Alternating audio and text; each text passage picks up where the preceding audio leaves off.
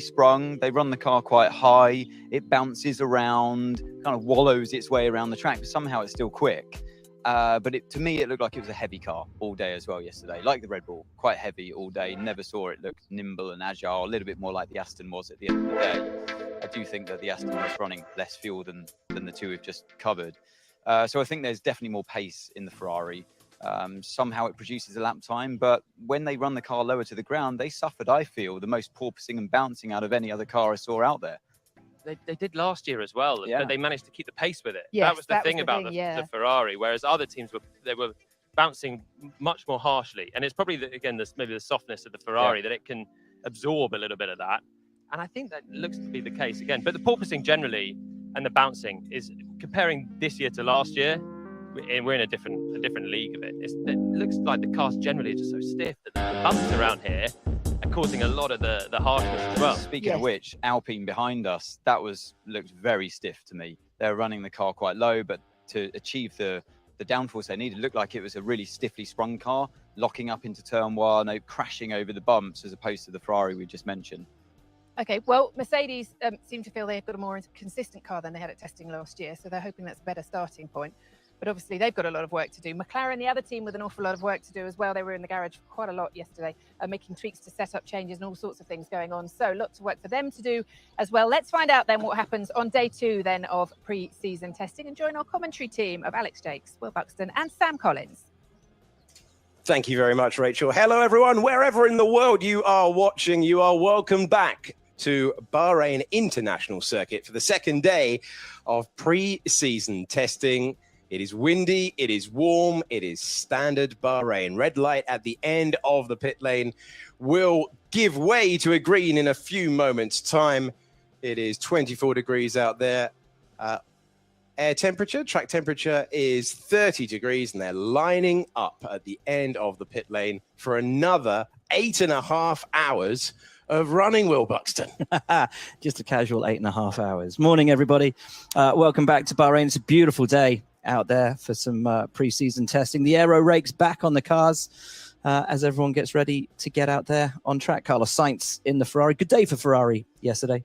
They were trying they were trying a lot with that car. I was talking to Carlos last night and talking with the team this morning. They said they were bouncing between setup options yesterday. Extreme one way to extreme the other way and back again. Nothing really in the middle, just trying everything out. They're not going to be doing their low fuel runs until this afternoon. As I understand it, Charles Leclerc is going to be running a quali sim for them this afternoon. So this morning, again, heavy fuel, go extreme on the setup options and just try everything. And that's what testing is all about, is going to the extremes, finding out what works, what doesn't work, so that when we get to race 1, they'll have a pretty decent idea of where to go. Green light at the end of the pit lane. Alonso first out. He was a smidge slower than our fastest man yesterday, Max Verstappen. As we welcome you to commentary box 31 on the very back row of the main grandstand here. Sam Collins, what stood out for you yesterday? Just so many little details of the cars. But I think the big thing to talk about is last year, everything was new. Nobody knew what they were doing. It was all completely different, new regulations. This year, continuation of regulations. There are a few detailed rule changes, but it's much of a continuation of what we had last year. And you can see that in the car designs. It's iterations, it's small details. And for me, that's actually a little bit more exciting, because while everything looked so new, so different last year, now we're seeing where that learning is evolving to. We're into your territory. We truly are, but there isn't what I call a consensus of engineering. We don't have a really clear idea on what the right way to go in car design is. Some people are following Red Bull. Mercedes are doing Mercedes things, and Ferrari are doing Ferrari and Haas things, and that's the three sort of camps you've got. And then you've got just little details amongst that. The first car out on track today, the Aston Martin, really interesting side pod treatment, more extreme than anybody else has tried, and I want to see if that really works. Excellent stuff. Will Buxton, so you've been scurrying around the paddock. Scurrying, yes. Yes. You know, team to team. Let's go general mood at the start of day 2. Who's happy, who's unhappy, or is there any extremes out there? It's a very efficient day for all teams. Only really McLaren lost any particular running yesterday. Yeah, I think if anybody at the end of yesterday was unhappy, it was McLaren. Even Aston Martin, who lost quite a lot of time with a couple of issues, ended up being very happy. Decent headline time. Car itself looks very well balanced, really well poised. And Jolyon was out on track yesterday, said the car looked really nicely hooked up around the track. And there's a decently high level of confidence at Aston Martin in how that brand new car, and Sam, as you were saying, it's a really interesting design. It's the one car, I think, out of the entire field that has had the most noticeable departure from last season. It is, to all intents and purposes, you know, an RB18 with slightly more interesting side pods on it.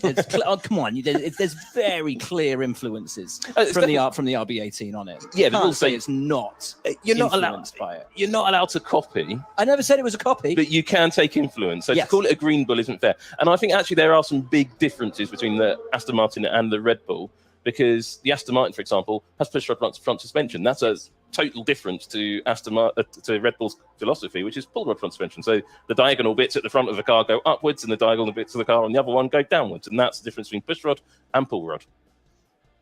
Very good. Fernando Alonso making his way slowly down, constant speed down the back straight there as Carlos Sainz makes his way up the hill. Now this is where the Ferrari was noticeably bouncing when we looked at the slow-mo climbing the hill yesterday. So they'll be looking for an improvement on ride quality as they climb the hill. That was noticeable yesterday. Mercedes on the curbs yesterday, slightly ill at ease, and Ferrari in that specific part of the track, maybe some detail that we picked up. So talking to Mercedes this morning, they are, I'm not going to say happy, because racing drivers are never happy. And the team, of course, unless it's hitting P1 and is easily the team to beat, is not going to be happy. But they told me that from where they were this time last year, it couldn't be more different. It's absolute night and day, much better basis.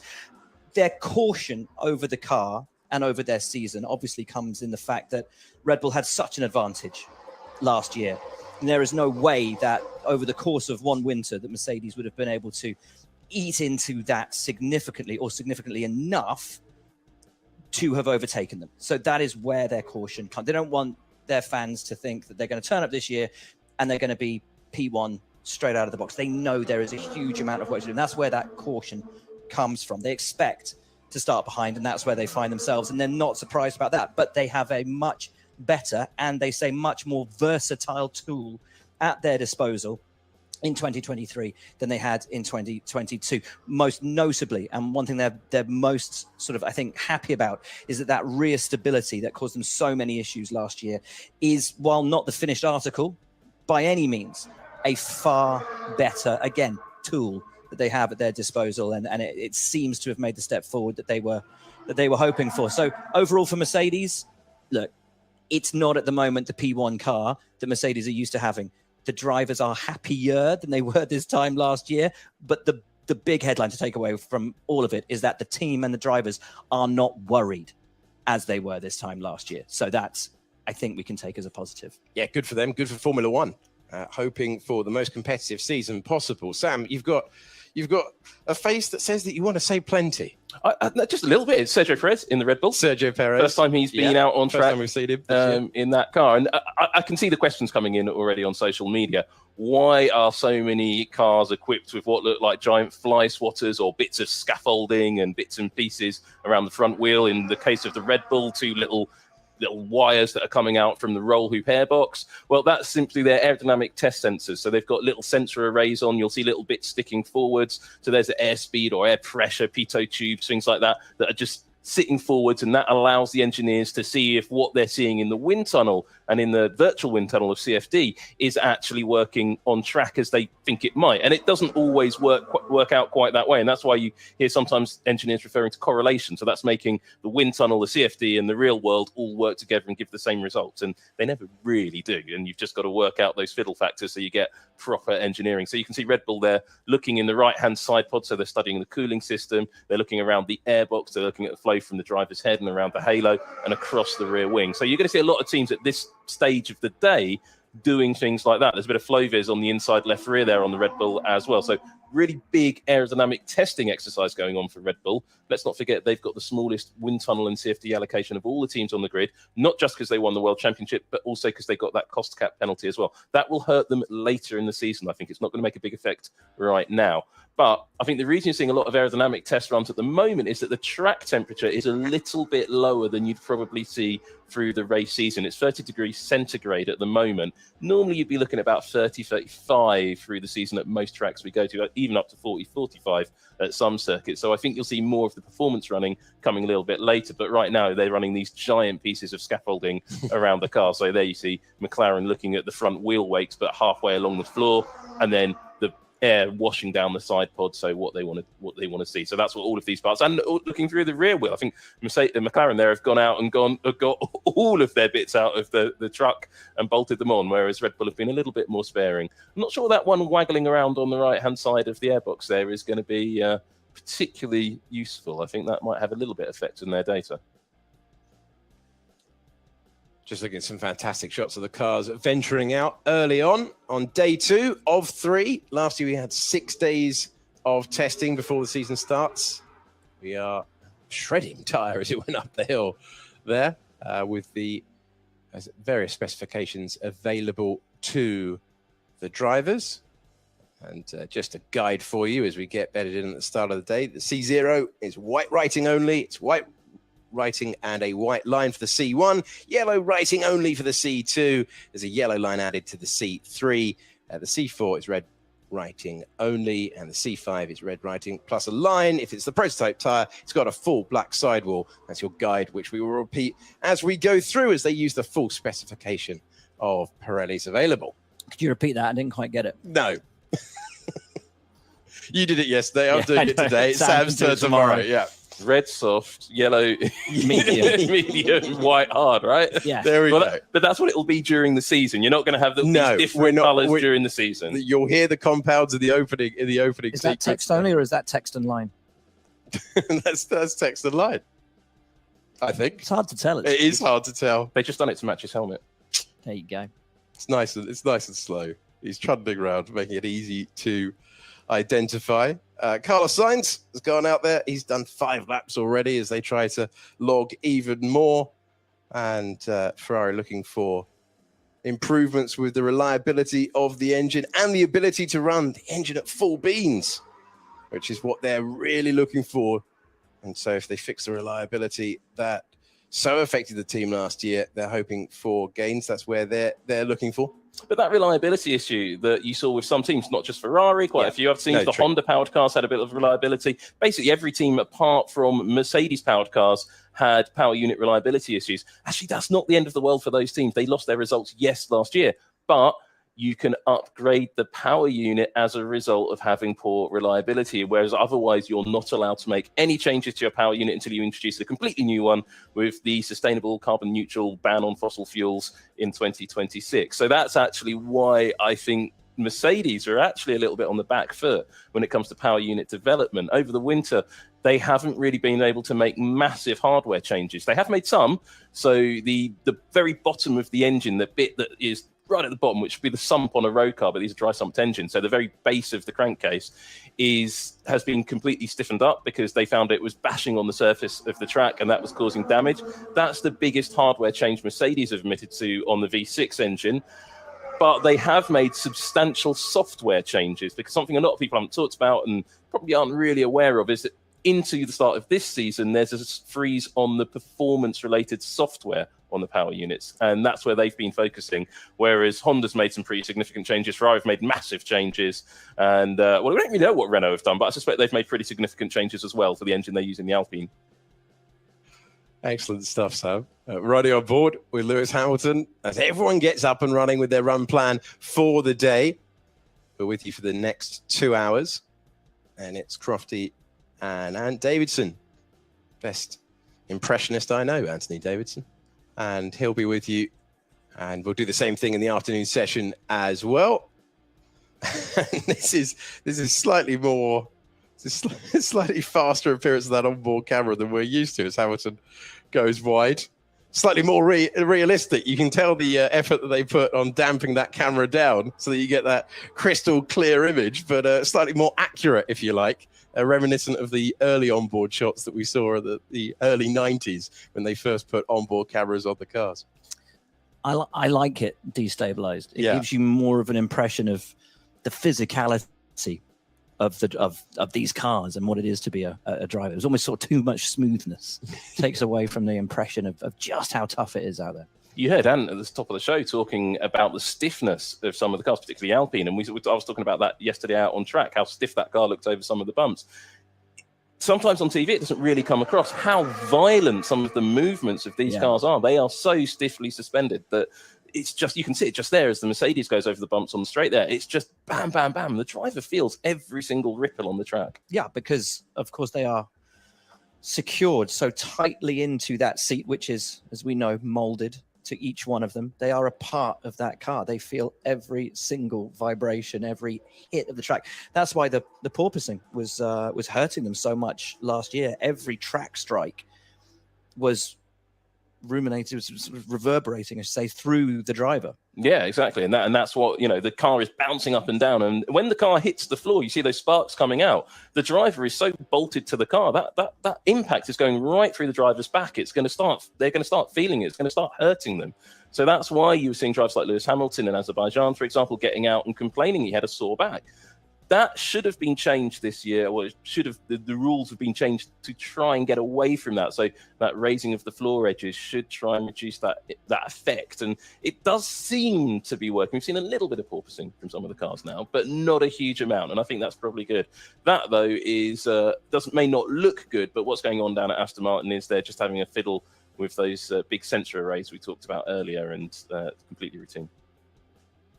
Yuki Tsunoda is out there on track at the moment, along with Esteban Ocon. Everyone else finds themselves making adjustments in the pits. You are looking at the Japanese driver starting a pivotal season. Car number 22, as we covered yesterday, liking the crash helmet design for Yuki, but this is step up or head for the exit door this year. That is the brutal reality of Formula One, and he knows it. So the driver who had 1 year in Formula 3, 1 year in Formula 2, made his way up, made his way over from Japan, now finds himself as, can he be the team leader? That's his starting point for this year. I think he just needs to do a creditable job. Let's not forget, Yuki Tsunoda is Honda's driver, and Honda wants a Japanese driver in Formula One. Honda themselves have signed up to Formula One for 2026, but they don't have a team to work with. Not yet. There's a lot of speculation. Lots of offers, though. Exactly. Well, what are Honda going to do? You say there's lots of offers. There's not many teams to go to that aren't already signed up or likely to be signed up with somebody already. Do you think we could see a McLaren Honda again? That's a Williams Honda? The latter one, I think, is very much a rumor I've heard. The former, the McLaren Honda, the question is, were too many bridges burned in that initial era of the power unit era from 2015? The GP2 engine comments from Fernando Alonso are still remembered, I think, in Sakura, where nothing wrong with the GP2 engine. Exactly. But I think in those days, a GP2 engine might have been better. Well, I think Honda just feel a little bit probably smarting from that. But actually, the McLaren team now is not the McLaren team of then. Very different. Very different management, very different people there, very different philosophy around that team. So I wonder, could that see a re-wedding of that famous relationship going back to the 1980s? You were also yesterday talking about the possibility that Honda come in as their own team if a team was to be put up for sale. Yeah, I mean, could Honda come back and buy a team? Would they want to run a team entirely from Japan? Probably not. It's not really realistic to ship back and forwards from the Far East every single time you want to race in Europe. So could a team come up for sale? I mean, that's exactly what happened with AlphaTauri. That was Minardi going back in the years, and they became AlphaTauri Toro Rosso and then AlphaTauri when Red Bull purchased them. Look at the state of that right front tyre. That's looking a bit second-hand already after not very much running. It's fun going back through the history of teams, isn't it? It's brilliant. We take Mercedes, and that goes all the way back to Tyrrell. Yeah. Yes, it does. Yeah, and you look at Alpine, that's had so many different identities, but it goes all the way back to Tolman. The team Ayrton Senna started his Formula One career in. And Aston Martin goes all the way back to Jordan. Absolutely. Finally leaving that factory. Finally. Finally leaving. Finally. Moving next door, though. Yeah, not moving far away. And Ferrari's Ferrari, but oddly goes back to Alfa Romeo, and Alfa Romeo goes back to Ferrari. Sauber. Well, Alfa Romeo goes back to Sauber, who entered Formula One with Mercedes. Entered endurance with Mercedes. Yeah, with the Mercedes Works team in sports car racing, made all the Mercedes Le Mans cars, and then came to Formula One with a car that was concept by Mercedes-Benz and had what was badged a Mercedes-Benz concept engine, but it was actually an Ilmor engine. In an all-black livery. Exactly. That Mercedes this year have said is in tribute to that Sauber. Now an Alfa Romeo, which will be coming, isn't it? That's Stretching. Goodness, we're not even half an hour in, are we? And we're already. Yeah, we've got the cork board out and we're drawing. There we go. Lines and lines and lines all over the place. So early running being completed. Let's get your order of the drivers that you're going to see in the morning session. It's going to be Sergio Perez for Red Bull. It's going to be Carlos Sainz. You've already seen him out on track. We've been on board with Lewis Hamilton. You're looking at Esteban Ocon at the moment. It is going to be Lando Norris for McLaren, hoping to log more laps than yesterday. Then Zhou Guanyu in the Alfa Romeo. Fernando Alonso doing all day for Aston Martin. Kevin Magnussen's in the Haas. Yuki Tsunoda you've already seen in the AlphaTauri. And the Williams is going to be piloted all day by Logan Sargent. Now, we were saying yesterday that Max was doing a day and a half. He is doing a day and a half. Yeah. Yesterday was the full day. Today is the afternoon, not the morning session. So he will get that twilight running in today. The evening. When the track is at its best. He won't get any running on the final day, but he will get the track when it's at its best today. Esteban Ocon out on track, had a really interesting talk with Esteban this morning because we were really interested in that Alpine yesterday, the design of it, looking at potentially punching out of the midfield as they are hoping to fight over not just fourth, but potentially third place against Mercedes this year. But the times didn't look great yesterday. Esteban said we really weren't going for times yesterday. And we noticed a lot of bouncing and porpoising down the straight in that car. Esteban said they went a little too far in the setup options yesterday, a little too stiff, which was creating the bouncing that we saw as we see Esteban weaving around on the track. But overall, the team isn't concerned at all about the bouncing. They know why it was caused. They know it was due to a very extreme setup that they put on the car. But that actually, when it's been running in normal trim, they're very, very happy. And they're even happier than they were this time last year with the car. So there's a lot of confidence down there. Most importantly, the changes that have been made both of the front and the rear suspension. So the change in the geometry of the front suspension in order to stop the diving under braking, it seemingly has corrected that. The car is no longer benign mid-corner, and they're not losing the rear as much as they were on exit.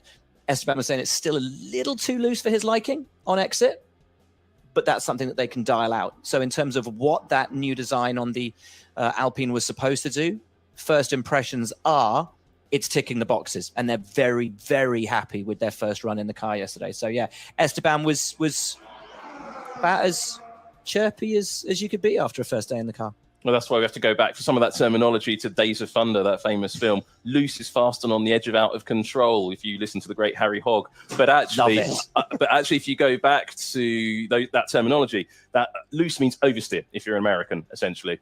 But it means, and in Martin Brundle's speak, for example, the rear will hit the wall first if you've got oversteer. The front will hit the wall first if you've got understeer. So understeer is when you steer and it doesn't. Oversteer is when you steer and it steers too much. So Ocon's got a bit of a loose rear end, essentially.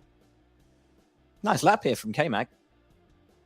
Quite hooked up on the, what are we looking at here? On the medium tyre, is that the C3? I think it is C3. Yeah, it's got the line, hasn't it?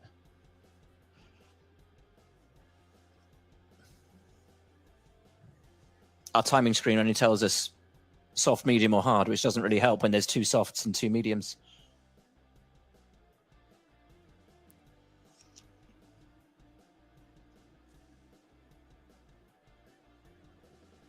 Very nice.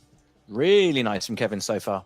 Sainz with the fastest time of the day thus far on a 1:37.248. Of course, nowhere near the quickest times of the day, which we saw said in the tail end of yesterday's session, but Kev to bring it through the final corner. It's two purple sectors. Couple of bites at that final corner, but tidy overall. And will probably be three purple sectors for Kevin Magnussen. 3.5 seconds up and a 1:33.7 over the line for the Haas F1 team. Nice lap. The driver who was fastest at the moment, bottom of the times yesterday, 1:35.0 for him, but 57 laps logged yesterday, and he's added 4 more to that total as he gets up and running with the fastest lap that we've seen, and about a second faster than the times that we saw this time last year by the end of the day. The Red Bull that looked good in all departments. one lap pace, long runs, ride, no hint of bouncing. Team very confident. You spoke about this yesterday, Will. There is a serenity down at Red Bull. Oh yeah. That many are taking as a slightly, the word ominous is being thrown around, but they had a great first day. They really did. You know, more laps on the board for Max Verstappen than any single team managed yesterday. 3 Grand Prix distances. As Sam said last night when we were reviewing the day, a couple of little gremlins that kept in. One little mistake in one of the pit stop practices that damaged the car. But other than that, I mean, it was about as perfect today as Red Bull could have hoped for. And you talk to Ferrari, you talk to Mercedes this morning, you know, there's no illusions down there. Red Bull enter this season after the first day. You just need to look at the poise of the car on track, the confidence of the driver as he got out the car and was walking around the place, the ease with which the entire team is sort of breezing through the paddock. They are super confident. But as we say, pride can come before a fall. And they've got to keep their eye absolutely on it, because if they don't and they stumble, the others will be there to pick up the pieces. I remember coming here for testing in 2021, and we were certain that Red Bull were going to run and hide. And Lewis Hamilton went and won the Grand Prix. There is that, there is the curse, though, isn't there? It goes back to, I think it's 2017, that the winner of the first race of the season has not gone on to win the championship. So victory here, not always, victory in the first race, say, of the season, not always the ultimate indicator of championship potential. Getting the onboard replay here then with Logan Sargent. Just that lock up on the front left. And we see that so much here, not just in testing, but throughout the race weekend in Bahrain.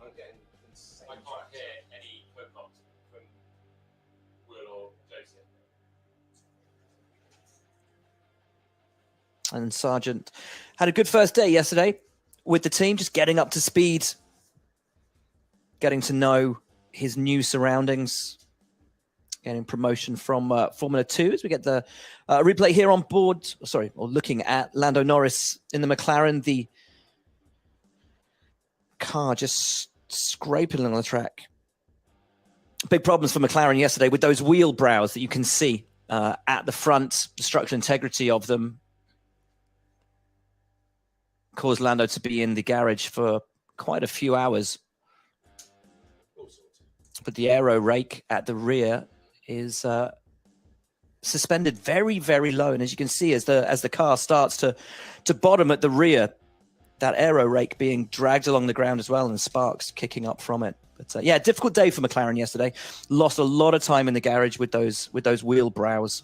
But the team hoping that they've been able to strengthen them overnight and that they won't repeat that today, and they can get out and get a number of laps in. As Lando comes in, and already 5 laps on the board for the McLaren driver. 5 laps on the board for Lando Norris. We've already had a change up here in the commentary box.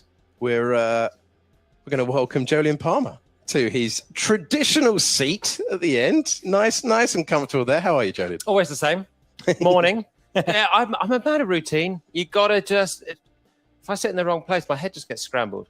Just sit in the corner, do my thing with you guys. It's a joy. You well? You say that now. Have I missed much? You have missed very little. They are just beginning things out there with a whole array of scaffolding attached to the car, but not much missed at all. And you missed Sam? Yes, Mr. Collins. That's a great miss. No, a whimsical bit of insight, I'm sure. Oh, no, always. No, it's great. I think Sam's just headed out on track, actually. So we're going to get him out there looking at the cars hurtling around. Under protest. He loves that pit lane.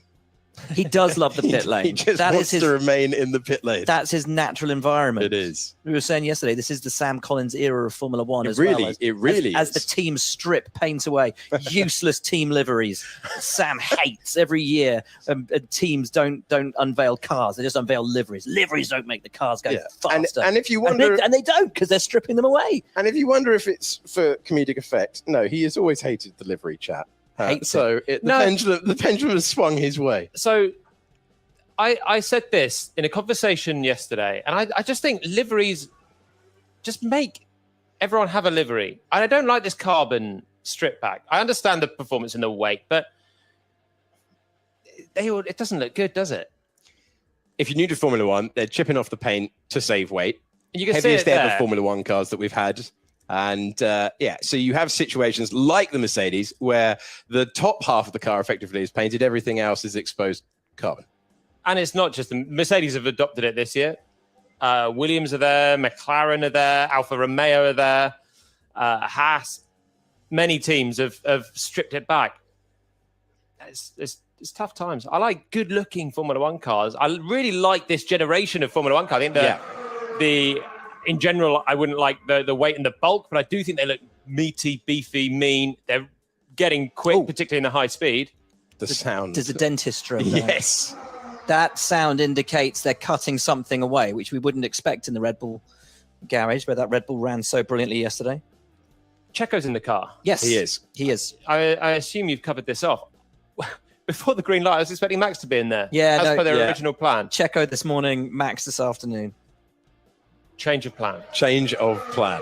And it makes more sense. It does. He will get his performance running under the floodlights. That's Esteban Ocon.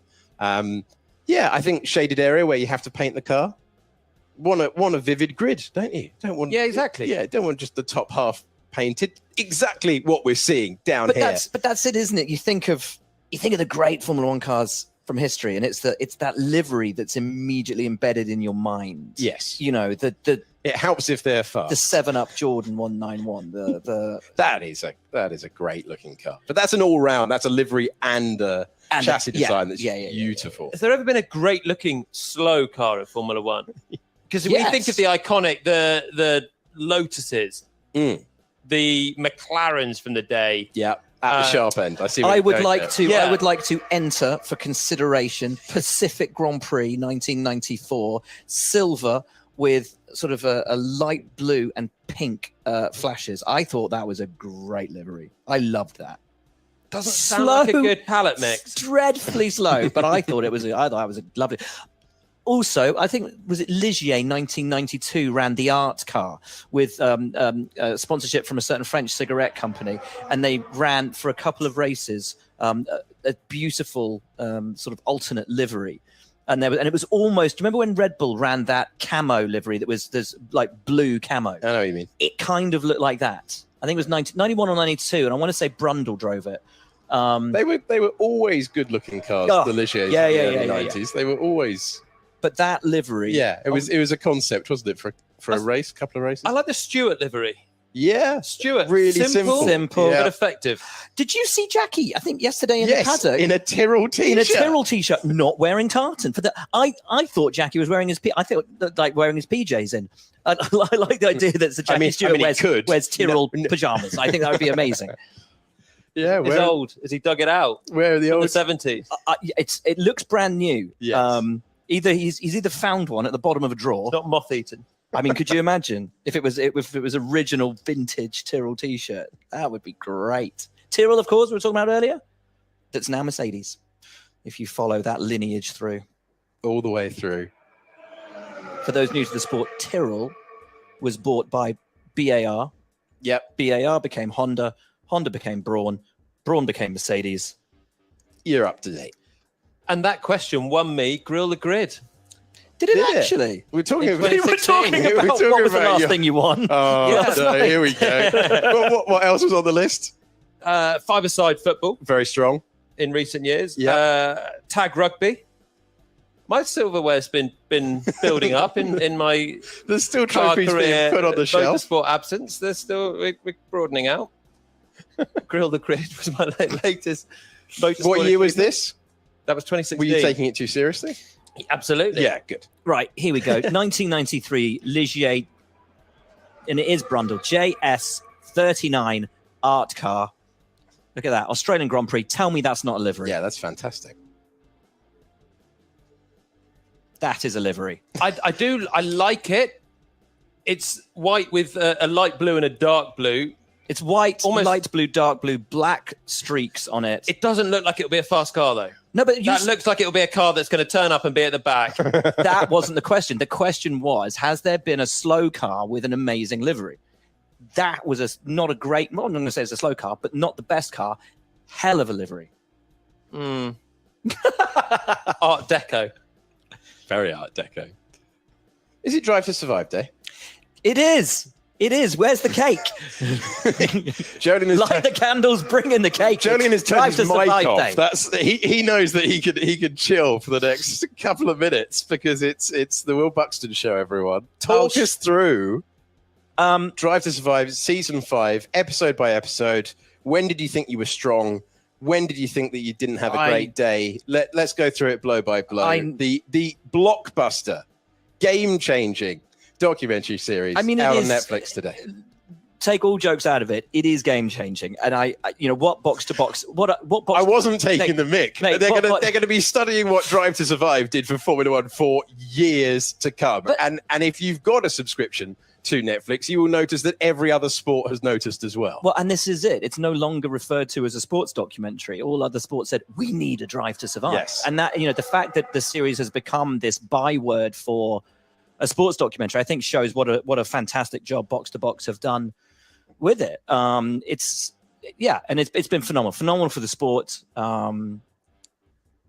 And it's just, honestly, it's a joy to be a part of it and just to sort of, sit there and be asked questions and try to explain, hopefully to new fans, kind of what's going on. Because it is a complex sport. And we possibly take for granted that, just how complex it is and how many years it's taken us to get to the point where we kind of have even a basic understanding of it. But every fan around the world had a first race. Absolutely. Every fan had a day where they knew nothing about the sport. And, the new people that it's brought to Formula One, a new fan base that's brought to Formula One, it's been great for it. But yeah, this new season and series, obviously all about last year. So it deals with a number of issues. Of course, Ferrari versus Red Bull. Ferrari turning up for the first race of the season, winning it, looking like championship favorites, throwing it all away. Red Bull coming on song, Mercedes struggling.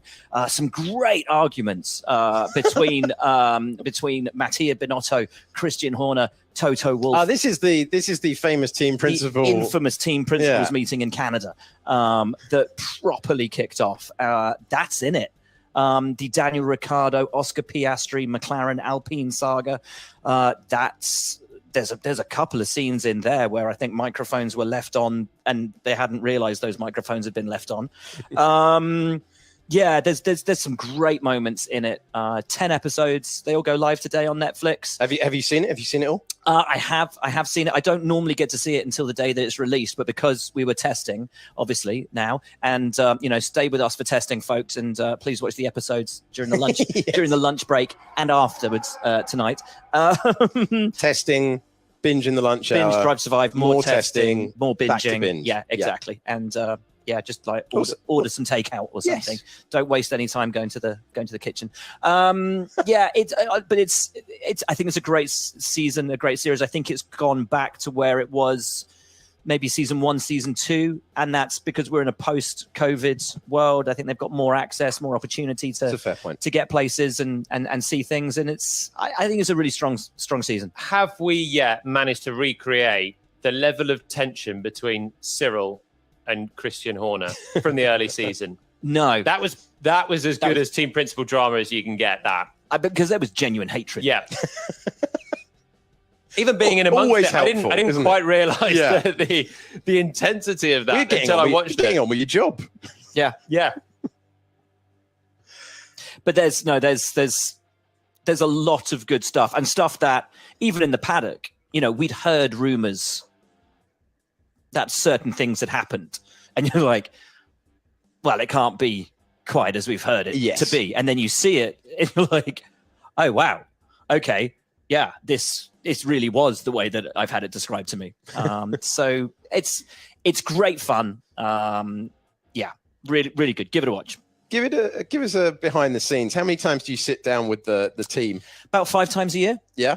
Throughout the season, and yeah, contrary to popular opinion, don't get given a script. Just get asked questions, and that's where you said yes. I don't think anyone believes listening to this that you need a script, Buxton. I think everyone's aware that you could talk for hours. But you said yesterday, you know, sort of the pregnant pauses thing, and that just comes. He's remembered that. That was in the intro. Exactly, mate. I'm literally trying to think of a response, because normally I ask questions. I don't answer them, and so to sort of sit there and just have a question fired at you that could potentially drop you in a lot of trouble. You sort of you have to think through your answers, and that's where the pauses come in. But it's lovely. It's really fun. As I say, the crew are amazing, super talented, lovely crew to work with.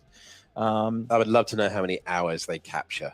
Oh, in the because we're watching them run around yesterday. They're capturing everything already. Yeah, but this is it. Heads back up. This is it. The amount of dross they must capture as well, just waiting for the golden nuggets to well, this is it. in. This is it. You know, I can tell you from personal experience. You know, 25 hours of me talking dross, and they've got to somehow find something in there that they can use.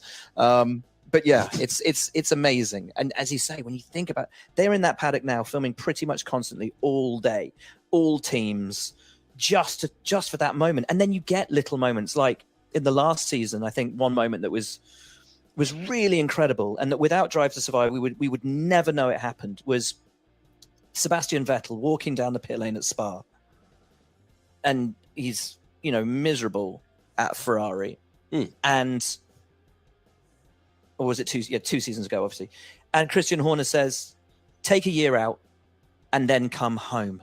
Yeah. And that was such a moment, because at the time, obviously, Albon was in and was safe. And we didn't know what was going to happen, which was that Albon would get dropped. They'd need a driver. They'd pull in Checo. If Seb had waited a couple of months, not signed with Aston, could he have ended up back at Red Bull? That scene suggests that, yeah, he might have.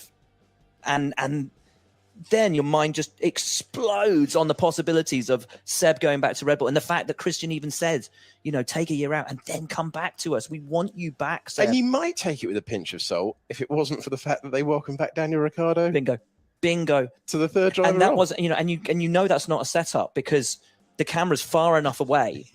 And it's in the pit lane. Like, no one's got the time to do this. To do that. It was literally just a spur of the moment, you know, how's things, Seb, you know, and take a year out, then come home. What might have been. Amazing. But those are those little moments that they capture that it's amazing. Absolutely amazing. Season 5. How many episodes? 10? 10 episodes out today. And I'm sure that you will be all over it. At lunchtime only, though. At lunchtime Keep it locked here until lunchtime. Not too much happening out on the racetrack at the moment. Sainz trundling round last time. Ocon's doing a similar thing. Most laps on the board belong to Lewis Hamilton. He's put 11 up there, but not really representative. The drilling has ceased at Red Bull Racing. And Sergio Perez, winner of the Sakir Grand Prix when we ran the outer loop. One of the greatest races ever. I loved that. That was so good. Love that layout. I wish we still raced it. Not much in the way of challenging for the drivers. There was a chicane and about 4 corners, but it was a fantastic race. Last to first challenge for Sergio Perez, taking his maiden Grand Prix victory, and then kept him in the sport, kept him in Formula One, and then found himself adding to that total of wins.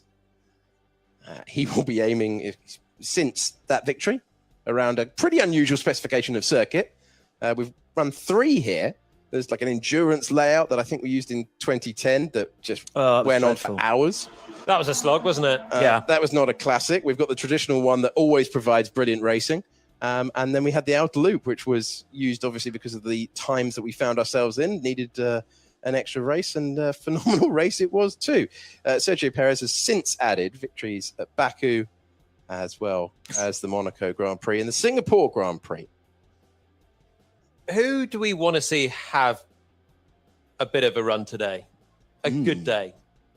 I think McLaren need a good day. Yeah, want them to make up for lost time yesterday, because it was a very efficient day. We were saying that before you came up to commentary, Jolene, that it didn't feel like a pre-season test, and certainly compared to last year, completely different feeling. Like the teams had basically upgraded last year's cars rather than brought entirely new concepts across the board. So yeah, I think McLaren, and where else are you looking, Joe? I'm looking at Mercedes. I want to see something from Mercedes today. And I know they don't traditionally go big in testing, but I thought they just looked a little bit behind yesterday. And maybe that's not a surprise given that they're still playing catch up from last year, but this is a whole new car. They've had a long time to work out their troubles. Yeah. Toto Wolff seemed happier yesterday.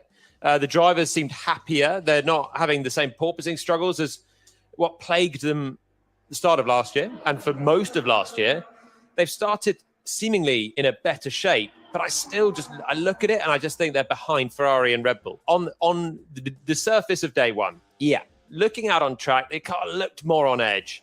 Hamilton in the afternoon was having to fight it more than the Red Bull and the Ferrari, which just looked more poised, and the drivers were having more confidence in the characteristics there. You never know the fuel loads and the tyres, and there's so many different parameters. But I think Mercedes, I'd like to see a little bit more from them today. I think so. I think so with they. I think the main blanket headline from Mercedes was they're not going to suffer in the same way that they did. What they understood halfway through the middle of last year, they have been able to give themselves a platform. But as they said at the launch, they don't expect to be on the money immediately. Perez goes slightly wide there and continues on the back straight down to turn 11. But they need the platform. They need a concept that works. Last year was a fundamentally flawed car.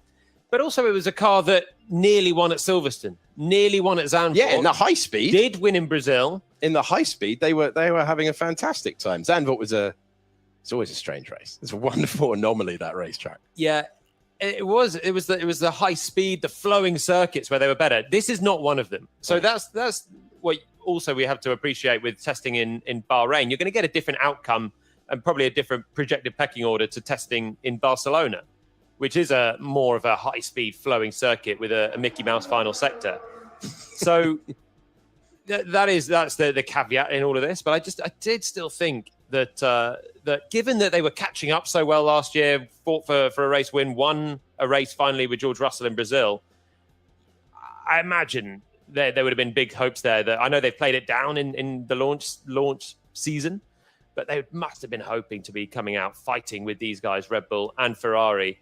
And maybe they will, but it looked like they were slightly behind yesterday. The other team for me was Alpine, who I just thought they got the run plan done. Pierre Gasly was satisfied with his morning, first in the team, and then Esteban Ocon took over in the afternoon, and he's back in this morning. And they were ticking boxes, did the job, but they came out quite bullish in pre-season and said, this is the time where we're getting close to the big guns here. We want to move forward rather than just tread water in fourth.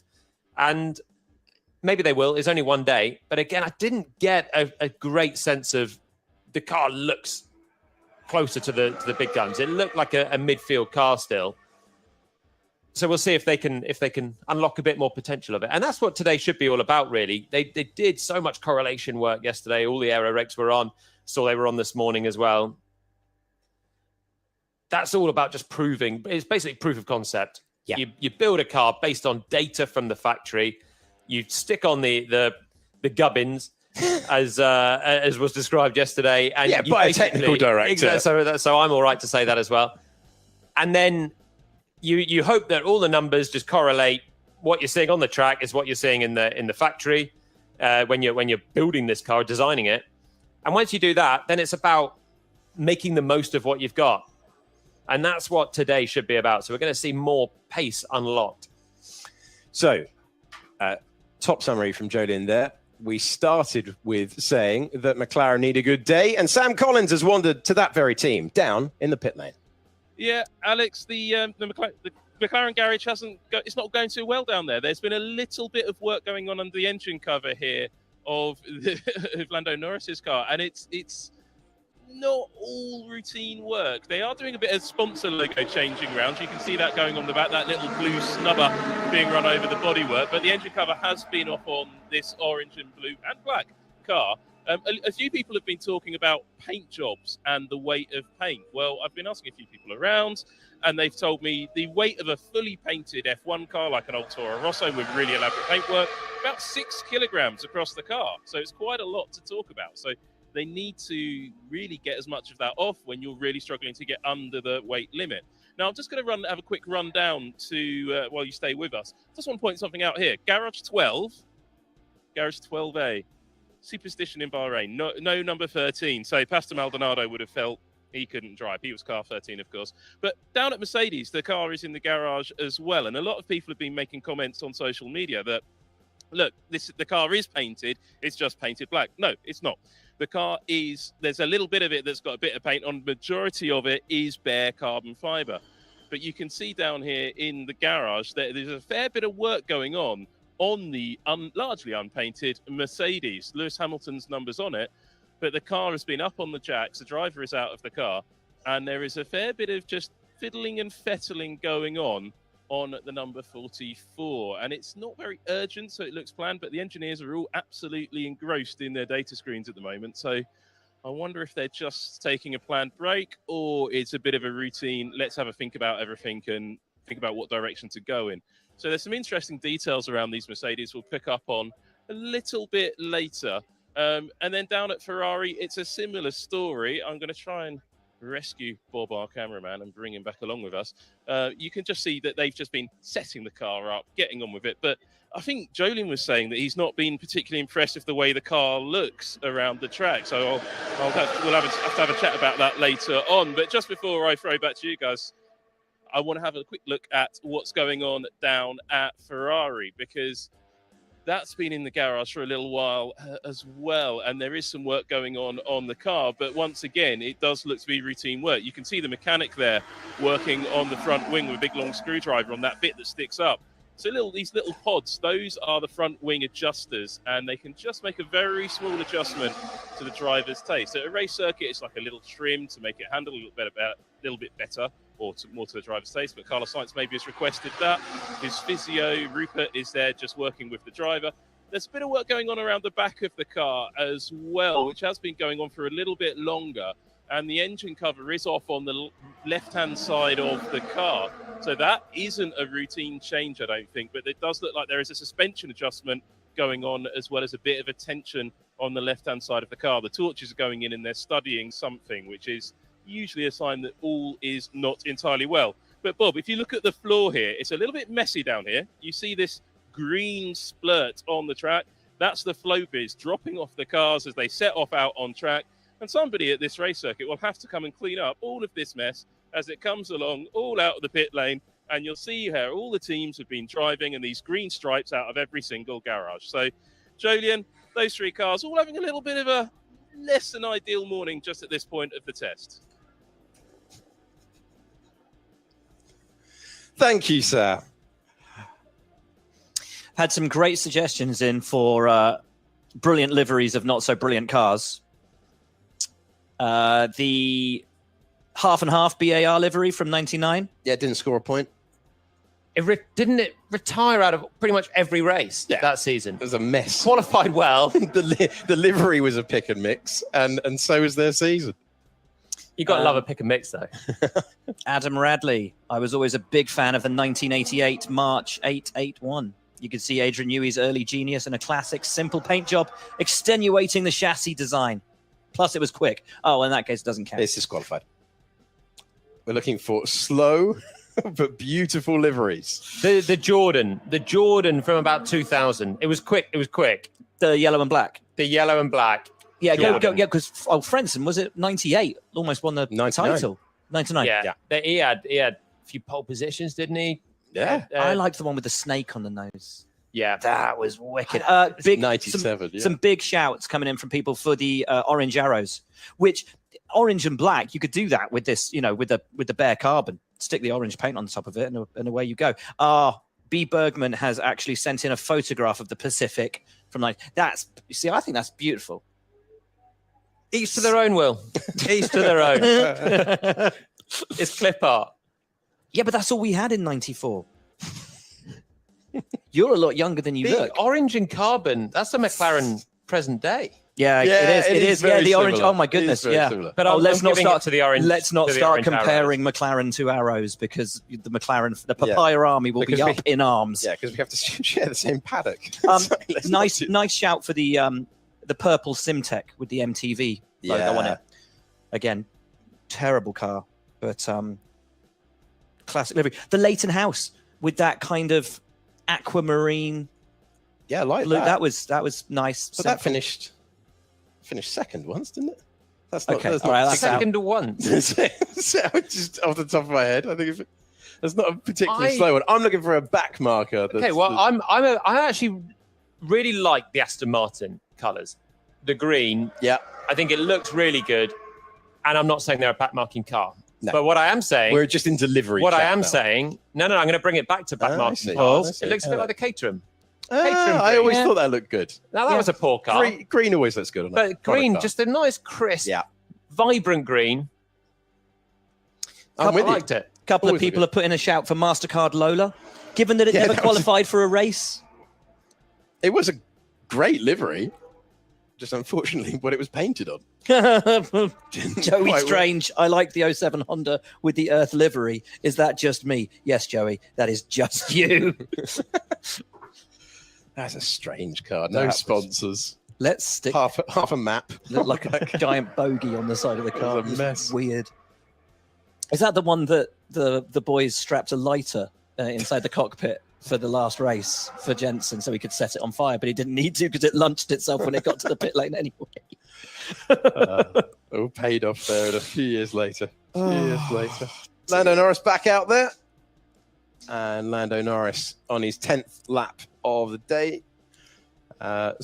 He is on his 8th lap of the day. He's about, hopefully for his sake, to put his first time on the board. Fastest time on the board is 1:33.7, set by Kevin Magnussen. Had his dramatic return to Formula 1 year ago as a new teammate in Hulkenberg. Bit of history there, but two experienced drivers. If you look at some of the teams adding rookies, they've gone experienced. They're going to have to score points to make that lineup work. That's why they've gone in that direction. So we were talking about this last night, and that joy that was so apparent in Kevin Magnussen last year of having the opportunity to come back to Formula 1, as Lando just catches a little snap there. That joy, the unexpected return that Kevin had, you can see that in Hulkenberg as well at the moment. After 3 years on the sidelines, the opportunity to come back full time, both of them with this sort of phoenix-like rise back into a seat. It's lovely to see, and if it does for Nico what it did for Kevin last year, they could be a serious proposition this year, the two of them. So much experience, clear pace. If the car stacks up, that could be a hell of a lineup. And I don't think the car looks bad. I think it looks stiff, a little sharp, early stages, but I think it looks like a roughly midfield car again, like it was last year. So I do think it's a good lineup. That I think my two former teammates together should make a good partnership, even though they had their history. I just think once you leave Formula 1, you do relax a little bit. And speaking to last year, he just sort of had the attitude anything's a bonus. Yeah, it given up on it after his second time out of Formula 1, because he did the first year with McLaren, then was out, and then came back with me at Renault. Then had his proper meaty part of his career. Thought it was all done when he was dropped for the Schumacher Mazepin team. Suddenly got the call up last minute, missed the shakedown last year. Mazepin was still in the car, lest we forget. Yeah. And then came in, hammered in the points round one, and was just carefree, working hard, but he'd basically given up on his Formula One career. So anything was a bonus at that point. And I do think Hülkenberg is going to be of a similar mindset, really. He's been pretty nonchalant around the paddock for the last few years. Yeah. He's done a good job when he's subbed in, which he has done a plenty as far as reserve drives go. He's been a very reliable, as you'd expect, reserve driver. And now he's just back at the helm. Quick driver, decent talent, never had a podium. Don't know if he'll get it with Haas, a team that have never had a podium either. Even if they did. What a story that would be if he was the man. Could you imagine? He was the driver to take them. Kevin Magnussen getting that maiden pole position for the team. And can it be? He must be sick of hearing that. That's been talked about. I felt bad as I brought that up. Yeah. I felt bad. Should we let that go now? Yes. Probably a good idea. There's Hamilton out of the car. At the back of the garage. Helmet's still on, though. So what I quite enjoyed yesterday, going trackside, he looks chilled out, doesn't he, Lewis? Slouched on the back of the garage. I quite enjoyed at turn 11, the fast left-hander. It's the fastest genuine corner on the circuit because turn 12 up the hill is going to be flat chat. So I enjoyed just watching the kind of the line of the car and the directness, and seeing the amount of curb that drivers were using and teams were using on the entry. And it was quite interesting watching the Ferrari and the Red Bull, which were on very similar lines. It was Leclerc and Verstappen at the wheel, and they were running very similar lines. The cars looked similar in attitude. A lot of the midfield cars were struggling to get on the entry curb. Maybe a stiffness thing. It could be a driver preference thing. You know, it was only day one of the season as well. Maybe they're building up to it more. But then they were struggling a lot with understeer. They couldn't get the sharpness on the front end compared to the top cars. The Aston Martin with Alonso looked good. Looked closer to the top cars in terms of the sharpness at the front in that particular corner. It's a high speed. The rest of the track, it might have been bad. I didn't watch it there. But the car overall looks quite good, doesn't it, the Aston? Yeah. Watching Norris at the wheel now in the McLaren, if we can pick him up coming into turn 11 on a fast lap, he is mullering that curb on the outside. He's almost on the apron on the outside. He takes so much. And I remember seeing Lando do it last year as well. The McLaren obviously is good over the curbs. It's obviously compliant enough to turn in off that the rumble strip effectively over the curbs. You've got sort of contact patches all over the place. It's not a flat surface to turn in. So you're going to be missing a little bit of grip, but you open up the corner. And it's this corner here that we're going to see Carlos come up to now on a cruise. But Lando, when he's on a hot lap, is opening up so much that it probably tells you the McLaren is good for ride. And I think it is also a Lando line through there as well, because he's adopted it for a long time, just really opening up that corner. Excellent corner, turn 11. I might have to send you out there again after you. I'd be happy to. After that excellent explanation of how things were looking after only the first day. Worth underlining that things can change. We made the 2021 point that Red Bull dominated that test and Mercedes won the Grand Prix. So the homework continues, not only on track, but all the way through. Was it 2019? Where Ferrari were going to smash it out the blocks. They were almost high-fiving each other down there. And then they were bounding around. What was it? Was it half a second that Mercedes were on pole at Albert Park? You do get some turnarounds. Yeah. And as we said before, this track is becoming more the norm. The sort of the Tilke circuits of big braking zones, fast corners, and then sort of slow pits. Let's just see Lando coming into look how much he uses. Yeah. He is all over that coming into turn 11, the most of anyone.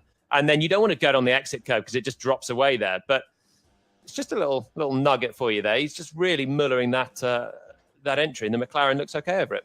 Saying what you were about testing form, I think it was that 2019 year where the poem first did the rounds, which was roses are red, violets are blue, Ferrari look quick, Mercedes 1-2.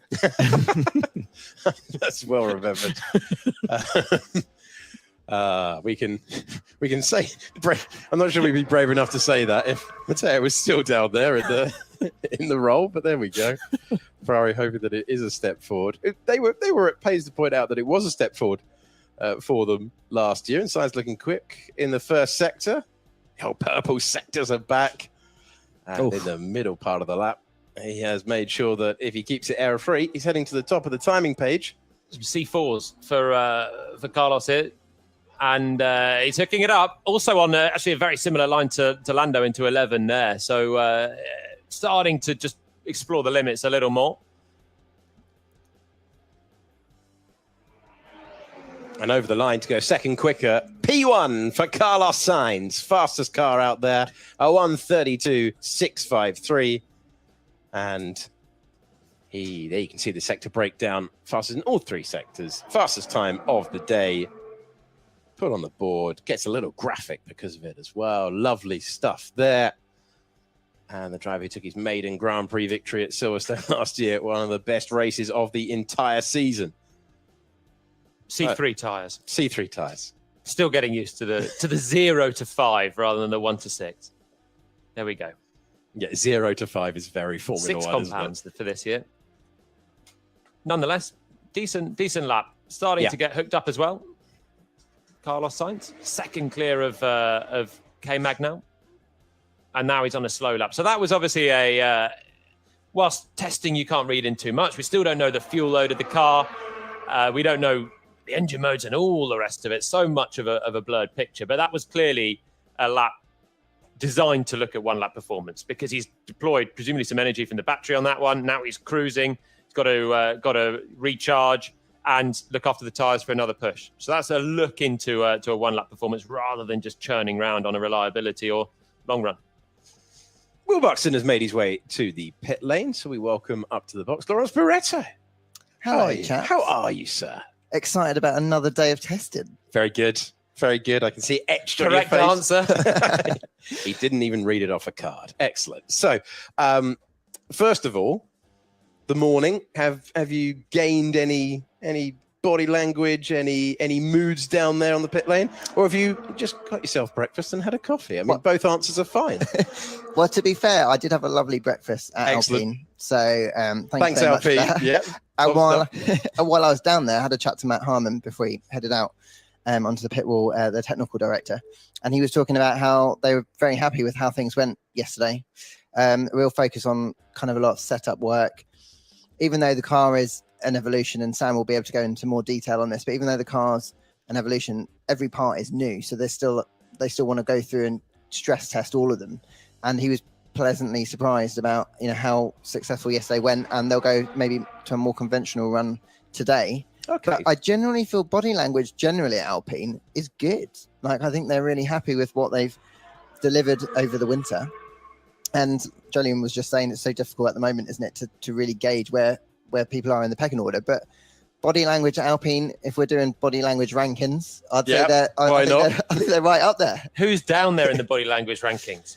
Oh, I think McLaren are frustrated with how things went yesterday. Not as bad as their brake issues from last year, but I think there's that general frustration that they'd come in and I think the car isn't quite where they wanted it to be to start with. Then they didn't have the smoothest of days yesterday. But I'm going to caveat it again because it's testing. We've only done one day. And we've been talking about the progression of the test and how the picture can very much shift all the way through, even all the way to the first race. So, but that is the state of play at the moment. That is how things are found down in the paddock. Yuki Tsunoda has gone over the line to register a lap time. That was his 14th lap of the day. His personal best, it's a 1:39.2 for the Japanese driver. One of the things Yuki was saying yesterday was that he was really pleasantly surprised at how good Nick De Vries's feedback was. He said he's never seen anything like it, and like he's just been in the team, and the quality of feedback that he was given, he was like, "That's going to be great for the team. It's going to be great for us." I'm hoping from himself as well that he's got a similar level after 2 years with the team. Different drivers just come in with completely different approaches of how to give feedback and how to do a debrief. And the one through my time, I was with Maldonado, Grosjean at Lotus, and then the one that surprised me the most was Sergei Sirotkin when he came in as a test driver at Renault, and his debriefs were fantastic. Just go on into the electrics on the wheel, I was going to say, color on the dash, and yeah, just absolute the minutiae of everything, how he felt in the car, and it was the most thorough debrief for a guy that's just jumped in for one day. It was fantastic. So how? But it was a bit long. Yeah, I was going to say. I switched off after 5 minutes. So I was going to say all of that loved it. detail. You get a driver then has to thin out what the team specifically need within the window, because if not, you could exhaust the team. Yeah, but when you're jumping in for a one-off test and you're 2/3 of the way through the season, then there's probably not a huge amount of importance attached to that feedback. You want to get the balance of the car, but the race drivers at that point are quite happy with how things are. But in pre-season, you want a little bit of everything. You want to know about the steering, the dash, the pedal positions, the seat belts, all the stuff that later on you hope are completely sorted. Excellent stuff. We're covering so much today. Almost too much. I'm delighted to say that we've been joined up in the commentary box by none other than Teo Porcher, who is joining us, of course, in Alfa Romeo colours today. Terrific stuff. Teo, great to have you up here with us. First of all, how are you? How are you in 2023? I'm fine. I'm very happy to be here. Thank you. And it's good to be here at the test, Formula One test, pre-season test. So we can see the new cars, the new Alfa for sure. I drove in the sim, only in the simulator, and it's good to see the new cars. So yeah, it's an instant pitch to get you in the real thing. I can sense there. How is it down at the team? What is the vibe like at the team? How is the energy, and how was it to drive in the sim? The car feels good in the sim. The vibe in the team is good. Everyone is happy for a new season. We did a good result last year, P6, so it's very good. We want more. I hope it will be possible. All the team did a lot of work at the factory. Now I'm the reserve driver of the team as well, which is a big responsibility. And yeah, I have to do a lot of work at the sim. This winter, I was living next to the factory to work also with the mechanics, the engineers, to discover all the people. Because, yeah, I think you know it, but Formula 2 team, there's maybe 15, 20 people. I know them very, very well. But the Formula 1 team, it's more than 500. So it's many, many people to know. And for me, it's very good experience as well to be a reserve driver for such a Formula 1 team. And I can learn a lot, and it will help me for sure in F2. So you've been associated with the team for a while. You said last year, we saw you in free practice in Austin. You got the run in the car. Did you know what you were going to do with your 2023 at that point? Was it all set in stone? When did you know your plans for this year?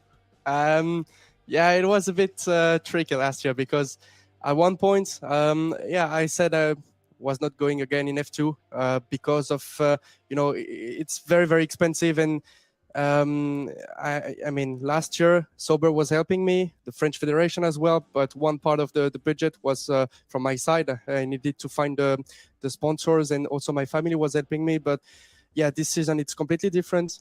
Sauber is helping me 100% with the French Federation as well, so which is amazing. I'm very, very grateful for this opportunity.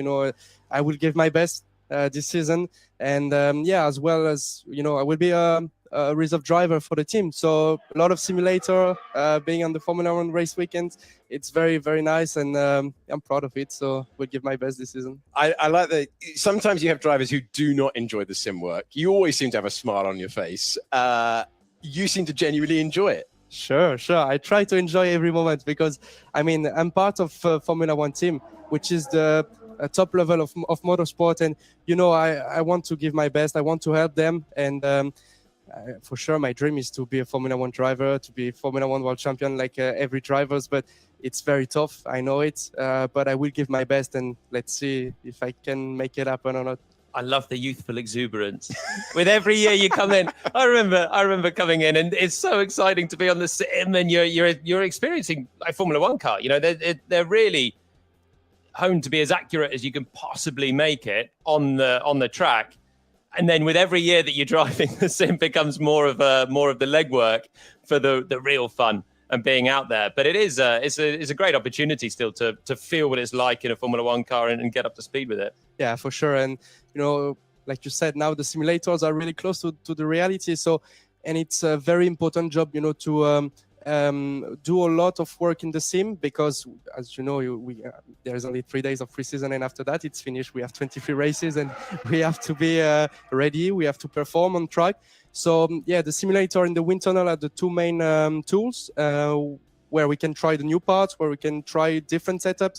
And yeah, it's very, very interesting. And for me as a Formula 2 driver, I can learn a lot from a Formula 1 team. You know, there's much more experienced people, much more people to work with. And yeah, as a person as well, I'm growing. I feel it, so it's good. Do you know, Teo, how much time you'll get in the car this year? Because it's really important, isn't it, to correlate what you learn in the simulator to what's happening out on track? Sure. Yeah, probably I will do two FP1, which is not decided yet which one I will do, but it's very, very early now. I think it will be more towards the end of the season, like last year. But yeah, my main focus is Formula 2 for sure, and simulator work with the team, also reserve driver in case if there is an issue for one of the drivers. But yeah, I will probably do both rookies FP1. Have you spent much time with the drivers as well, Valtteri and Joe? Yeah, sure. Now I spend a lot more times with them, which is very good, and we have a good relationship together. You know, Joe, I know him from my first season in F2, and he's still very young in F1. So it's good also to learn from him and to learn from Valtteri. I mean, he's very experienced. He's a race winner in F1, and he's a very cool guy. You know, it's like it's very fun to talk with him and to learn from him. So you mentioned Formula 2. You've got the reserve drive role in Formula 1, but you're back in Formula 2 this year in the team colours as well, with ART, but in Alpha colours. There was a point where you didn't think you'd be returning. Runner-up last year. There's only one thing left to do in Formula 2, isn't there? Yeah, for sure. I will give my best. You know, it's a very great opportunity, and Formula 2 is, I mean, it's an amazing championship. We are racing on the same weekend as the F1. So, I mean, everyone is watching. It's very important. Now Sauber is helping me. I'm fully focused in F2. I want to do a great job for sure. Last year I was a bit unlucky sometimes, but, you know, I will just try to focus myself on what I need to do. I did some mistakes last year. I will try to not do them again and just to focus on my driving, on my races, and to do the best job possible. You know, when you're in Formula 2 and you're looking at Formula 1, because everyone's on the same weekend, as you say. So you're looking at Formula 1, but you're affiliated, but you're not really like immersed in the team. And now you are immersed in the team. Does anything surprise you compared to, or what surprises you the most compared to how you expected life in Formula 1 to be? I mean, it's there's so much people in a team, which is crazy for me because in F2, I come every morning in the team and I say hello to everyone, but it's like 10 people, you know, 10, 15 people. There you just come to the track, you say hello to your engineers, then you say hello to the few mechanics of your car, and you're already in the car, talking in the radio. There's so much work to do. I can see them, you know, it's pre-season testing. They are trying a lot of things now because, as I said, you know, it's only 3 days. And no, it's, I mean, much more people. That's the main difference. There was debris off Lewis Hamilton's car that Fernando Alonso ran over. That was the replay that you just saw after he had a swap on climbing the hill out of turn 3.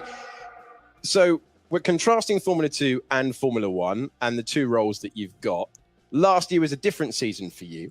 So for those who are unfamiliar with Teo's work, you were runner-up in Formula 3. You very nearly snatched the title in Formula 3. Then you had a really solid season in Formula 2 in your rookie year, got the wins in. It was going very nicely.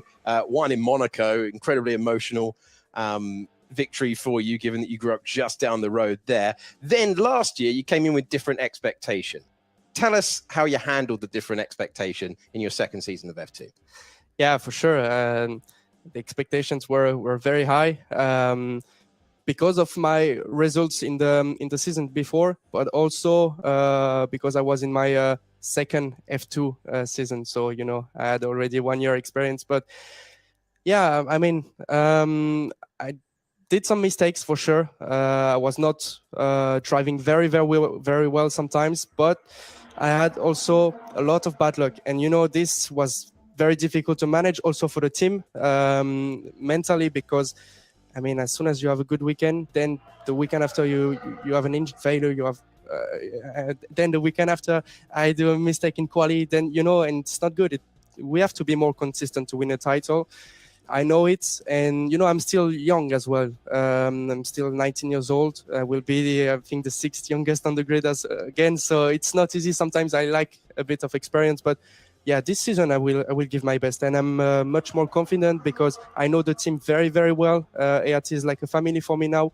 And I did also some changes, inside the team, new engineer, new mechanics, which is very good, and I know them from F3. I have my my engineer from Formula 3, so it's very important, and I feel like it's a bit of a fresh air this season for me. New people around me, and it's good. You won here. You won the feature race here last year. What does it take to put a race together around this circuit? I like this track. It's very difficult for the tires. Tire management is very important, and it's very warm as well. This year, it's a bit colder than the previous years, but I expect the race weekend to be very warm again. And, Formula 2, we are racing this time, like midday, around midday, which is very, very difficult for the tires, We would prefer to race like F1 in the night, but it's part of the job. So, yeah, it's a very good track. And, the wind as well is tough to manage there. Today, there's bit more wind than yesterday, which is important to notice, and it can turn very, very quick, the wind. So yeah. When we saw last year in Formula 1, George Russell taking his maiden win, and when he was making his way through to the latter stages in Brazil, I was remembering that the team always said to him, if you keep winning, you will get an opportunity. Without telling us confidential chats that you've had with the team, do you know if you hit certain objectives that you might get an opportunity? Yeah, we never know what can happen in the future, but at the moment, I just try to focus on myself and to do the best job possible in F2. The team is watching me closely. They put a lot of effort on me. They are helping me a lot, so which is very. I'm grateful for it. I'm doing a lot of simulator. They are helping me financially for the F2 season, which is one of the most important things, because without them, I wouldn't be driving in F2. So very important. And yeah, let's see. I don't want to say too much, but I will. Go on. It's just us four. Don't worry about everyone else. I had the thought, given that you had that fantastic breakthrough season in Formula 3, where you very nearly took the title, the driver that you lost out to, Oscar Piastri, making his debut this year, and we're looking at the driver that you beat to second. Third place that year was Logan Sargent.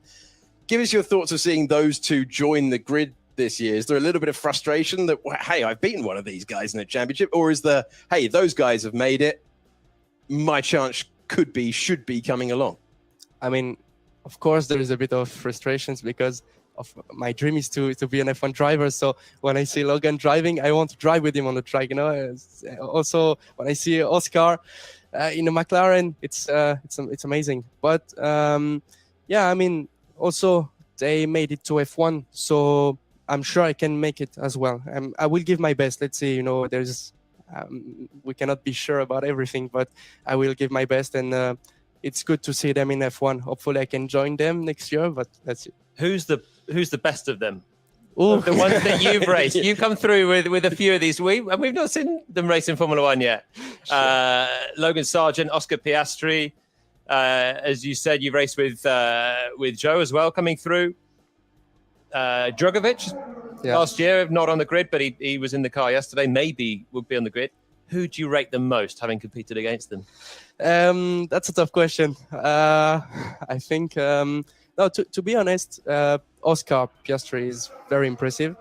I drove with him in the junior categories in go-karts, and also in F3 and F2 first season. So he won F3 straight away. He won F2 straight away. It is very good, in my opinion. He's very calm. That's his main strength for me. He's very calm, and even if maybe he can have a bad start, of the season, he will stay calm and progress, and he will have a good season in the end. So that's very good from him. Logan, I know him also from go-kart and a bit F3, F2, world champion in go-kart. So, he has a lot of talent for sure. He's very good, and he deserves to be in F1. At one point, I think it was in 2020, 2021, where his career was a bit almost, not looking good. But he never is there. Look, today he's in F1. It's amazing. And also Joe, I know him a bit less because we did only one season together. And Drogovic, same. I know a lot. His family as well, Drogovic, in go-kart. Remember, we were doing some testing days in Italy, and his mother, she was bringing some little things to it. I don't know the words exactly to me, and it was very, very kind people. So yeah, Drogovic as well. He did a really good season last year. And the most important, he was consistent. He was fast, but he was very consistent. He did no mistakes. He had no issues with the car. His team did a really good job. And today, I think maybe he will drive next week. So, were you surprised that he wasn't? Because he wasn't really tipped to be in Formula One. Because he had an amazing season last year in Formula 2, and yet no one was really thinking he was going to be racing in Formula One this year.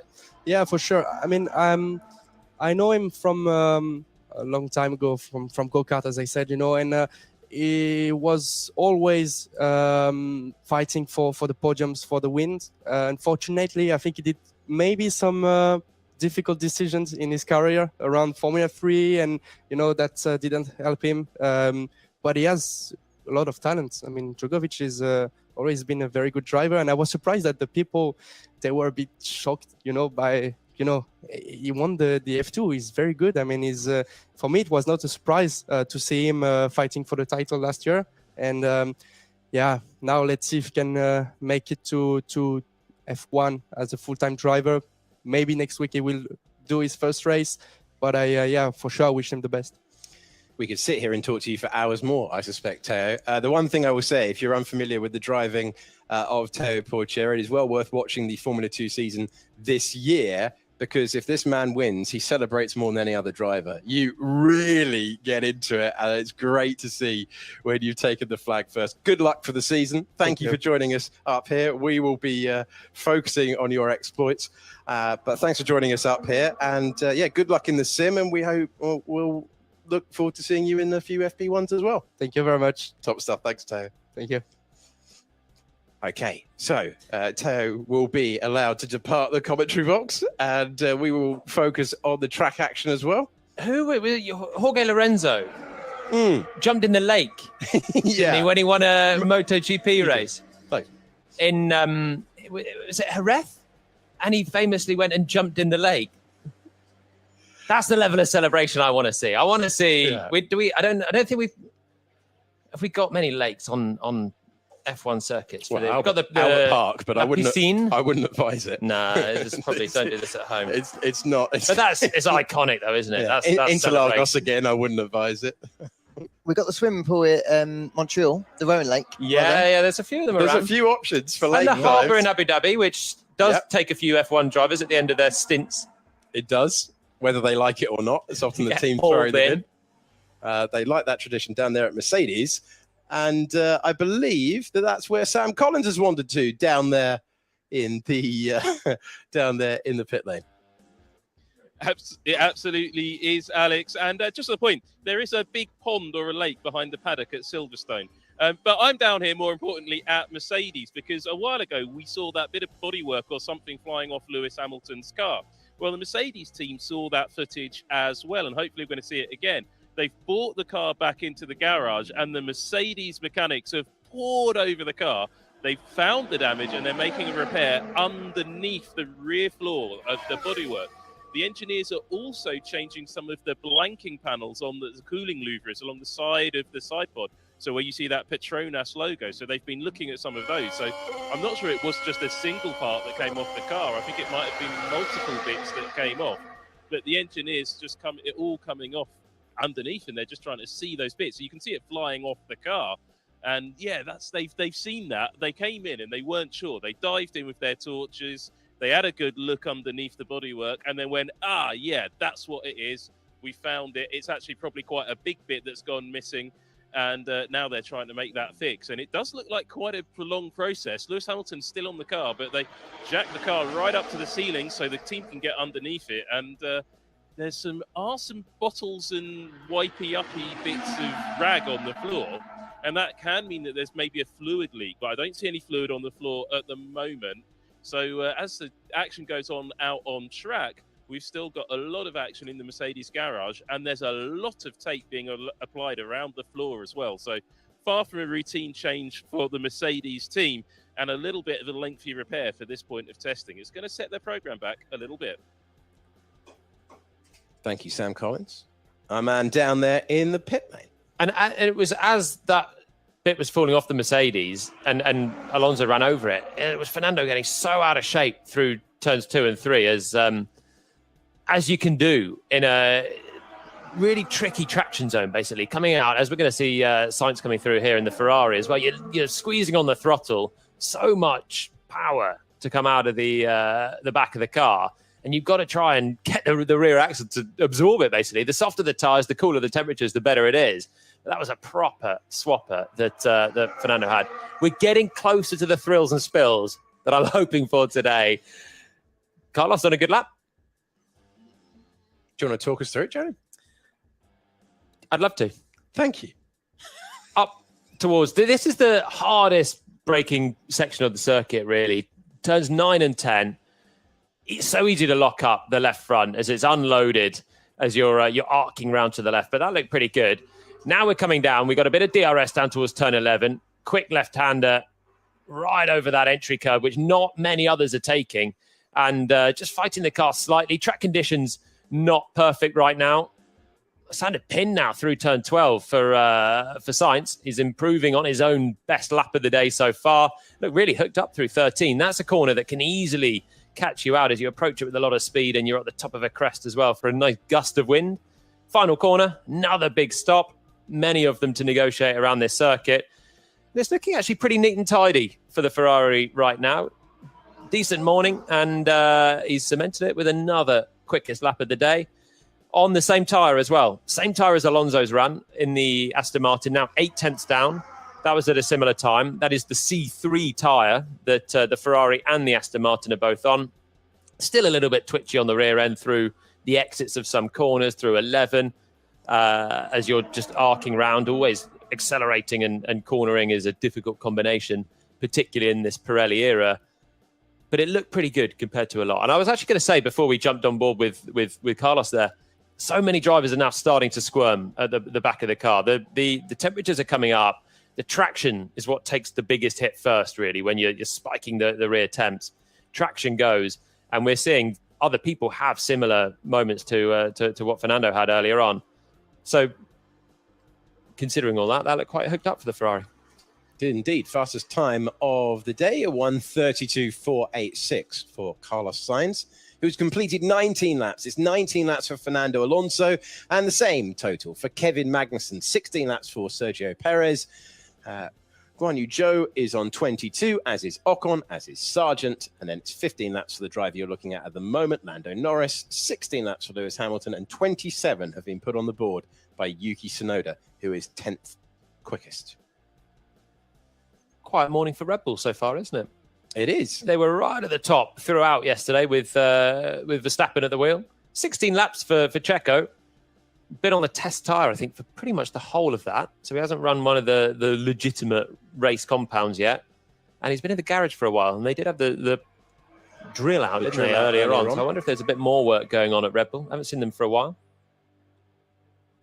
I see Lando onto a flying lap now. Did a middling speed outlap there. Now trying to think on the outlaps about helping the rear tyres, using the DRS on the outlaps as well, just to try and alleviate some aero balance to the front and give the rear tyres easier work just on the straight.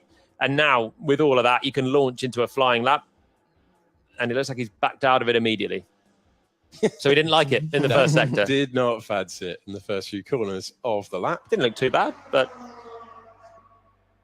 he wants another go maybe on the next lap. How did you feel about this track when you were driving around here? It's all right. Yeah, it's middling. It's not the true driver's circuit that you get maybe a Spa Silverstone always a driver's favourite, and it's not a street circuit, which provides some challenges. And Monaco, of course, Saudi now, Jeddah is I've done it in a road car and is exhilarating. So I can only imagine a Formula One car when they're flirting with danger the whole time. It's a whole nother level. This one, there's runoff, which always takes away a little bit of the jeopardy behind the wheel, but it's undulating. It's got a nice blend of corners, and you always get good races here. That's the exciting thing. You can overtake in so many corners, even on a cheeky one on the first lap or two here. Into 9 and 10 can be done side by side through here, squabbling it out. It's a brilliant circuit for racing. So I do love starting the season in Australia because there's something. It feels quite special going to some of the other side of the world from where all the teams are based, and the razzmatazz, the huge crowd, the passion that you get from the locals there is quite different to the atmosphere of starting the race here. But the racing action in Bahrain is one of the best Grand Prix of the year in recent times, isn't it? Absolutely right. Plenty of overtaking, always a spectacle here. And also, as you say, Melbourne's one of the best events of the entire year. And now we've got viewers in Australia for F1 testing for the first time this year, and had those years where we weren't able to hold the Grand Prix. Last year, an amazing spectacle, much faster. They're promising the fastest ever Australian Grand Prix this year at Albert Park, because they've added a fourth, or they were planning to do it last year, and everyone got a little bit freaked out by it. Well, they had it and they took it away. Yeah. And I liked it, but there was some discussion amongst the drivers, and I think a certain driver in particular that was really pushing to get rid of it. Right. And was then rapid in his Alpine after they took it away. But yeah, it was a danger last year, apparently. But they want to have a fourth DRS zone, which will help the racing action there, because that's what they've struggled with a little bit at Albert Park. But brilliant setting, great crowd. Hopefully the fourth DRS zone there will spice up the action a little bit as well. Yeah, that's probably the only downside, really, isn't it, to that race, is that the racing isn't always been single-digit overtakes sometimes. So they made changes to the track that we saw for the first time last year. So it's faster, corners are wider, and then it is such a fantastic city, and it's a phenomenal event.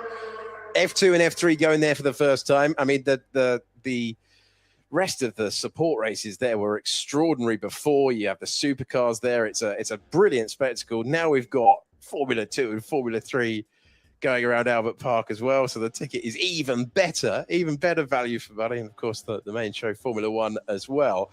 Not the only circuit where there will be DRS changes. Some zones are being made shorter. Some zones are being made longer. That applies here. It applies in Jeddah. It applies in Melbourne, also Baku and Miami. And you're speaking about Spa momentarily. I wonder if they need to get rid of the DRS zone on the Kemmel Straight. Yeah. So this is the thing with DRS. It's an overtaking tool, isn't it?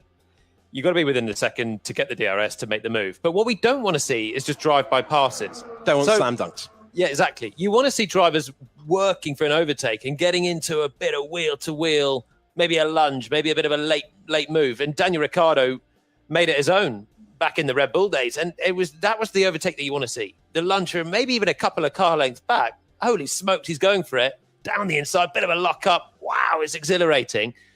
The rear flap opening up and just driving by and moving back to the racing line sometimes, that's not an overtake that counts in my book. So that's why and F1 are looking at this, and it's sensible to try and shorten DRS zones where overtaking is actually just too easy. And because it is an overtaking aid, you don't want to have it to make it too easy. So shortening some, maybe scrapping in the future might be the way forward in some cases. But in other cases, you do need it. And we just mentioned Albert Park, a circuit that's difficult to overtake. The dirty air, so much better with this generation of car. I think we saw that last year with some of the scrapping. Absolutely. The ability of drivers to fight lap after lap, and even if they get overtaken, somehow manage to get back the next lap or stay with their rivals. Got to say, after the first two races, I thought we were into an era of pass and repass. And I was like, I've got to calm down because if we're going to get battles for the lead like this every single lap, it was amazing the start of last year. But we still were in some regards as well. Even if towards the end of last year, we had the Grand Prix in Austin, and there was a midfield scrap. I think it was Norris with Bottas with Gasly. Yeah, 3 cars, and it was pass and repass, and they were just shuffling like a deck of cards for the first 10 laps of the race, and they were all quite similar on pace. So the DRS was powerful enough to sort of keep them there. The dirty air wasn't good enough to, or wasn't bad enough for them to just struggle to get close. And they were able to pass and repass. And that's what we really want to see. It's just, you need the circuit really to do that. And you need the cars to be close in pace, because in the end, if one car's just much quicker than the other, they're not going to get repassed because they'll just pull away. That's what the midfield is a little bit better for. In the start of last year, there was nothing to separate the Ferrari and the Red Bull. We have Lewis Hamilton completing what at this stage is a personal best for the day. The driver currently in 9th position. This is his 19th lap of the day. Mercedes at pains to point out that they are not in the trouble that they were 1 year ago. They did not look to be the straight out of the box, roll out of the box, straight to the top of the timing pages. So all of these laps important, Norris. Oh, for sure. And it was encouraging for Mercedes fans yesterday when Toto was talking about the fact that they seem to have got rid of the bouncing that was hurting them so badly last year. How many onboards did we watch where we just saw George and Lewis just bobbing up and down? And I think Toto even said at points that porpoising was breaking their engines. So it's good to see that from their perspective, they seem to have eradicated it for this year. And that should, Toto says, should give them a foundation in which to build going forward. It'll be interesting to see then whether when Lewis and George, if they do have a car that can really fight at the sharp end consistently, can't wait to see how that relationship evolves. Twitchy for Norris through turn 12. We haven't seen much of that. I was thinking we haven't seen many cars off the road. No, not off the road. And you rarely ever see someone go off the road at 12 as well. Yeah. It's not the one that you want to be fighting the car on with. You could hear the floor just touching as well through there.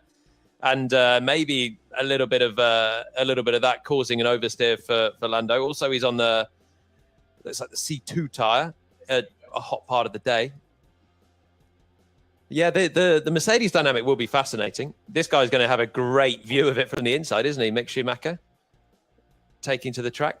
Saw him out there yesterday, breezing by on a scooter. It's obviously a Mercedes driver thing. Taking in the sights again. It's going to be fascinating because Mercedes, they're harmonious, Lewis and George, and it doesn't always happen. In fact, it rarely happens when you have a new driver into the team that's sort of the young star of the future merging with the established guy. Sometimes they get on well, but a lot of the time there's friction because you've got to be the number one guy. You've got to be the figurehead and the one that the team's pushing towards the title. Basically, it's difficult to push with both drivers towards a title, and you get to a case like McLaren where they got beaten by Raikkonen in 2007. So more and more you get to a point where one driver is slightly favoured in team decisions or is set up directions or these sort of things. But they didn't have that last year because the car wasn't good enough to fight for a title. They were very much working together.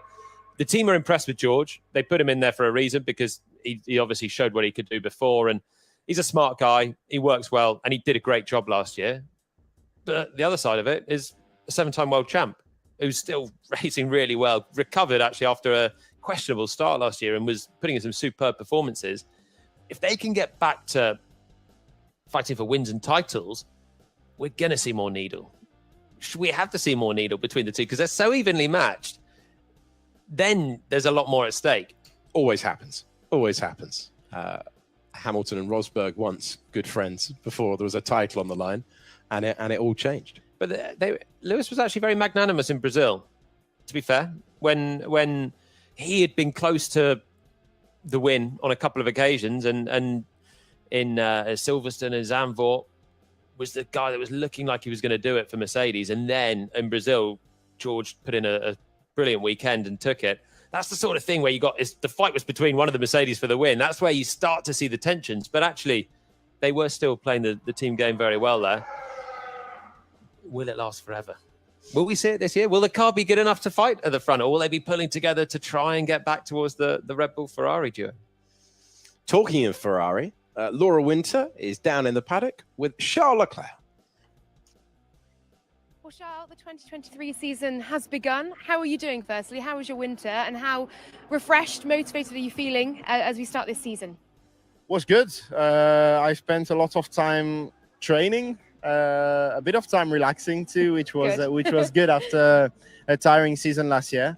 But fully motivated and really happy to have been back in the car yesterday and to be back in the car again today. So talking of the car then for this season, how was it yesterday? I know it's early days and I know the run program perhaps didn't allow the car to be at full stretch, but how was the feeling, and are you generally positive about the next 3 days? Yeah, I think we are all happy because the data matched with what we had back at the factory, which is a really important first thing for the first day. So that was our main point of focus, to try and put the car in different scenarios and in different configurations and understand whether everything matched, which was the case. So that was important. Now we'll focus a bit more on the setup side of it, try to extract a little bit of performance. Obviously not showing everything because it's only testing. But that is why it is very, very important for us to focus on ourselves, because no teams will really show their full potential here. We don't know how much they have left to show. So we'll just focus on ourselves, try to get the best feeling out of these 3 test days, and be as ready as possible for next week. It's all a game, isn't it? Everyone putting their cards close to their chest. Reliability yesterday was generally good. Reliability, one of the issues that plagued you guys last season. How relieved are you to see that the car got through day 1 okay? And how hopeful are you that will continue? I am hopeful, not just because we had a good day yesterday, because to be honest, last year we had a very clean 3 days of testing reliability wise, but mostly because I know how much work there has been made. It has been done by the engineers back at Maranello during the winter test, and also for all the development that they've done. So on that, I'm confident I will be better this year. And is Carlos very much agreeing with how you're feeling in the car and the feedback that you're giving the team? Yes. Well, for now, again, we haven't focused too much on the setup side of it, on the feeling on the car, but mostly on correlating. So on that, it's more the engineers to speak than we do, but we have the same feeling about it. And I know you aren't looking at other teams, you're focusing within at the moment. It's only day 2 of the season. I have to ask about Max Verstappen, 157 laps yesterday, and he's looking comfortable and confident. That Red Bull looking ominous at the top of the timing sheets. How much of an eye have you put on that, and what are your thoughts? Oh, for now, we are really not focusing on that because we had, I think, very different programs yesterday. We are happy with what we have done. We have no idea how much fuel they have in the car. We have no idea how much they are pushing their engine. So there are so many questions. So we don't focus on that. We focus on ourselves. Let's see if we manage to understand a bit more in the next few days. But we are just focusing on ourselves. It's just testing. Okay. Exactly. Thank you very much, Charles. Thank you. Take care. Laura Winter speaking to Charles Leclerc there as he looks forward to what he hopes will be a season that takes him into contention for the championship all the way to the end. I think so. I think he's entered this season with bags of confidence. This time last year, he was in pretty good shape. He obviously won this Grand Prix, had that great battle like we were talking about, great racing. It was him and Max who was having that great battle for the lead last year. This is a circuit that should suit the Ferrari if the reliability changes that they've made over the winter will deliver the performance gain that they can then run the engine at a much higher rate and gain the couple of tenths of a second that some say that is worth.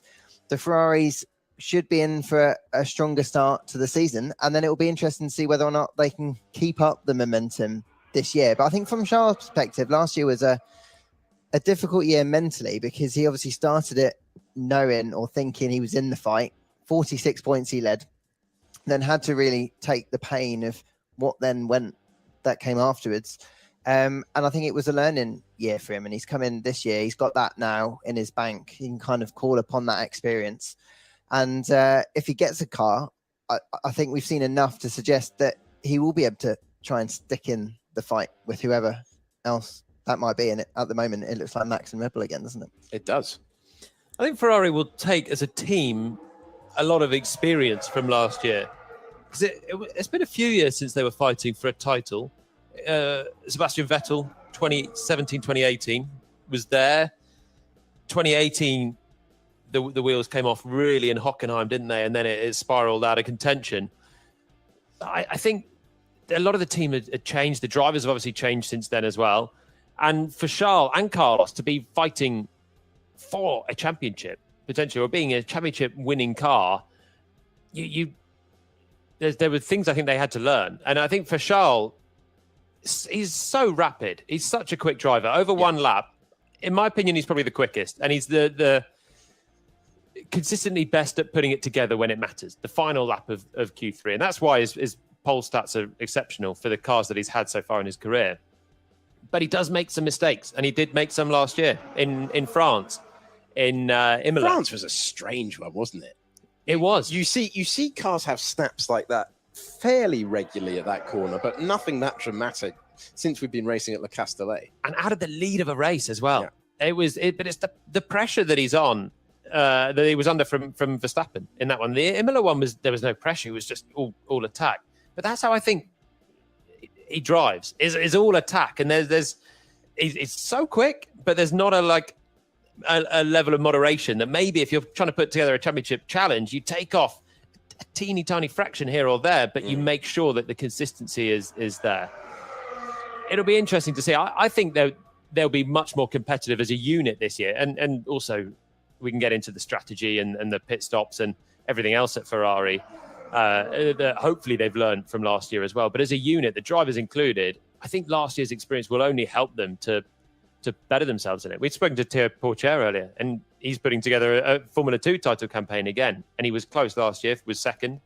But he's learned from that as well. And it's about consistency. Talking of Ferrari, Will Buxton has made his way down there. Thanks, Alex.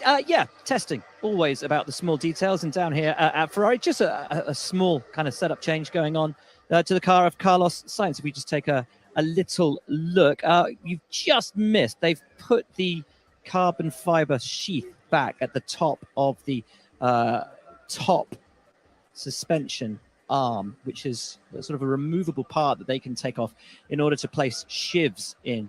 And those shivs are sort of just a tiny little spacer that pushes what you're looking at there. So the cake tin and all of the brake operation, which is connected to the suspension, just to change the toe at the front there. So both sides, it might look like they're working on the brakes, actually working on the suspension. So just a little bit of detailing for you guys to get a look at while Carlos is down here in the garage. Sort of stuff we never used to see when they could close the garage doors in testing, but now we can. So just a tiny little setup change, a tiny little suspension change at the front for Carlos Sainz. Thank you very much, Mr. Buxton, who you can hear throughout Drive to Survive, which is released today for Season 5, as we review a lock-up down the hill into Turn 10, a wide moment for Lewis Hamilton. Just went in a bit too hot there. I think Lewis pushing the limits still on the prototype tyre, and just ran out of space through Turn 9. Got wide already, and then was just never going to make it for Turn 10. Yeah, so talking about Ferrari and the changes they've made, one thing that we were touching on yesterday, Lawrence, was the potential that they could have had. They were approaching a lot of different people for the team principal role. Andreas Seidel, we believe, had the choice of 3 different outfits at one stage or another in his tenure in Formula One. Clearly, for a while, Ferrari felt that a change needed to be made there. I think so. I think the general feeling about the Ferrari situation is that once Sergio Marchionne left and that we moved on from that part of time, I think, and new senior management came in, it became quite clear that there was going to be a change further down because they want to bring in their own people. Yeah. And I honestly think that whatever Mattia did last year, it probably wouldn't have been enough for him to keep his job. Because if you look on the face of it, and Jolene was talking about how strong a campaign they did ultimately put together relative to where they were, he kind of did what they wanted them to do, which was make them championship contenders again. I do sympathise with Mattia Binotto. But the team were a bit of a shambles at times last year. And when you have a car that's fast enough to win, and he's been at the helm for a few years, you want to have the people in place that can do a better job than they did, is my opinion on it. You build a team, you get a car that out of the ashes is suddenly the best car of the field to start the season. And yet they won 4 races. Operationally, there were so many things going wrong. And I know that's not one man's fault, but that one man has steered the ship to that position. And then the ship sunk in the mid-season. And I'm not saying it's his fault, and there's so much to go into at Ferrari, but the team as a unit were not capable of fighting. And it was partly the drivers made some mistakes, but there was so much team operationally that wasn't good. The reliability is a moot point in this case, but it's more having the strategy department. Again, probably not one person that would be to blame for. Yeah, there's a whole wrong. strategic team there. There's people back at base. There's people on site. I believe there's 10 people there at Ferrari who are part of that team. And they weren't in a position to take on a championship winning position. Race by race, sometimes okay, but when you're in a position to be right at the front, I mean, some of the strategy calls were absurd last year from Ferrari. And I think Binotto started there in 2019. So it's season 4. I feel like that's a long time to try and put together your departments to be in a position to maximize a brilliant car, which you don't always get in Formula One. Maybe Ferrari won't have it for another few years. But what if they do have the car this year and almost it was just one more year to give him a chance? Because a lot of what we're going to see in this early phase is not going to be something that Fred would have had time to have had influence on. So if they do have a really strong start to this year and they're able to put things together, you could argue that a lot of that work is down to what Mattia put in. And I feel like maybe if you've given him that 1 year to get in place, and then you give him the next year to see, and then if it doesn't matter then, at least you've given him 2 years off a generation of car to give it a go. I get on the people side of things, but I think his style of management on the positive side was he got everyone working with him. On the other side, it kind of meant he maybe didn't make those big decisions. Let's go downstairs very quickly to Will Buxton, who is standing by at Mercedes as Lewis Hamilton is pushed into the garage. Oh, no, sorry. I am hearing that that's not possible at this moment. So that won't be happening. So back to the Ferrari. How many years do you give him then? Let's say he was at the helm for this year as well, and they're better, but they're still not quite the chiseled package that Red Bull and generally Mercedes. These are teams that make very few mistakes across the board, and that's why they did such a good job with their various speed of car last year. Mercedes nearly beat Ferrari. The Mercedes' pace of car was nowhere near Ferrari, but the team were not making so many strategy mistakes. The car was reliable. The pit stops were less blundersome than Ferrari had. And Red Bull barely put a foot wrong as an entire squad last year. So let's say Ferrari get better and they halve the gap. Are you then like, well, he's done, the stepping stone is there 1 year, 2 year, and then you go for year 3? I'm not saying, I'm not an advocate for either way, but I can understand the decision because of the way that they weren't close last year, Ferrari. Yeah. Despite having a car that should have put them in contention, even if Red Bull ended up with the best car and maybe would have won it anyway, the way they crumbled in all departments it can't have been great to watch if you're in the upper echelons. And sometimes I think we treat Formula One teams, we don't apply our own personal experiences to, there's a huge number of people there. You've got team leaders in certain departments. Shoulders would have gone down. That's the nature of it. If you don't have faith in the people in the right positions, that is vital. And you have to have someone at the top that the rest of the people at the factory believe is going to be decisive. And we know Fred Vasseur will be decisive. They're going to get new team principal bounce. There you go. Puts a new figurehead at the top and everyone lifts their shoulders again and feels the direction. Excellent stuff. Will Buxton, he is at Mercedes. I've been watching him out of the combox window and now we can hear from him. Hello, guys. Yes, I wanted to show you the front wing on the Mercedes. This is something, obviously, that Sam Collins has been talking about quite a lot in testing so far. I want to start, though, down here. We remember yesterday the Ferrari and the little dimple at speed. You see Mercedes have got a removable cover there, which I think is for ballast. So there appears to be something of a sort of a gap space in both the Ferrari and the Mercedes nose there. The Ferrari one deforming, but the Mercedes one looks to be somewhere where they can put some ballast. Luckily for us, Mercedes also have the nose which has just come off Lewis Hamilton's car, ready for us here. And I want to show exactly what Sam Collins was talking about yesterday when we were talking about the Haas. And it's this little winglet here, because on the Haas, it's inverted. So on the Haas, it flips up. On Mercedes, it flips down. But actually, when we look at it, it's actually a two-part winglet.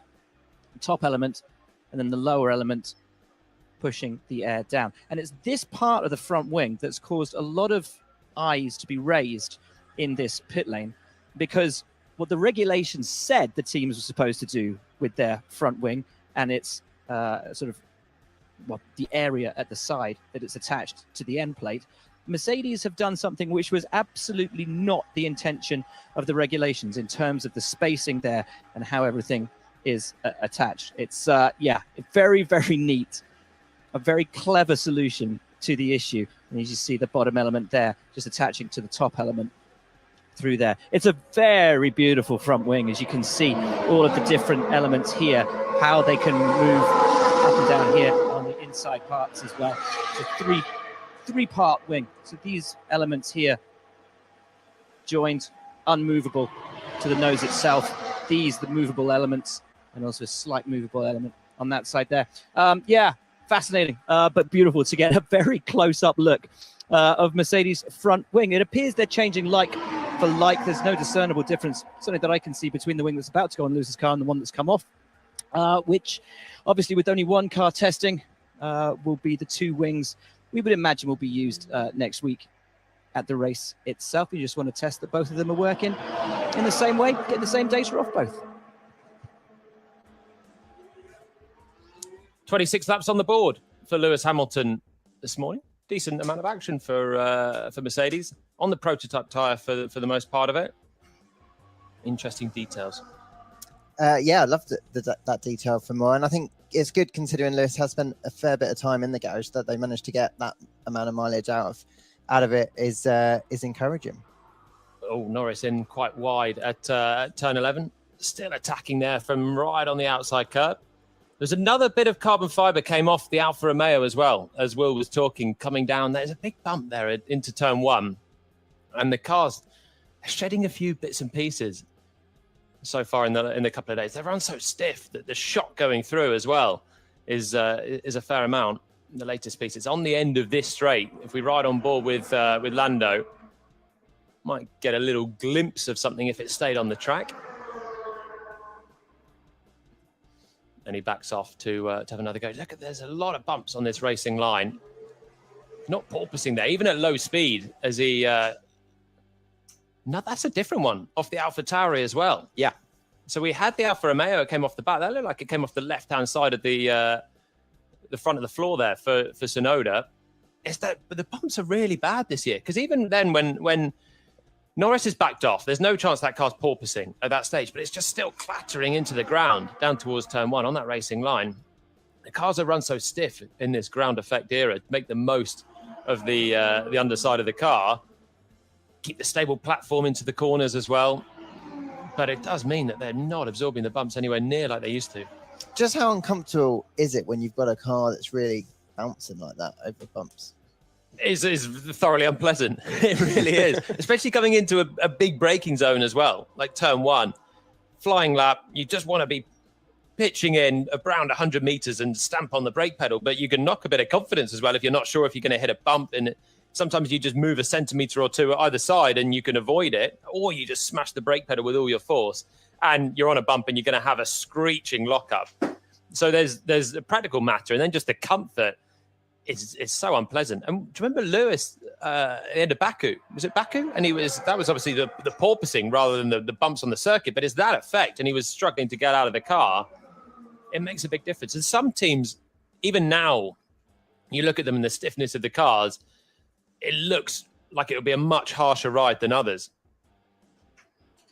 Fernando Alonso continuing on, third fastest at the moment. This is lap number 22 for him. Lap count so far is 24 for Sainz, 30 for Joe, 22 for Alonso, 27 rather for Magnussen. It's 28 for Ocon, 25 for Perez. Hamilton has done 26 tours of this circuit. Then it's 31 for Logan Sargent. He's in the car all day. Then Lando Norris on 26, and the most on the board put by Yuki Tsunoda, who was shedding a piece of his car. Down to turn 1, we've also seen a piece come off the Mercedes, which Fernando Alonso hit, but no drama after that.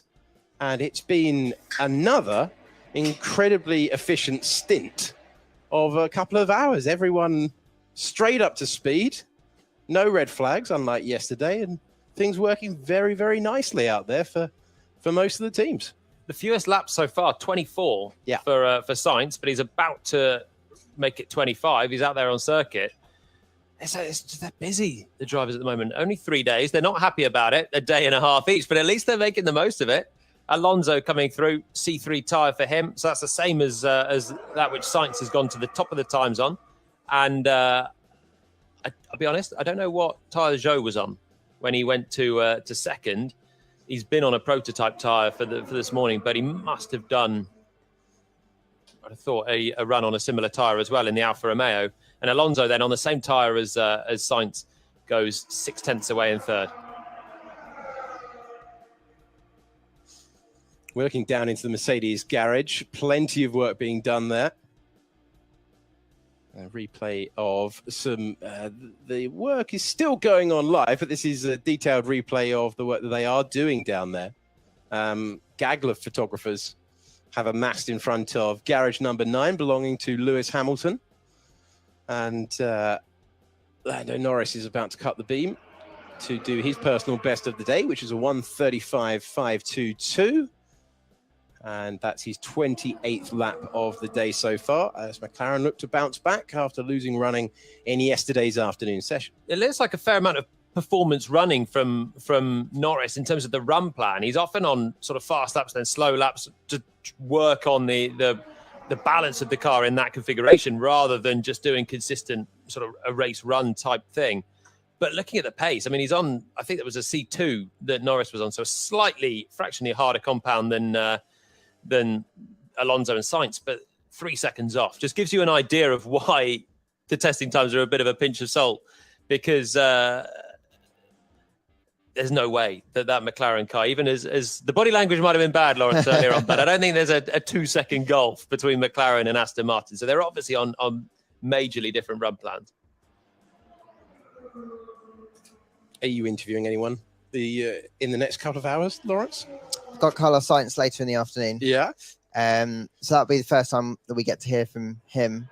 Be interesting to see his comparisons to what Charles was saying earlier, because generally speaking, they seem pretty happy with the run plan that they've done over the course of this test so far. They got through their program, and I think at this stage, that's all they want.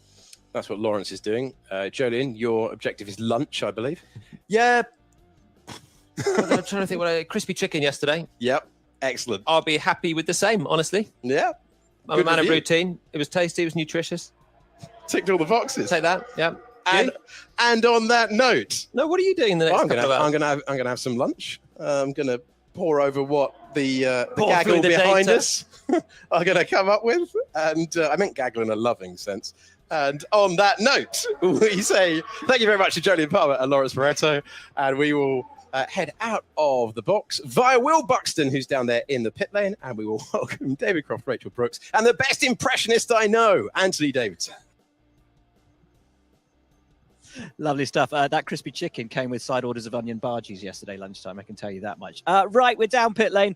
Thought we'd just go through a general synopsis of how things have gone this morning before we hand over, as it is halfway through the second morning of the only test that we have pre-season for the Formula One season. So we're starting down here at Williams. Logan Sargent currently P8, 1:35.113, 30 odd laps on the table. Good start for him. Everything's down here is pretty much going to plan for Williams. Just ticking the laps off, getting the job done, and doing a very nice job at the moment. Logan, no huge mistakes. He is adapting and proving adept to Formula One. So, yeah, good start from him down here at Alpha Tauri. Yuki Tsunoda, 44 laps on the board at midday when we're about to come on air, which is a really decent number of laps. As the boys are saying, the Alpha Tauri among a number of cars which have lost little bits of carbon fiber with some track and curb strikes this morning. But yeah, a really decent number of laps for Yuki Tsunoda. He is the slowest, but as we know, take all of the times with a pinch of salt. We were talking to Felipe Drugovich yesterday, and he was saying he had a good morning in the car, with the exception of the little electrical fault that he had. But he didn't get the opportunity to punch in that fast lap time. So few opportunities for the guys to really get an opportunity to put in that quick time, because they're running to a specific run plan. The team have already determined to get the most out of the car and figure out where they're at with it. We'll just wait down here. Best not to walk through a live pit stop. At the Haas F1 team, Kevin Magnussen, P4, 1 minute 33.442. He had 27 laps on the board when I came on. I'm not sure how many he's up to now. But again, good morning for Haas. Decent time. He was looking quick right from the off this morning. The guys have already said, is a little stiff out on track. Albert Fabrega, who is our technical guy. Hello, mate. How's the Haas looking for you? Boys said it looks a little bit stiff out on track. Yeah, well, it's still the second day of the early second day of the testing. So I think teams still scanning different setups, different ride heights to explore the limits of the floor. We saw some bouncing yesterday, so everyone is testing how is the behavior of the floors and the whole aerodynamics side of the car. What are you hearing? Who's having a difficult time? Well, we don't know yet. No one knows yet.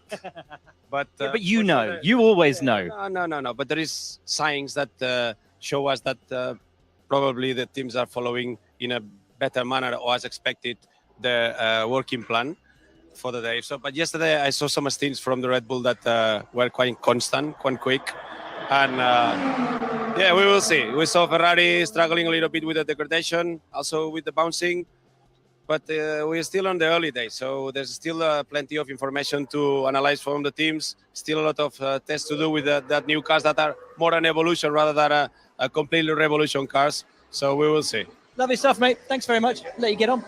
Albert Fabrega, of course, you'll know him from F1 TV's Tech Talk. As Fernando Alonso brings the Aston Martin in, that's a car that's looked great out on track, to be honest. You can see the similarities with last year's Red Bull. Fernando will be hoping one of those similarities is its out-and-out pace. Rapid yesterday, particularly in the afternoon session. P3 when we came on air to do this pit walk, whatever. 20 laps, a few more on the board for him now. But Fernando certainly getting to grips with the car, getting to grips with the team as he starts in a new surroundings, not for the first time in his career. How long will it take him to fully cement himself at Aston Martin? Right, let's keep going.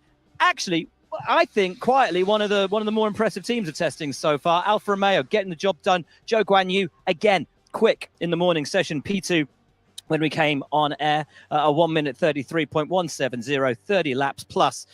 So yeah, a decent run. There's Alessandro Luni-Bra. Oh, it's not Alessandro. Where is Alessandro? Not in the garage. He's around somewhere. Saw him yesterday. Haven't seen him so far today, but I know he's around.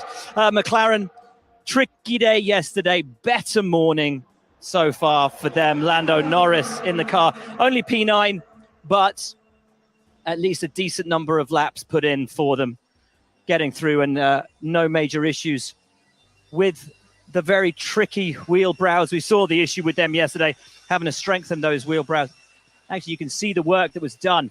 If you just zoom in, you see where right at the, are we allowed? We're not allowed over the red line, but right there, you see where the work's been done, just on top of the cake tin, on the inside. You see where it's kind of dull, where the carbon fiber's dull. That's where they've had to strengthen it. Yesterday afternoon and into the evening, all of that work that's gone on there with the heat guns and the glue, just to strengthen that part of the wheel brow. There's Lando just getting out of the car after a couple of hours in. He just needs to go and stretch his legs a little bit before continuing the run plan for the second couple of hours, rolling into this afternoon. But yeah, very evident the work that the guys have done there on those wheel brows, which are working themselves loose, be that through clattering over the curbs or just general wear and tear. You got to hope that it's not, as Sam Collins was saying yesterday, the hope is that it's not a manufacturing fault or indeed a design issue that led to that I'm not going to call it a failure, but let's just say a lack of structural integrity at a certain point in yesterday's running. Right, come on, Heath. Let's keep walking. Alpine starting to put down the times. They looked really good yesterday, just didn't have the pace in the car, but they weren't really going for it. Esteban Ocon out of the car and chatting to the guys. So far, he's a P5, 133.490. But there are a lot of smiles, a lot of good vibes down here at Alpine. They are feeling, I think, quietly confident going into this season that they might have a fairly decent package. Just 3 teams to go. And it's the 3, of course, that we always pour our focus on. Mercedes, Lewis Hamilton coming in. He's just strapped on, we say a new front wing. It looked to me to be identical to the old front wing, but of course, they'll be trying out all parts just to make sure that everything's been manufactured to the same spec and is working in the same fashion. Where is he? Is he coming in? Can we dip around? No, probably best not to try to dip around, is it, Heath? Should we go? We'll go around the back if we can. Oh, there we go. Let's not get in trouble. Thank you. Thank you. Toto sitting in the back of the garage, keeping an eye, beady eye on proceedings. And I think in a far better, far more confident place than they were 12 months ago. Certainly talking to the team this morning, is that the big thing is that this time, whereas last year they were desperately worried, there is no fear this year. They have a far more malleable, far more usable tool, and they call it a tool, at their disposal than they had 12 months ago. And that, if you are a Mercedes fan or a Lewis Hamilton fan or a George Russell fan, of course, very, very positive news for them as Lewis does bring the Mercedes in. Let's get a nice shot of that as it rolls past us.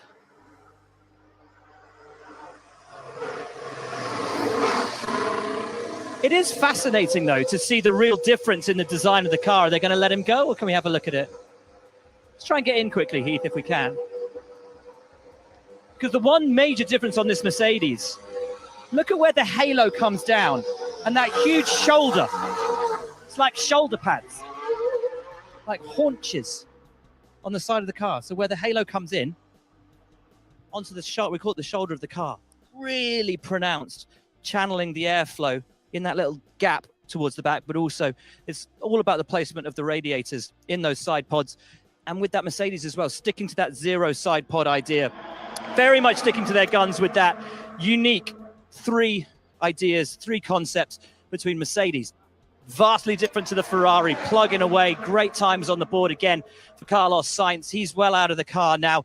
Heavy fuel runs for Ferrari this morning, no showboating. They're not going to run their qualifying simulations until this afternoon with Charles Leclerc this morning, all about pounding in the laps, making those small alterations as we saw with the suspension just a few moments ago. Carlos Sainz was P1 when we started this walk on a 1 minute 32.486, 24 laps, so nowhere near the huge total put in by Yuki Tsunoda this morning, but a decent run nevertheless for Ferrari. And of course, Red Bull, no panics for them yesterday.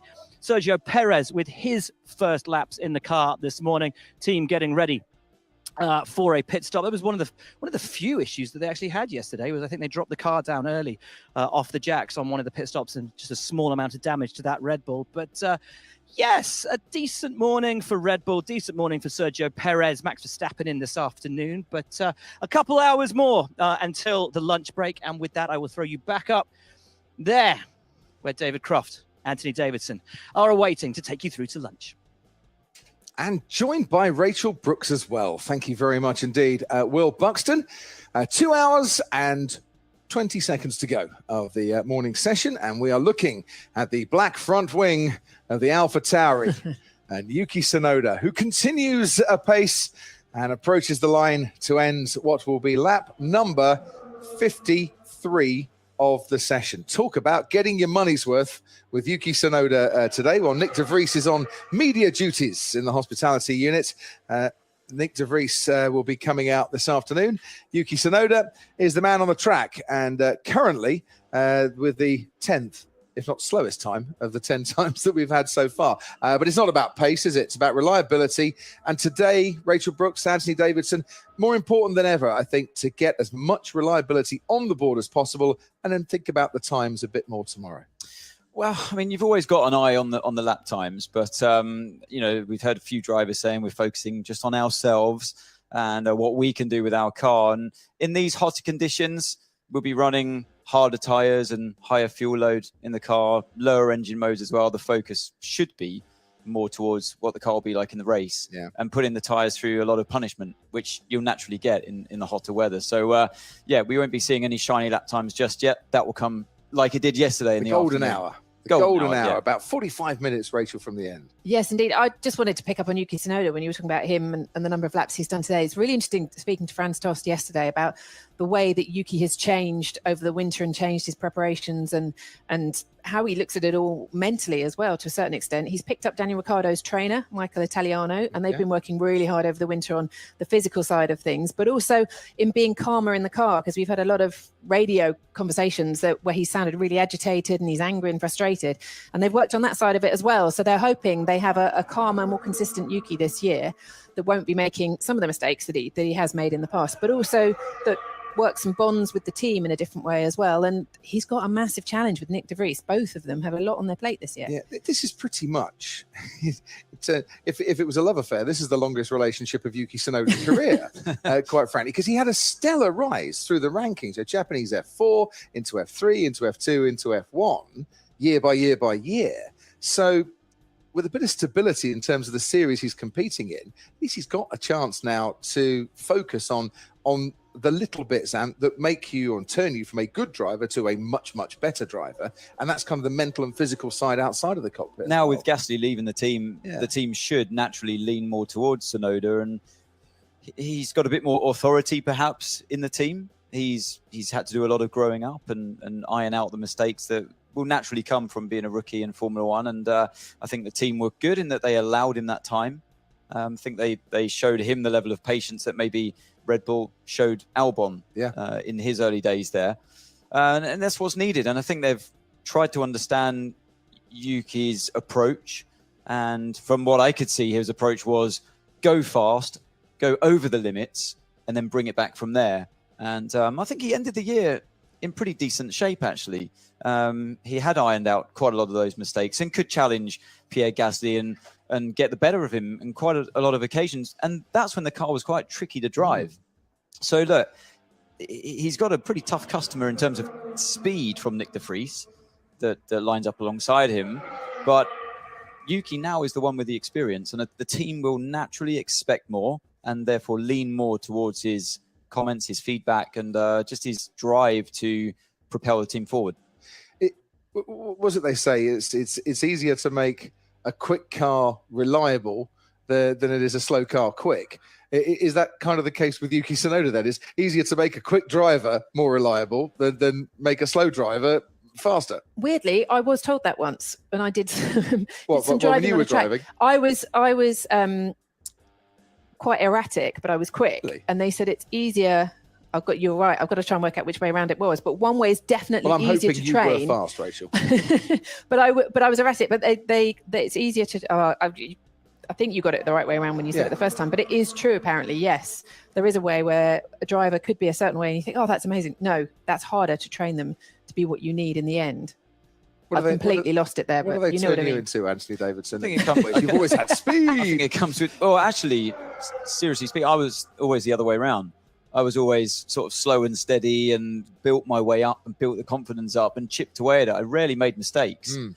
And the lap times would come later on. I needed confidence. I always lacked inner confidence. I didn't go around the paddock showboating and believing so much in myself. I was much more self-critical, really hard. I was my own worst critic, always was. And to the point it drove me crazy. And that's why I retired early. Really? Yeah.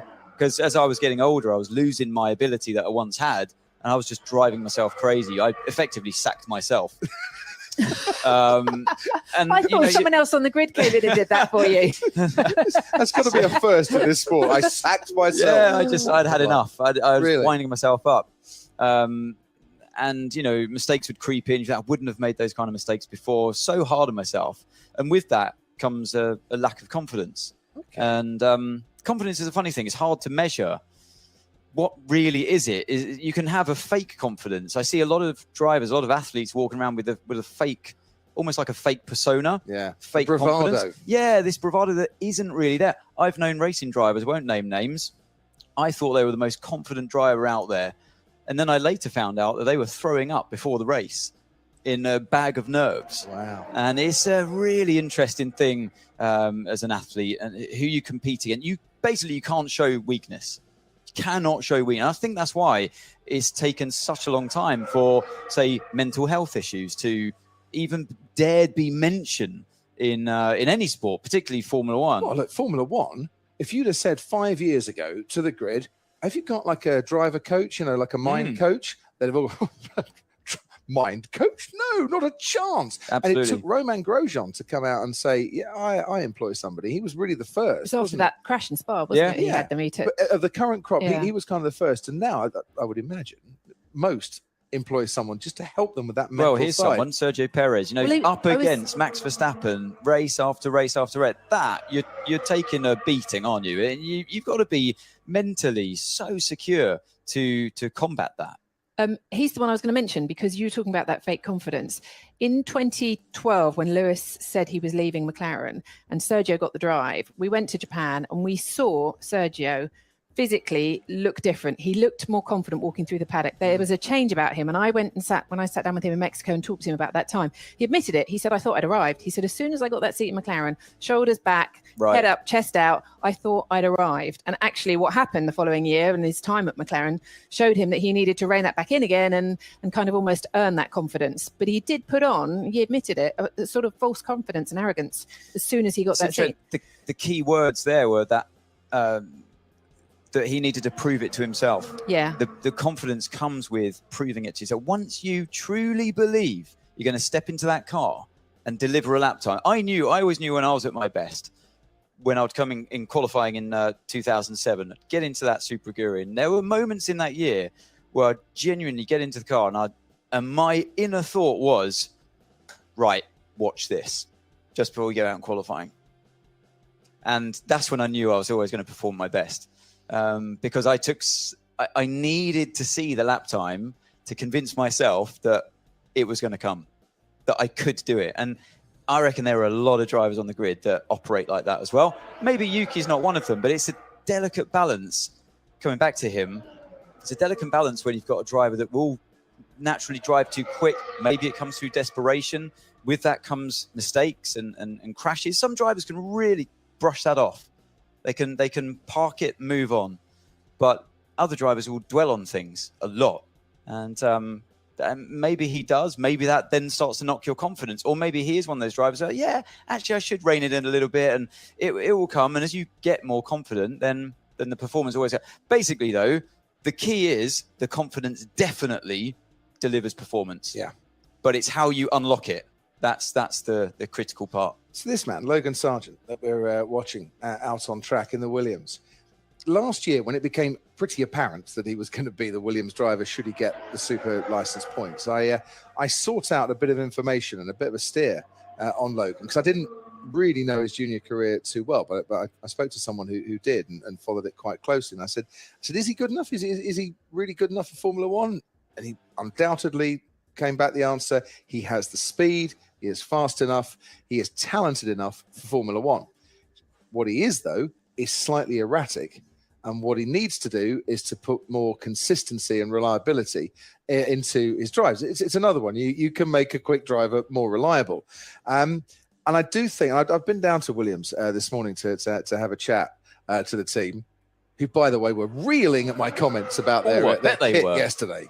So what do you mean you don't like the two-tone blue? I said, well, it's been picked up that you look like a lawn bowls team. I said, no offense to lawn bowls, but I can see the point on that. But I love the racing overalls, with the pale blue or the orange, with the sponsor. Absolutely fantastic. I said, but I'm not sure of the two-tone. Are they really going to take sartorial advice from you, though? This is my question. Rachel, I'm wearing a shirt today. It's dress up Friday as far as we're concerned today. White shirt, white shoes. Yeah. I mean, doesn't get any more. I haven't done. I haven't matched shorts on and white legs. To be today. fair, the tan is fading fast. I need to top that up. But I asked about the relationship Logan has with Alex Albon and coming into the team, and they said, "Oh no, they're getting on really, really well." I said, "Well, that doesn't surprise me. I actually think Logan is really fortunate to be paired up with someone like Alex, who is one of the more warm and generous and kind-hearted, and kind-natured drivers. And I'm not saying the rest are horrible; they're not. But Alex is he's a really kind-hearted soul. I've always found, and funny with it, you know, and amenable and friendly and all that. And if you're coming new into Formula One, to have someone like Alex as your teammate that you can get on with, learn from as well, that to me is a big help. Yeah, he's going to give you a lot of time, isn't he? Yeah.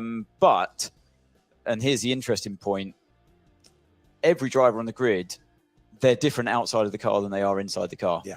And I think Albon probably has one of those biggest discrepancies between what he's like outside of the car and what he's like. Once that visor goes down, we've seen some pretty plucky drives from him. Well, that's and taken as a daring given. overtakes. Yeah, and your he gets his elbows out. Your teammate is not going to give you a helping hand at their expense No, during the course never. of the race. That's a proper given.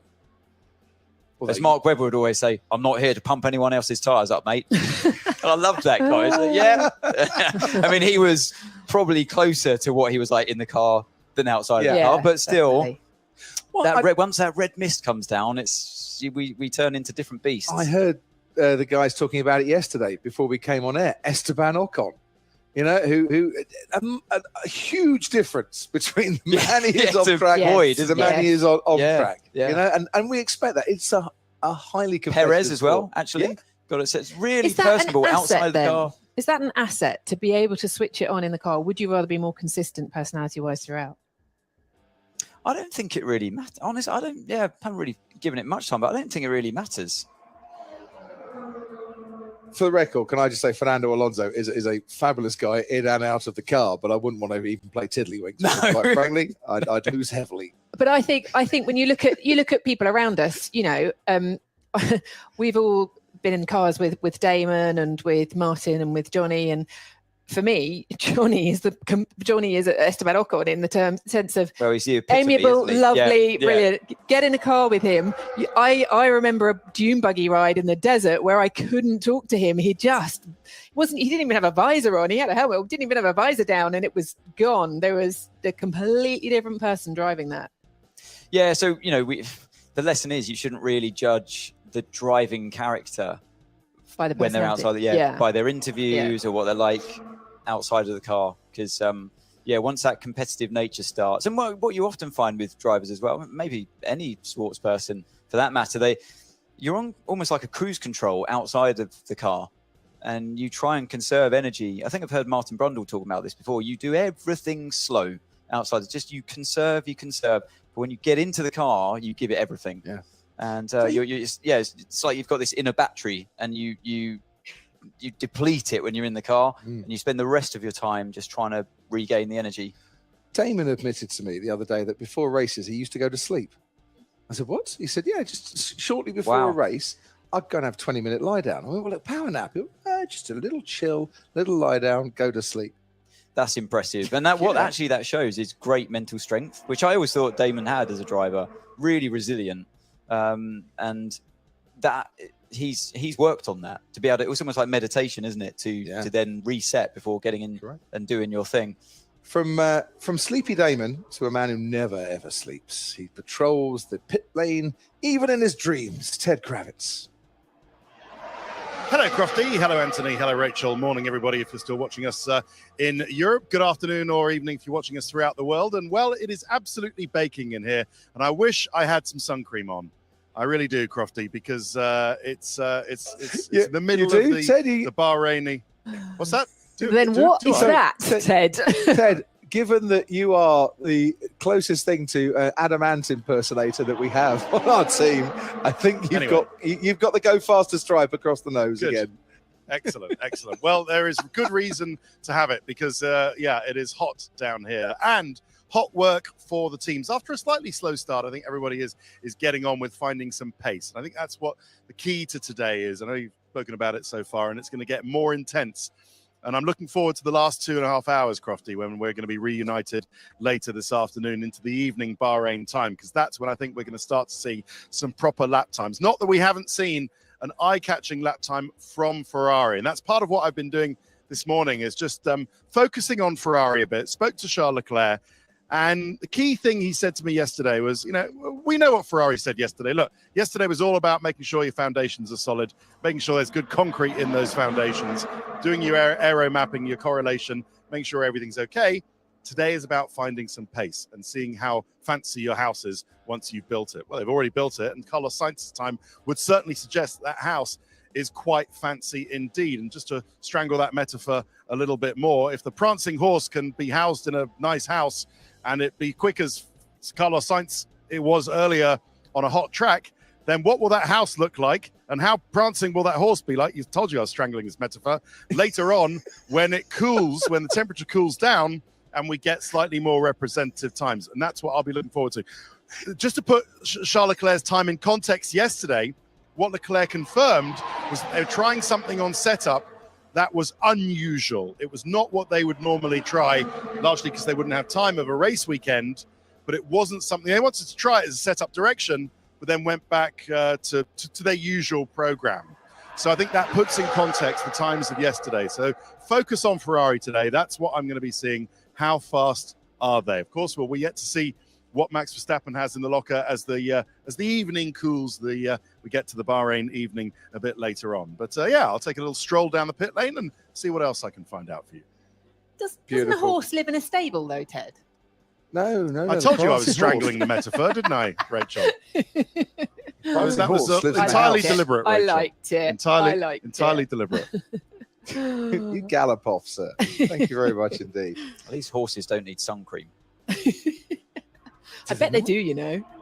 I bet there's something they need to keep have in the to shade have occasionally. If anyone out there is a horse whisperer and understands these things, do let us know. Do horses need sun cream?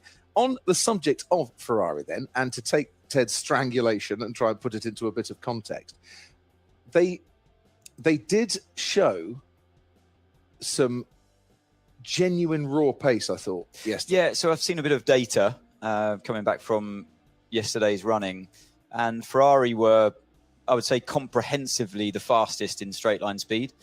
They struggled a bit in the traction stakes, but that would naturally come with running the car with lower downforce. So reading between the lines there of what Ted was saying, or what he was told by Ferrari, trying something different with the setup that we wouldn't usually run here, I would deduce from that they were running lower downforce. Just giving it a go. It is a track where you need to be quick on the straight line. There are a lot of them. I've always described this circuit as a series of drag strips connected by very slow corners, like this one here. Great example, turn 10. Get your foot down onto the next drag strip towards turn 11. And you have the same thing coming out the final corner, out of turn 1, 2. Always, there's usually a long straight that follows, and therefore you need straight line speed, good power. But it comes at a price when you come to corners like this in turn 11 and 12. You need to be able to carry that speed through the medium speed sections on the track. No real high speed sections on this circuit at all to talk of, only medium and slow. Another one here, medium speed at turn 13. And then connected with another long straight. So if you can get away with running lower downforce and still preserve your tyres and all the things you need from the medium and slow speed corners to gain you the lap time, happy days. But there's your key, though. You just said it. Preserve your tyres. Yes. And it didn't look like Ferrari were in that happy sweet spot yesterday with the total lap, but their straight line speed was by far the fastest. So it comes with a price round here. And usually this track, despite the straight lines, drives you towards higher downforce. You need it for the braking, need it for your traction, because downforce does help you, of course, at slow speed as well as high speed. That's why we all run maximum wings in Monaco. Yeah. Let me just make a simplistic observation there. Speed on the straights, not preserving the tyres quite as well as others. That smacks a lot of the Ferrari from 2022 as well. That was their Achilles heel last year. Great over a single lap, qualifying, as we saw with the amount of pole positions they got. But they often fell away in races because they suffered higher tyre degradation. Went to a two-stop strategy in Monza, for instance, because the tyre deg was too much for them. Now, if they can find longer stints, less tyre degradation, and keep that speed, oh boy, are they in business this year. Looked like they had the same philosophy. I agree with you. They had the same philosophy they had last year. Quite a softly sprung car. The thing was bouncing around quite a lot when I saw it on track. Actually physically standing at the side of the track like I did. I think I would be going out there again at some point today. I'll try and choose a medium speed corner today. I was down at 1 and 2 yesterday. So bouncing around, lots of movement, but the car also running quite high off the ground, just like they were last year. The bouncing doesn't really seem to affect their lap times as much as it would do other cars if you saw them bouncing around by the same magnitude. So, yeah, an interesting philosophy, an interesting approach, but I do feel like Ferrari were running their car out of the sweet spot yesterday for where they would usually run it. I think today they'll be running it with a bit more downforce, and they do, for what it's worth, top the timesheets at the moment with the fastest lap we've seen so far this week. I have breaking news. Love breaking news. Just like humans, horses' skin is sensitive to UV rays. They do need to wear sunscreen, but you can cover them up with fly masks or sun sheets. They work as well. However, they do make sunscreen just for horses' noses. No. You know what? When I said that, I did think the nose. There you go. Wow. Solved. Brilliant. Answered. I stand corrected. Who sent you that? I looked it up. Oh, right. Oh, breaking news. I looked it up on a horse website.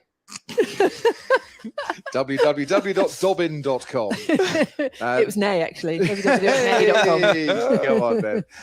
That's Rachel. Normally, what we do, we get our wonderful viewers to tweet in and let us know on that one. But Rachel does her own research. I know, this is the thing. I can't help it. It's my Yeah. nature. It's impressive. Well, it won't last, ladies and gentlemen. It's impressive. It'll last till day 3 and then we're done. Right, let's focus on this lap. Big bump. DRS shuts. Fernando Alonso goes through turn 1. Fernando Alonso, did he decide, I'm going to be in this car all of today? Felipe, just take a little back seat, my friend. I fancy a whole day in the Aston Martin. Did the team decide that Fernando should be in there for the whole day because they could maybe learn a little bit more from the two-time world champion? Or did Felipe Dragovic's neck hurt after 40 laps? I don't know the answer. He's going for it again, though, isn't he? Properly personal, but I thought it looked a bit racy coming towards turn 1. And just the body language, his own body language within the car, it just looks like he's been in this thing forever. Yeah. There's no settling in process that he's gone through. He looks absolutely at one with the car straight away. I'm seeing good things here. And they might be running their car a bit lighter. Maybe that's what I'm picking up on. But the more I see it, the more I believe that it could be fairly genuine. Just there, exit of turn 11, the rear just squirming around a little bit. He was able to keep his foot in, flat through turn 12. The car not really sparking or jumping around much through that corner. Only 4/10 off of Sainz's time at this point. 2 personal bests on the board so far. The bumpy back straight down towards the final corners. A 14 here at the point.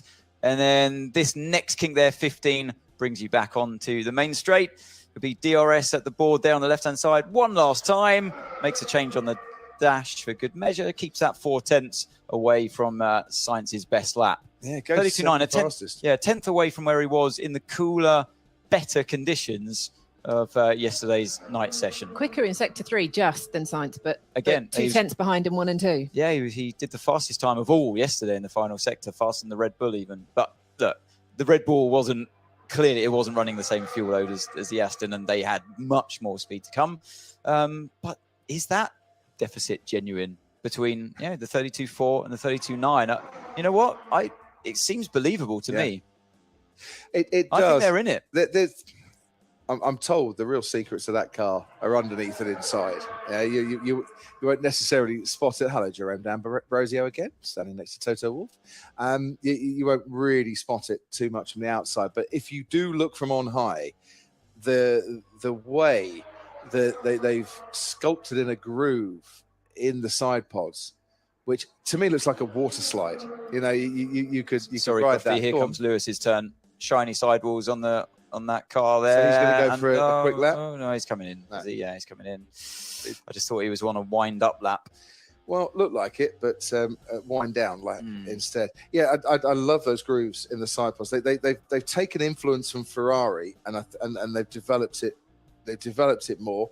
There's a bit of Red Bull influence in there, I think, as well, which is unsurprising. As I said yesterday, we finished off fastest time Red Bull, second fastest time Aston Martin, master and apprentice, Adrian Newey, Dan Fallows. Although Dan Fallows, I think one of the positives about his influence in Aston Martin is that I'm told he's a guy who doesn't rule anything out. He's open to ideas, doesn't say no as a first response, as Checo locks up, runs wide, down at turn 10, but lets people explain ideas and goes with the concepts, even if he's not necessarily thinking that way himself. And that, for a technical leader, is I think, all you can ever ask for from any manager in life, is to be open to other people's ideas and not be dead set that their way is always the best way.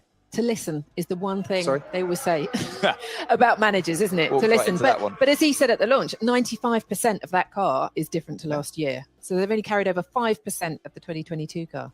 I wonder what was going on there with Lewis. He's definitely on a new set of tyres. Yep. I'm convinced he was on an outlet. He came in, they made a front wing adjustment, and he went immediately back out. And now he's absolutely tiptoeing around the track. I don't know. What, 42 degrees track temperature? It is warm out there. You would want to tiptoe, wouldn't you? I wonder if they had... I mean, did they forget to adjust from old tyres to new tyres? Is it that simple? I doubt it, but something happened where they definitely adjusted the front flap and then went out again. Or did Lewis just feel, I need something? On an outlap? You really feel the car like that? I mean, would he push it? He is Lewis Hamilton, yeah. but you said yesterday they can feel a 1 psi tyre pressure difference. So I did, yeah, at racing speed. But if you're going around slowly, it's maybe it was a change of mind. You know, oh yeah, actually, let's just do it anyway. Let's just try and make the car a bit more pointy, and that's what you can usually get away with on a new set of tyres. And then you wind down the front wing, and there's a bit of a new concept there with this car this year, and yeah, maybe they can chase the front end a little bit more, and they're learning that as they go.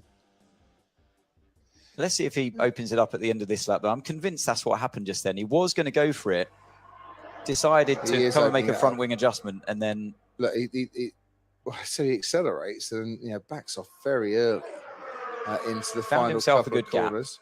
Yeah, here we go. Here we go. This time, no pit lane entrance for Lewis Hamilton. DRS wide open. So let's start this lap. So this is always a tricky one. When you've done 2 out laps with a run through the pit lane, braking into the first corner, how late dare you brake?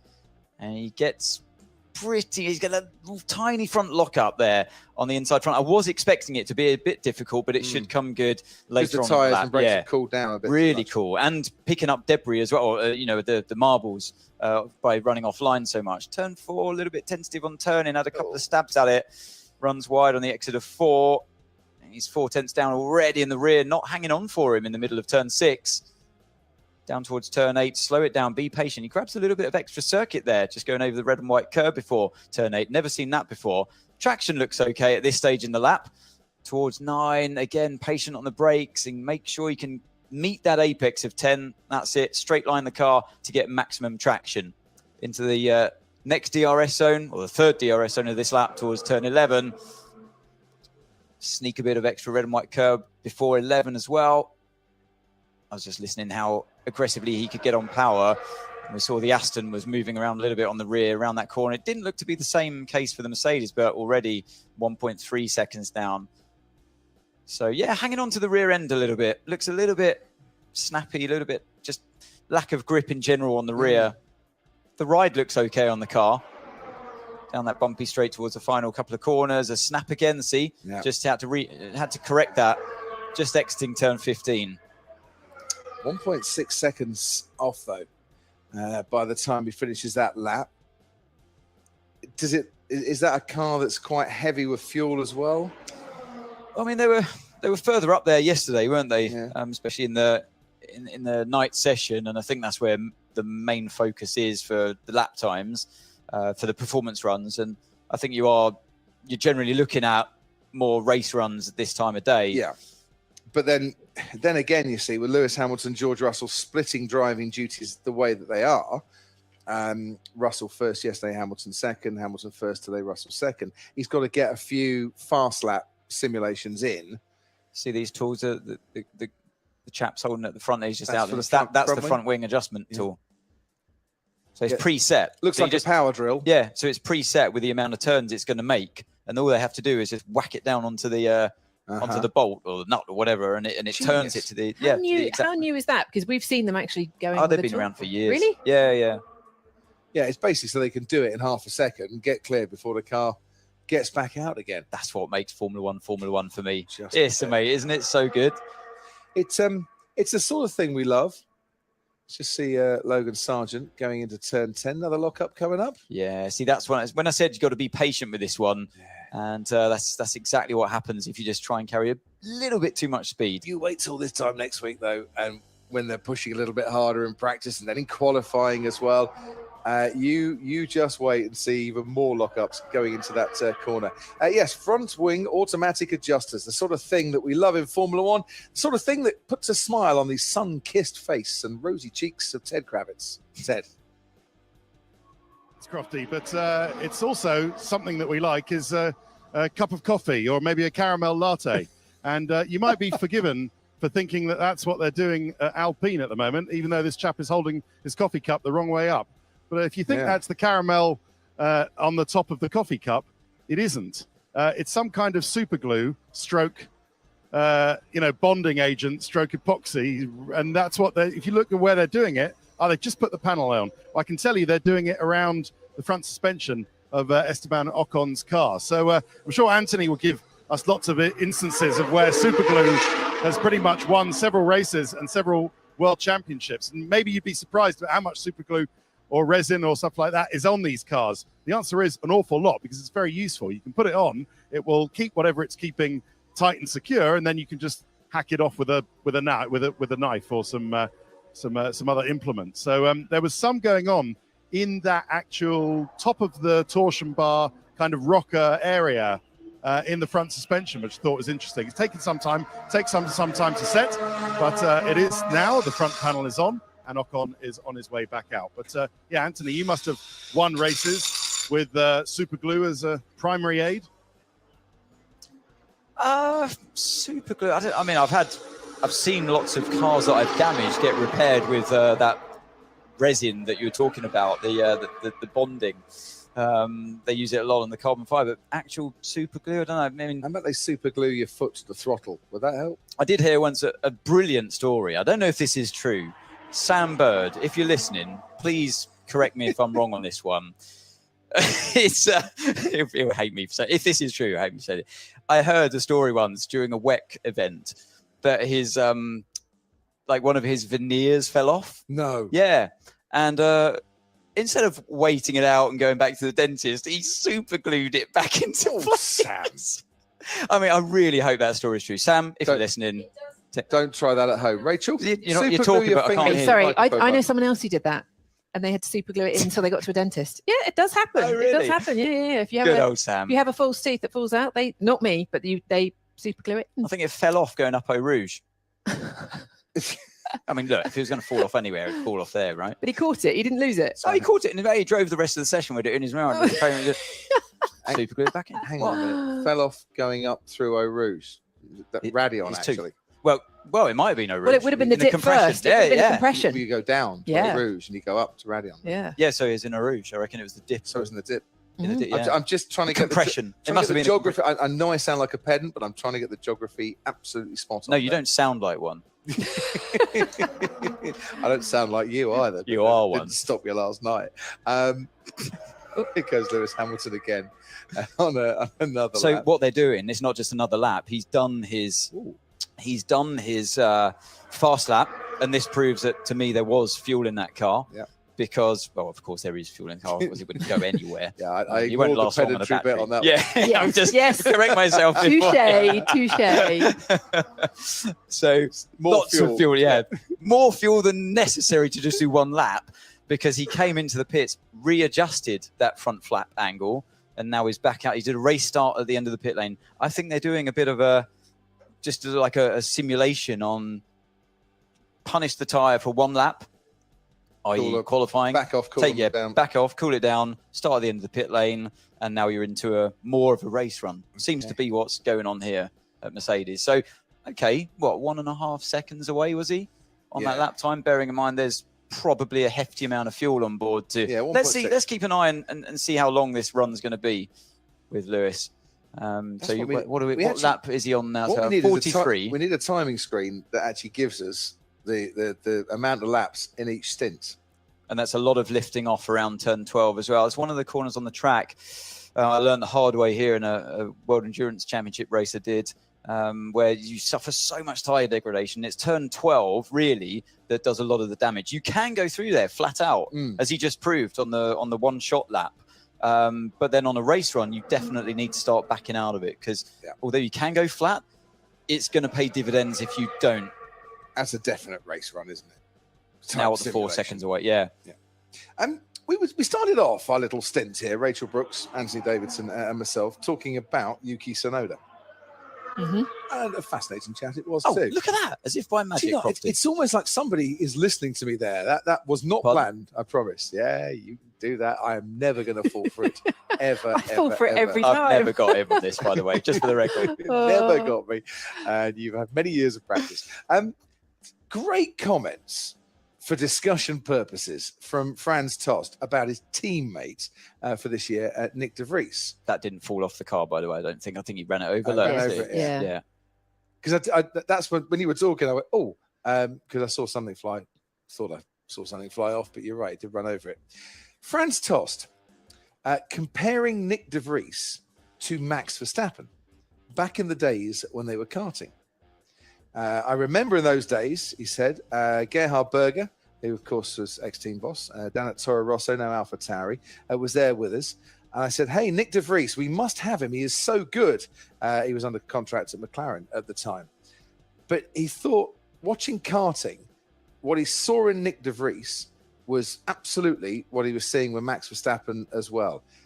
And it just made me think, I remember back to Nick's karting days. I remember two things about Nick de Vries in karting. One, he was very lucky at a karting event at Rye House in Hertfordshire when Natalie Pinkham, our friend and colleague, Natalie Pinkham, almost ran over the top of him. Was there that day? Yeah.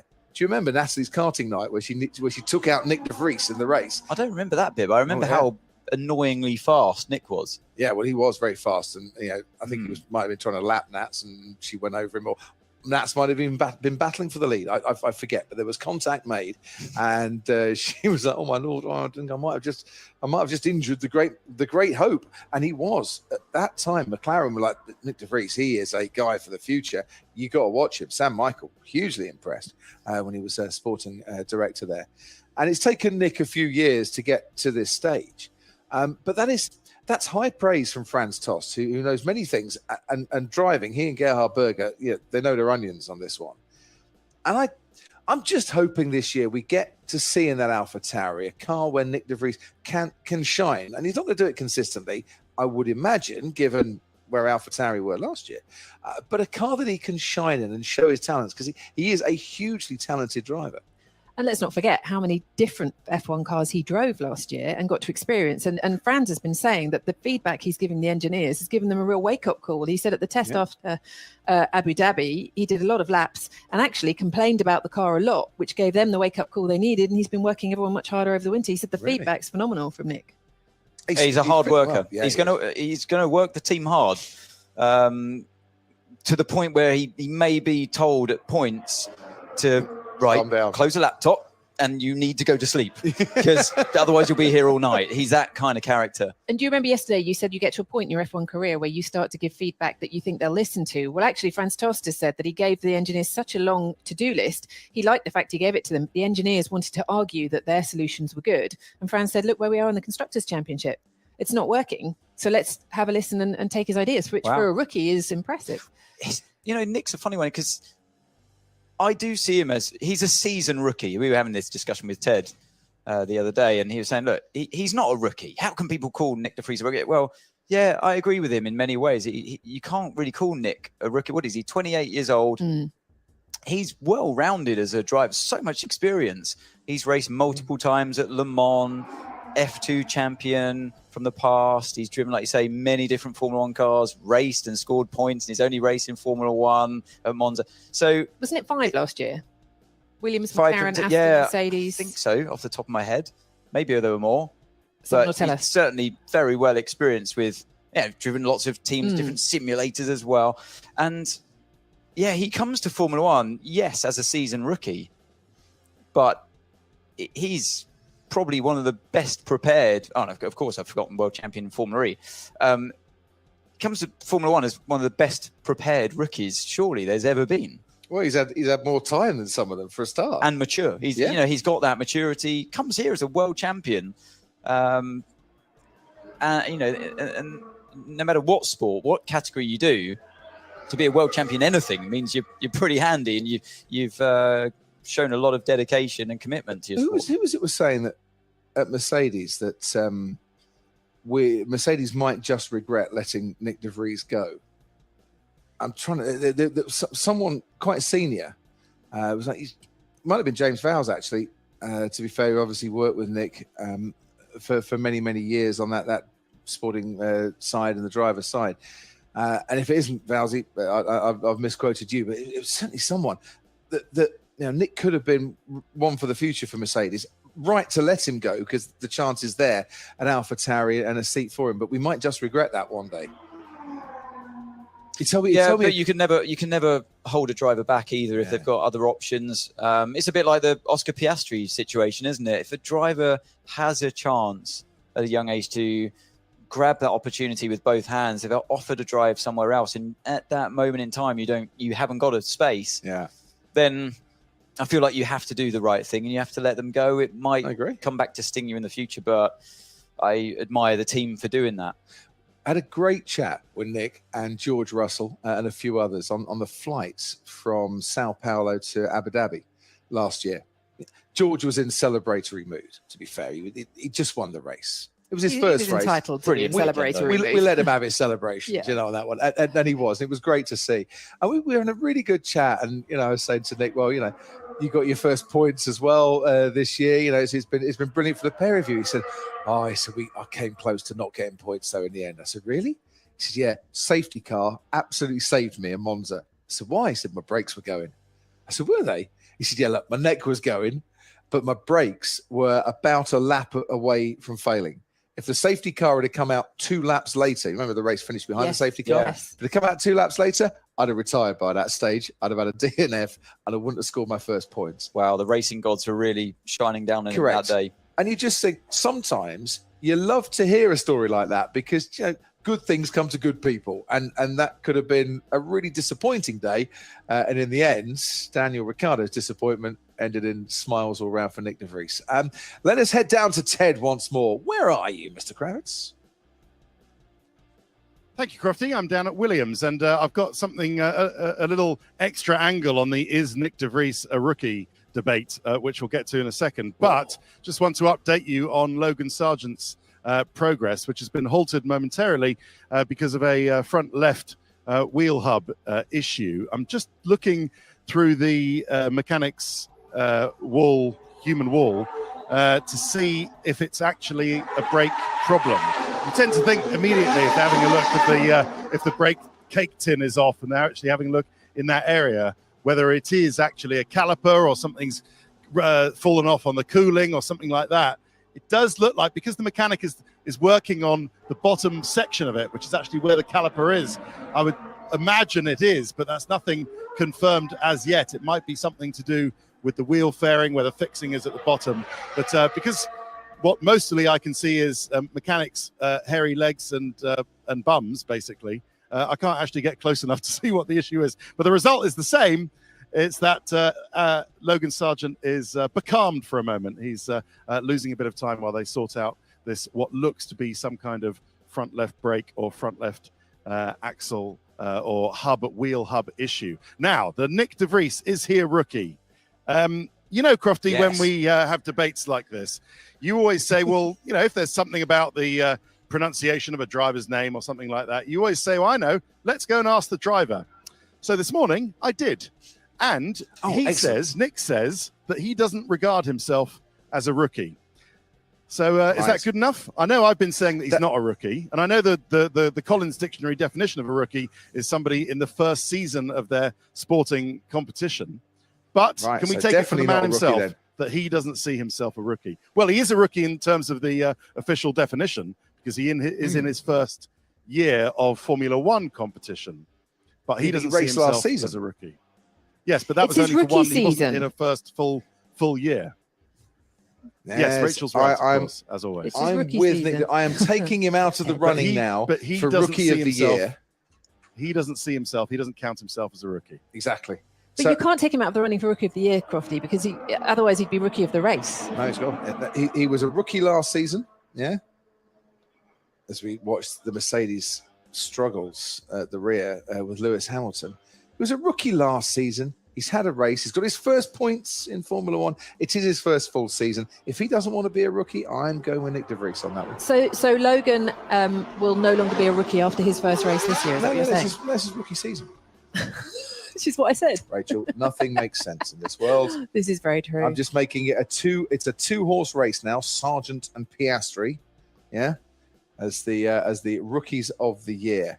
Lewis Hamilton's time on the track has come to an end as he gets pushed back into the garage. I dare say he's got a lot to say. He might be focusing on the rear as he gets on the team radio. Yes, what was that? He's now at lap 49. That was a 6-lap run. And every lap I saw, it just looked like the car was using the rears more and more and more. But he was actively provoking it looked like to me as well. Like on the exit of turn 8, yes, the rear was already moving around, but he had another moment, I think, down at turn 1 and 2, a few laps before that, and he looked like he was intentionally giving the rears of the car a lot to think about, and it looked intentional to me. And maybe they're focusing on which end of the car's destroying tyres first, and therefore they can take the setup in a different direction later on. So pushing it to the limit. Yeah, well, over the limit, quite clearly. Over the limit to find the limit, essentially. Was it coming through frustration? I don't know. But the car looked okay on new tyres, and then it seemed to be attacking the rears more and more every lap he stayed out there. Stays in the cockpit, so whatever is going to be worked on whilst in the garage shouldn't take a huge amount of time. We'll go back to Mercedes later. Kevin Magnussen powering his way in the Haas down the straight, but a lot of attention in the press, in the media centre, about the new Haas pit wall. Remember yesterday? I got our colleague and dear friend Sam Collins to go and show us the new Haas pit wall. With only 3 seats? Only 3 seats. As opposed to, 4 or 5, the other teams? Yeah, 6 sometimes. 6? To be fair. They've reduced it. It's become a little baby pit wall for this year, in the words of the team. And they've saved in the region of $250,000 by having 3 seats on a pit wall and not having to ship a bigger pit wall around the world. Now, it is part of the cost cap. I thought I was right on that one. It is definitely part of the cost cap. There was a situation last year where many of the teams said it shouldn't be part of the cost cap because it comes under promotional material, because obviously it's got the sponsors' names on it and all that. It was then argued, how can it be promotional material where it's where your engineers and your team principals sit and where all the decisions are made for? It's part of racing. It's where all the big cheeses make all the big decisions. Pit wall is part of the cost cap spend. So, in a way, to get rid of $250,000 of shipping costs on a cost cap spend, has to reduce their pit wall. I think it's a brilliant idea. I really do, because 250 grand gets you a lot of development budget. It does indeed, and I think they may have given the chairs to Aston Martin because their pit wall has 8 seats on it. Apparently, 8. 8 seats. I'm going to have a look in the pit lane later, or we can send Ted down there now to go and have a look. With that? 8 seats? Oh, sorry. Ted's actually outside Aston Martin. How many seats on a pit wall, Ted, at Aston Martin? Well, the camera never lies, Crofty. So I'm pretty sure that 4 plus 4. I'm pretty sure that 4 plus 4 is 8, even though there are only 7 actually there at the moment. 1, 2, 3, 4, 5, 6, 7. Yeah, don't think you say this like you don't believe it, Crofty.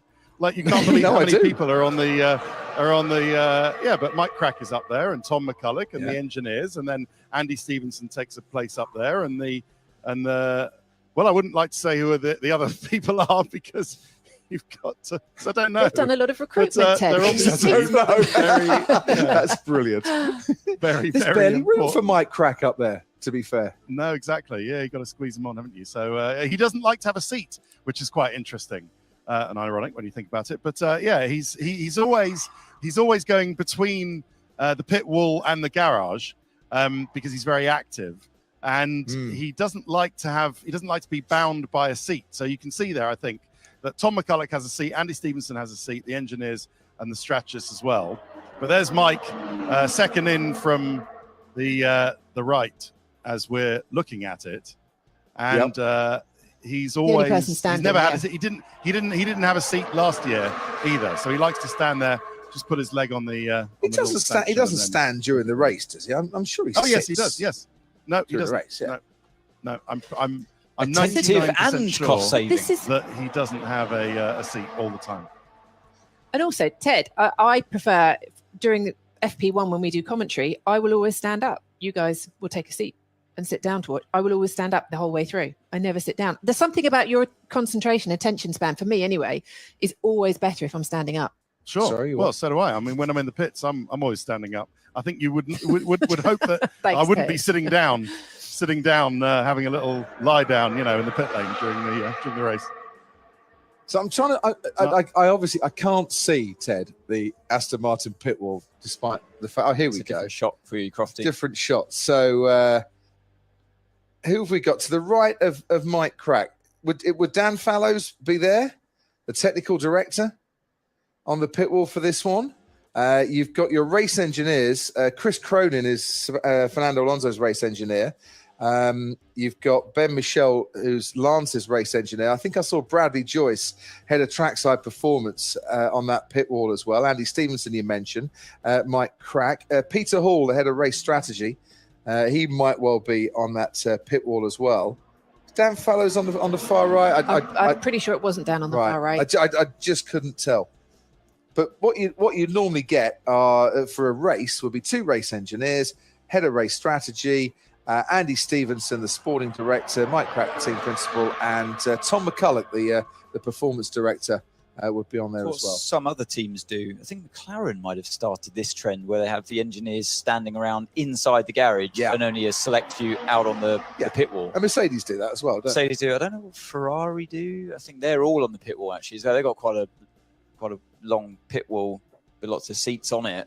But that's a big discrepancy between how Haas's approach and Aston Martin's. Wow. But, don't forget that Haas were last year at least, only one of 2 teams that couldn't even reach the budget cap.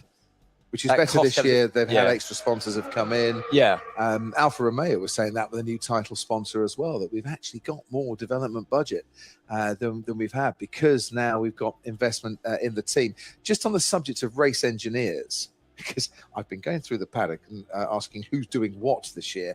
At Mercedes, a full-time change. Remember Marcus Dudley? Yes. Who has stood in on occasion when needs be. He'll become George Russell's full-time race engineer for this year. Bono and Lewis are pretty inseparable, to be honest. I think it would just be wrong for us all for Bono not to be Lewis's race engineer and to give it the get in there, Lewis, and all that. Well, Marcus Dudley is going to be shouting, get in there, George, and other more appropriate comments and informative comments throughout the season. You want to say something, Rach? Sorry? No, it was from before. I think that was Eric Blondin on the end of the. Oh, right. Excellent. Anyway, yes. So Eric Blondin, the deputy technical director, and signing from Mercedes. Yes, indeed. They've done a lot of recruitment at Aston Martin. They seem to think now they have the team together that they need to achieve their ambitions of not just podiums, but actually going for a championship one day, which interestingly, Lawrence Stroll said would be the biggest achievement of his career. When you consider everything he's done through business and everything else, he said, yes, that would be it. That would be, and he's never worked so hard in his life, he thinks. So he's showing no signs of slowing down whatsoever. I loved his comment to you, Rachel, at the launch. The one that struck me most of all. I'm very passionate about this project. I can hear Ted in my ears at the moment. Yes, I have as well. Coming out on air, to be fair. I'm very passionate about this project. And when I get passionate, I win. Interesting. I love that quote. It's a brilliantly bold mission statement to come there. And privately, Lawrence has been very, very bullish about the future for the team and why he's in this and why and what he hopes will be the end goal. He's put his money where his mouth is in a massive way. He's invested his heart and soul into that project as well. And whilst people, and there are people out there that would knock him to say, well, you're only doing it because your son's driving. It's James Vowles, the new team principal at Williams.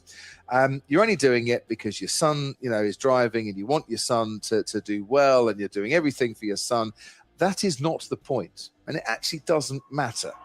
What he's done is safeguard the future of a lot of people's jobs. He has increased the staff there significantly, and has given, steady employment to even more people. He's given, a fresh hope to people at Team Silverstone, which have been around, a long time, since the Jordan days, as we all know. And he is now embarking on the next phase, a CapEx spend with a new factory, first new factory in over 2 decades. First ever smart factory. In Formula One, yeah, we'll talk about the smart bit in a minute, because it is absolutely smart. Wind tunnel to come, exhibition space to come as well. And giving Formula One as a sport a proper team for the future. This is, if you go back a few years to when Stewart Grand Prix became Jaguar and then became Red Bull, and the way Red Bull took the old Stewart Grand Prix factory as it was and have now turned it into an incredible campus in Milton Keynes. And if you go there, if you remember back to the Stewart Grand Prix days and go there now, night and day, you just, some of the buildings are the same. But actually, I think the last time I went there was when Red Bull had just taken over. Oh. So my memory of that place is probably quite different. Oh, it's incredible to what it is now. They had to change the road outside the factory now, and it is an absolute night and day.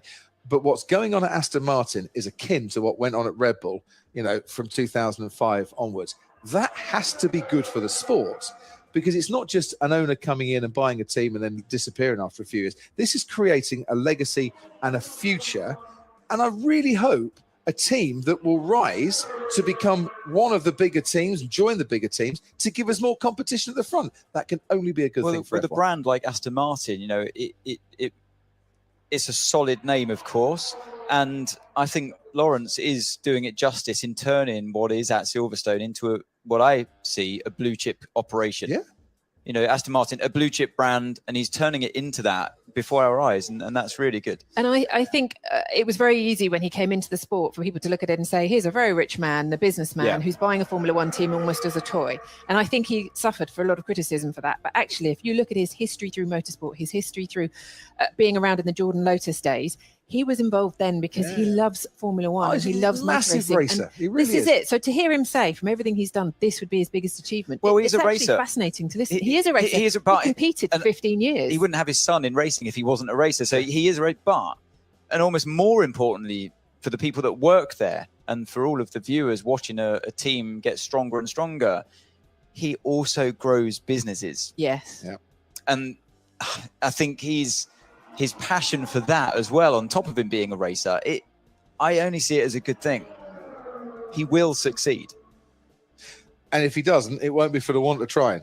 It Exactly. really won't. Because they persuaded Fernando Alonso to go there. They persuaded. He's seen what's happening And there. Adrian Newey's right-hand man as well. He I don't know.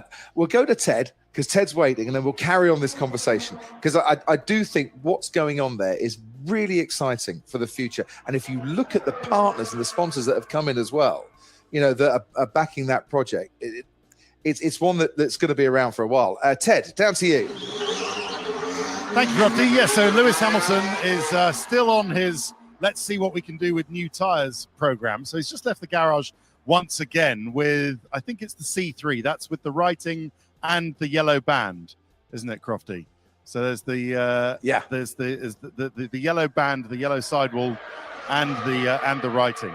So he's just left the garage on a brand new set. So let's see what he does on this run in and out of the pits. But just wanted to give you some more details. You might have seen Jerome D'Ambrosio around earlier on if you're watching our coverage. You might have just heard me talking about him just now. But I have some actually information from Mercedes as to what his role is in the team. Oh, excellent, because we were wondering yesterday, Ted.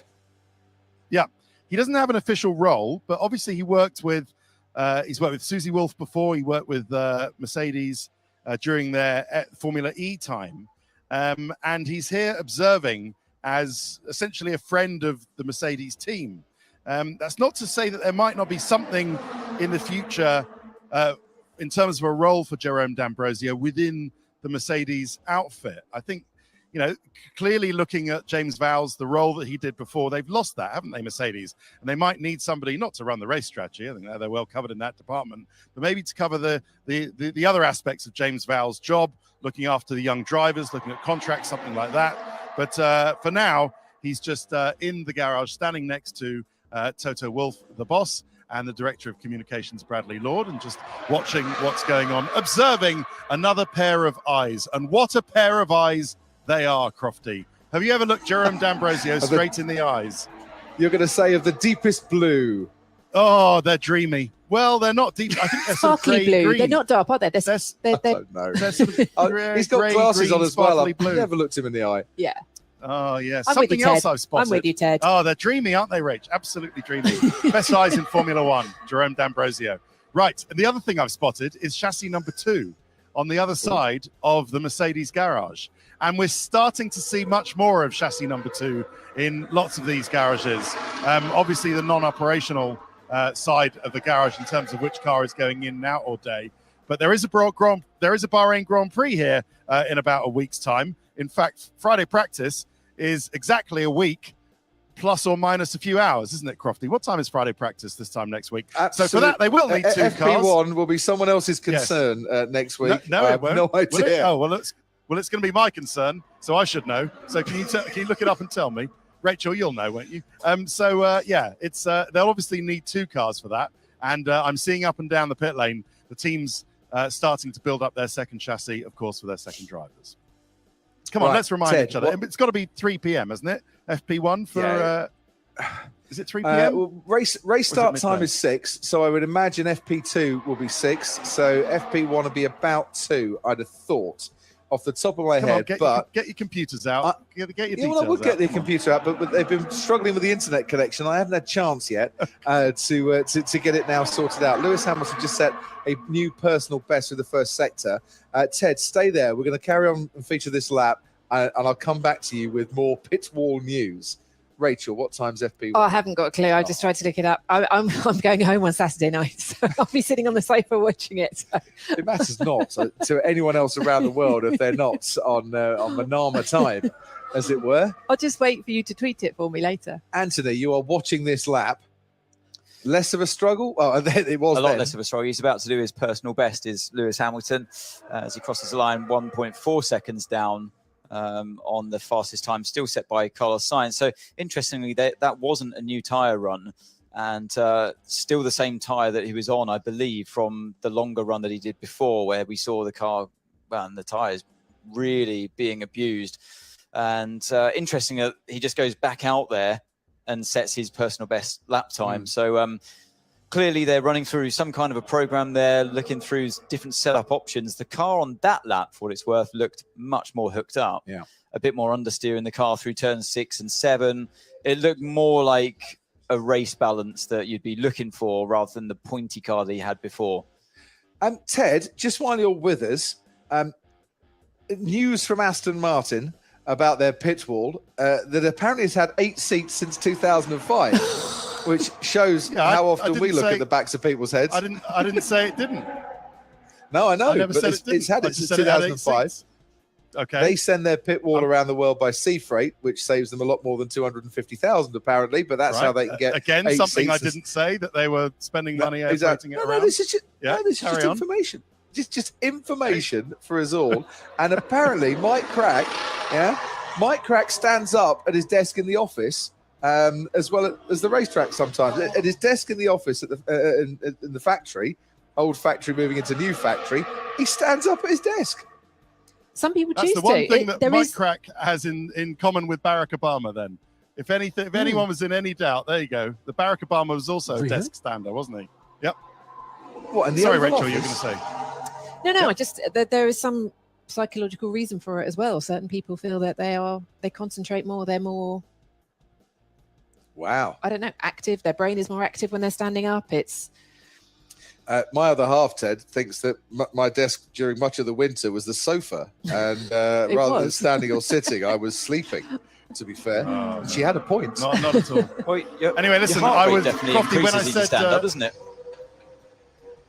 That's true. Crofty, when I said that free practice 1 was at 3 p.m., I was half right in that I was half an hour off. So it's 2:30 p.m. Bahrain time. So if you join us for free practice 1 at 3 p.m. Bahrain time, you'll have missed half of it. So don't do that. Yeah. Join us instead at 2:30 Bahrain time. This time next week, Friday, the 3rd of March, 2:30 Bahrain time. So minus whatever times you are around the world to that. So it's an hour, of course, free practice 1 from Bahrain time, 2:30 to 3:30. Join us again, Crofty and everybody else, for free practice 2 from 6 p.m. Crofty, you were right on that.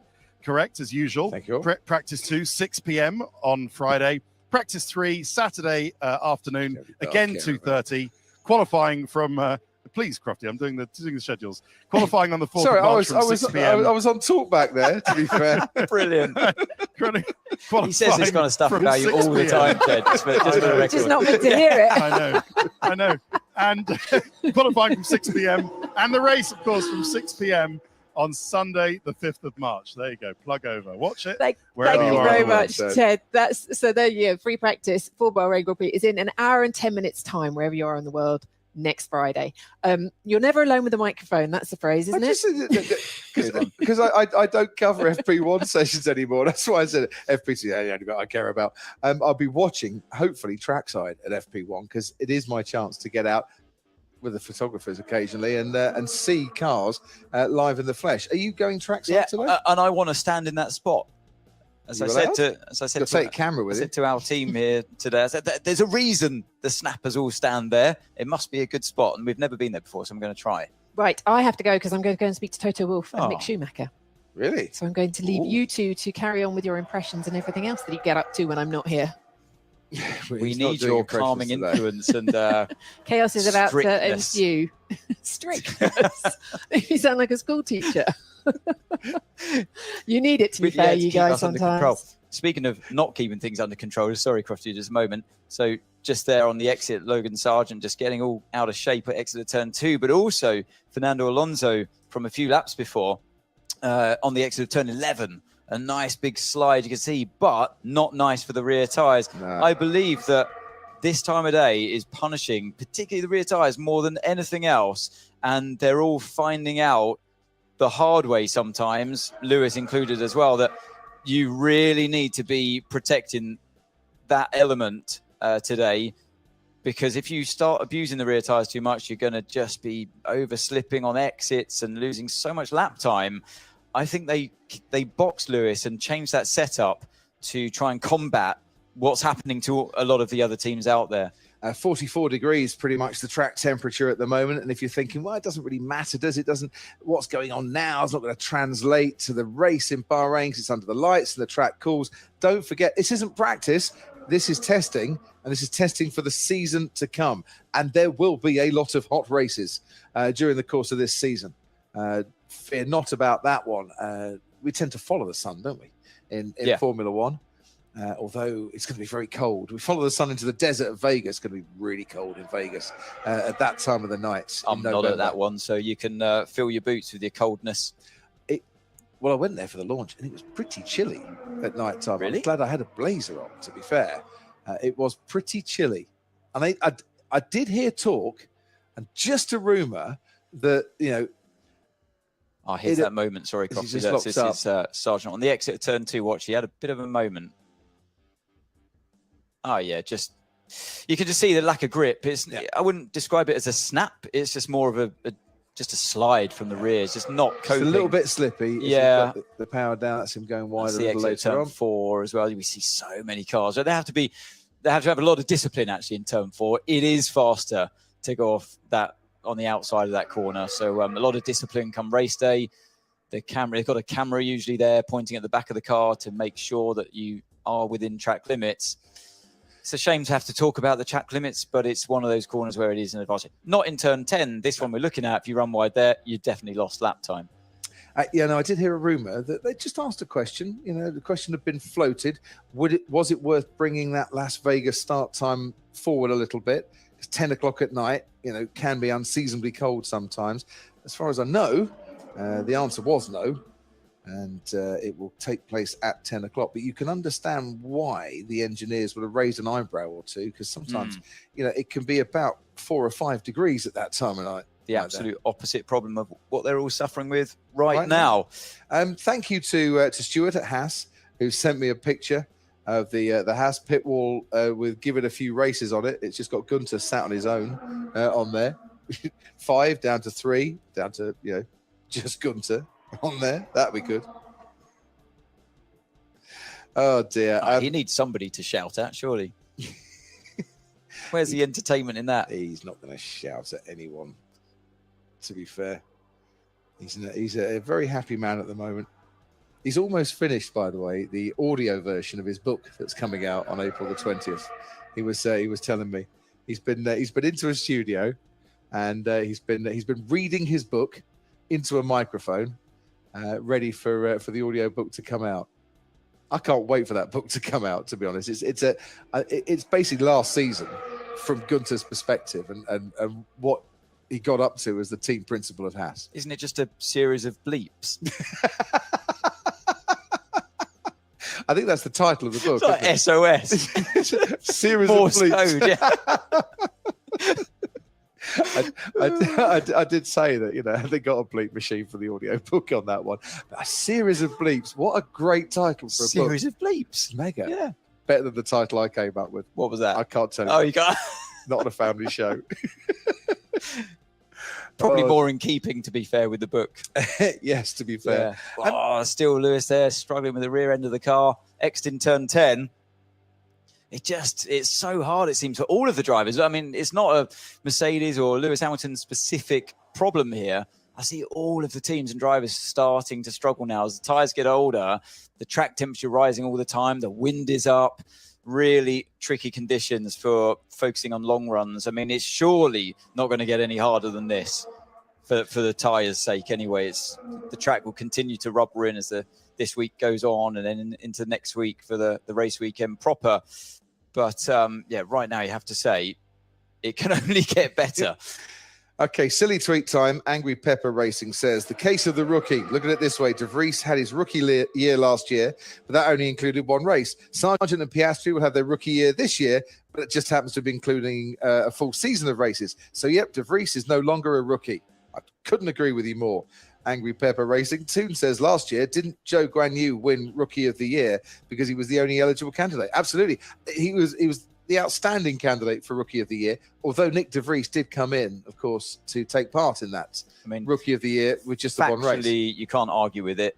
Logically, I do argue with it. Listen, we've got 2 hours to talk. We can argue as long as you want on this one. I'm going to refer to him. This is his first full season in Formula One. Correct. And it was Andrew Shovlin who said that Mercedes could regret releasing Nick De Vries to join Alpha Tauri. Thank you to Evo and to Athena, who have reminded me about that.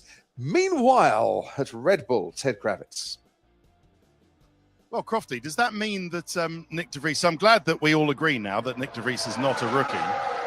Does it mean, talking about what Andrew Shovlin is thinking, might they regret releasing Nick De Vries into the world of Red Bull? I mean, if he stars, if he scores podiums and loads of points, who's to say that now Nick De Vries is a Red Bull driver, he wouldn't be in competition for a seat alongside his Dutch countryman Max Verstappen at the senior team? That's possible, isn't it? Now he's in the system. Yeah. Yeah. Yeah. Good point. Good point. Anyway, you'd have to say. You definitely say that, Ted. Yeah. Okay. Oh, I think we've just lost Ted for a minute. There is a little... he's back again. Sorry, I was just saying, that's no disrespect to Checo Perez, who's just taken a break or finished his race simulation. So he's run a few sets of compounds. He's just taken the C2. That's the white tyre with the white stripe and the white writing. That's the C2, just to double check myself. Or is that the C1? C1, Ted. Crofty. The C1. Okay, C1, so he's run Ted. the C1. He's run the C1, the C2, and the C3 in this race simulation that he's done before his lunch break. The Red Bull strategist Hannah Schmitz is on the pit wall overseeing Checo Perez's Bahrain Grand Prix, held in completely unrepresentative conditions in the middle of the hot sun. But still, that's what he's done. And now he's back in the garage The car is being serviced because it needs to. He's done a lot of laps, and I'll let you know what he does next, if anything, before the lunch break, which is, what are we, 40 minutes away? 45 minutes away, Ted. And can I just ask, Ted, I don't know if you know this question or not, if Max did all day yesterday, Checo's doing half a day today, and Max is doing half a day today, is Max having tomorrow off and Checo's doing the whole day? Yes, that is Red Bull's schedule, that Checo will do the whole day tomorrow. Whether you could say that Max is having a day off, I couldn't say. I would imagine Max will be here keeping across what Checo's doing. Would he not? I'm from driving duties. I wasn't trying to be flippant, to be fair. Right, Cheers, I'm Taylor. off to. I'm away to talk to Oscar Piastri, who is definitely a rookie. I will speak to you later in the day. Thank you, sir. Ted Kravitz down in the pit lane. There is a little delay from us to Ted, a technical delay, rather than Ted trying to understand what the heck Anthony and I are talking about, which just makes the conversation a little difficult sometimes. So apologies if we're talking over each other. Carlos Sainz's last lap was a 140.2. Lewis Hamilton's last lap was a 139.1. The lap before that was a 138 something from Hamilton. And Norris is a 40.5. So they're the only three cars out there at the moment that have done lap time. Well, Sargent as well, but his last lap, well, it says it's a 4-minute 29, so he must have just started. What's he crossed the line at? Oh, it's 32.9. Yeah, so he was on an outlap before. Personal best for him to go second fastest, 32.9. Good time for Williams, especially this time of day, you'd have to say. Yeah. I thought the car looked pretty hooked up, and yeah, he's on the red sidewall tyres there. Is that red stripe and lettering? Lettering, not text on the side of the as my Pointed at dad keeps pestering me about. Lettering. Well, Yes. your dad knows graphic design. Yes, he does. And he just texted me actually, said, Ted, it's lettering. There you go, Dad. Done. Excellent. I've got internet in the commentary box now. Oh, well done. Fantastic. I can connect to the rest of the world whilst we talk to the rest of the world. Love this. And someone's just, look at this. I don't want to gossip too much in front of however many people around the world, but I've just seen a little message on our WhatsApp group. Alex Jakes and Jolyon Palmer, could you come to do your photos, please? Alex Jakes and Jolyon Palmer having a photo session at the moment. You doing a photo session today? No, we're not doing photo sessions. So he's finished eating his fried chicken and all the biscuits that he's been passing around. Jolyon Palmer, by the way, we don't want to gossip too much, but every time we come in the commentary box, he's passing around the biscuits. Alex Jakes, I don't know how many biscuits he has eaten today, and hopefully not too many, because he's got to have his photo taken. And there is Paul Monahan, the man who basically runs the garage from an engineering perspective, the chief engineer down at Red Bull. And a happy, smiley man he is occasionally in life. And when he's not smiling, he's chucking insults around and then smiling. He's without doubt one of the fulcrums of that Red Bull engineering department. Things get designed and things get created, and then he's the one that has to make sure it all goes on the car properly and the car is fit to get back out there. And he has been in Formula One a very, very long time, and a very experienced man he is too. Yep, he runs a tight ship, doesn't he, Paul? Looking at the lap time still out there, Hamilton putting the laps in 39.8 this lap around. He's now completed 60 laps. 76 laps for Perez. So he's earned himself a nice break. He's got a bit of a breather now as they work on the car. Tsunoda, whose car we're looking at there. God, I just had to double check because, yes, that is the AlphaTauri. Black front wing. Oh, I know. Mate, don't worry. Testing is good for us too. It is. Learning these new colours.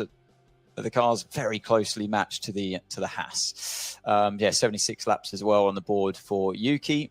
He's in P10 at the bottom of the timesheets at the moment, 36.3. So clearly just focusing on the long run pace. Lewis finally pits now. And yeah, we've only got 2 cars out on track. Yeah, I was going to say, why the lull at the moment? Logan Sargent and this man, Lando Norris. Now, I have had several messages from Scotty Designs today to say, Crofty, how about a little McLaren positivity segment to re-spark all the down McLaren fans right now? I've not really talked about McLaren much at all today. So come on, Ant, let's do a bit of positivity, or let's just ask the question, why are some McLaren fans down right now? What are we seeing in that McLaren that could just get people a little bit down, hoping for good things from Oscar Piastri and Lando Norris? Well, I mean, look, the Red Bull is only P7 at the moment. So it is just testing. We try to extrapolate what we can from it. We don't have any data during the session to look at. We do get a little bit of an insight later on. So we arrive tomorrow with a bit more insight from that session of today. But so far, it hasn't looked that shiny for McLaren. But maybe they are just focusing on heavier fuel and lower engine modes, which can hemorrhage lap time. And it's not all about in testing. I've done so much of it in my career. I spent 6 years as a test driver, and it really isn't, I can't stress enough, it's really not about, most of the time, about the lap time, that one-off fastest lap that you do. The car can feel so different when you put new tires on it, and it can hide and mask a lot of problems with your car that you're hunting to sort and tweak during long runs. And that's when the problems arise. You saw the difference between how the car reacted with Lewis before on the new set, came in, front wing adjustment, goes back out the long run, rear tires all over the place, really struggling, had to come in, make a setup change. It's that kind of thing where they're all learning their new cars, different philosophies from last year into this year, blah, blah, blah. So far, though, all I can say is I haven't really seen anything shiny from McLaren. Maybe they have their reasons for that, and they look calm enough in the garage every time I see them. I don't see Norris really fighting the car. He delivered a pretty decent lap time yesterday afternoon, or going into the evening. I don't see him fighting the car the whole time. He's clearly, I see the car now on a long run. The tyres look very old to me, but it's so hard from my side at this point to pick out any real reason to get that negative about it. So we're not being negative, just we haven't seen, they haven't topped the timesheets, and that's what gets people naturally excited, where our eyes go always to the top of the timesheets. I think the thing with McLaren, it was a disappointing year last year to lose that best of the rest tag to Alpine, to the way that Alpine, what was a neck and neck race wasn't quite so neck and neck by the end of it, to have the problems they had with Daniel Ricciardo, and a real shame that relationship ended a year early.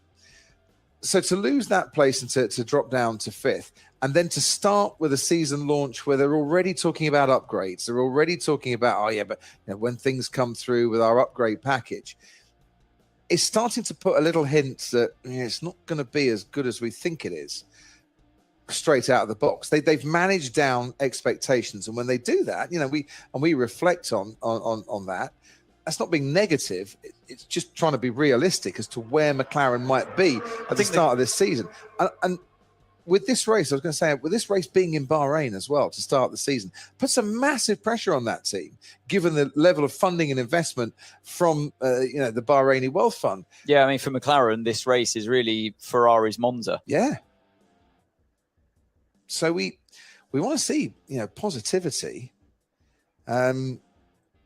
It's things to get positive about, and I'm sure that will come.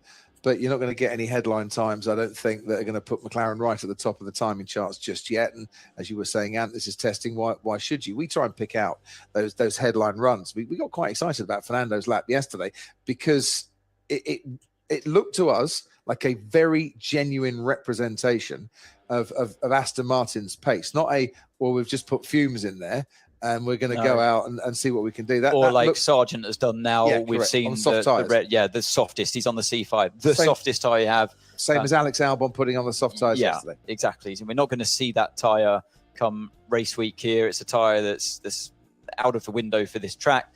But it's, of course, for that one lap, it's going to give you a nice lap time on the board, the 32.9 as he sits now. But it's an unrealistic time. So there you can conclude some evidence is there to make an assumption of, right, they're not going to be P2. It's unlikely because they haven't matched others' tyres that, so like Sainz did his lap, not on the C5. So you're always trying to decipher who's done what lap time with what equipment available and what fuel load. So with the tyres, it's easier because you obviously can see them. With the fuel load, that's much more tricky. But with the data after the day, you get a bit more of an insight. So like Lewis, he did his personal best at 33.9. He then pitted, make a wing adjustment without putting any fuel in the car. Went off on his merry way again and did 6 time laps in succession. So look, there was definitely, you could definitely say at least 20 to 30 kilos in the car. Must have been more than that, but that's the evidence. You start with we the bit have. that you know. Yeah, that's the bit we know. And then from there, you can work out the lap time. If you take away 10 kilos, that's another 3.5 tenths. Yeah. That's the kind of calculations you can make based on the evidence you see. And back at base. Yeah, and we haven't seen the only lap time we've seen from Norris is, yes, he went faster than Lewis yesterday evening. And, so you don't get down about it. It is just testing. And every time I see the car, it doesn't look like an absolute handful. It's just not setting the world alight in terms of lap times. And also the team aren't really, they're not bouncing around the paddock like we've seen the Aston Martin crew or maybe Alpine before they arrived here. And you think, they must be happy with the numbers they're seeing from their targets. They had the target of last year's car. I think the thing that complicates everything is that this floor change has taken away quite a, what did Ted say? He spoke to one of the teams, I reckon it was around half a second a lap from last year. So if your target was comprehensively beating last year's car in terms of lap times, then it dilutes it a little bit because it's not a fair fight. You're fighting a new set of regulations. So you can maybe get it might knock your confidence a bit in terms of your ambition of where you wanted your car to be. So what's happened, if you're just joining us for testing, we talked about a lot on day one of this one, but it's worth reminding people, and you just brought it up. For 2023, the floor edges have been raised by 15 millimeters. The diffuser throat height has been raised as well. The diffuser edge stiffness has been increased, and the teams are running now an extra sensor to effectively monitor the porpoising phenomenon that we saw last year.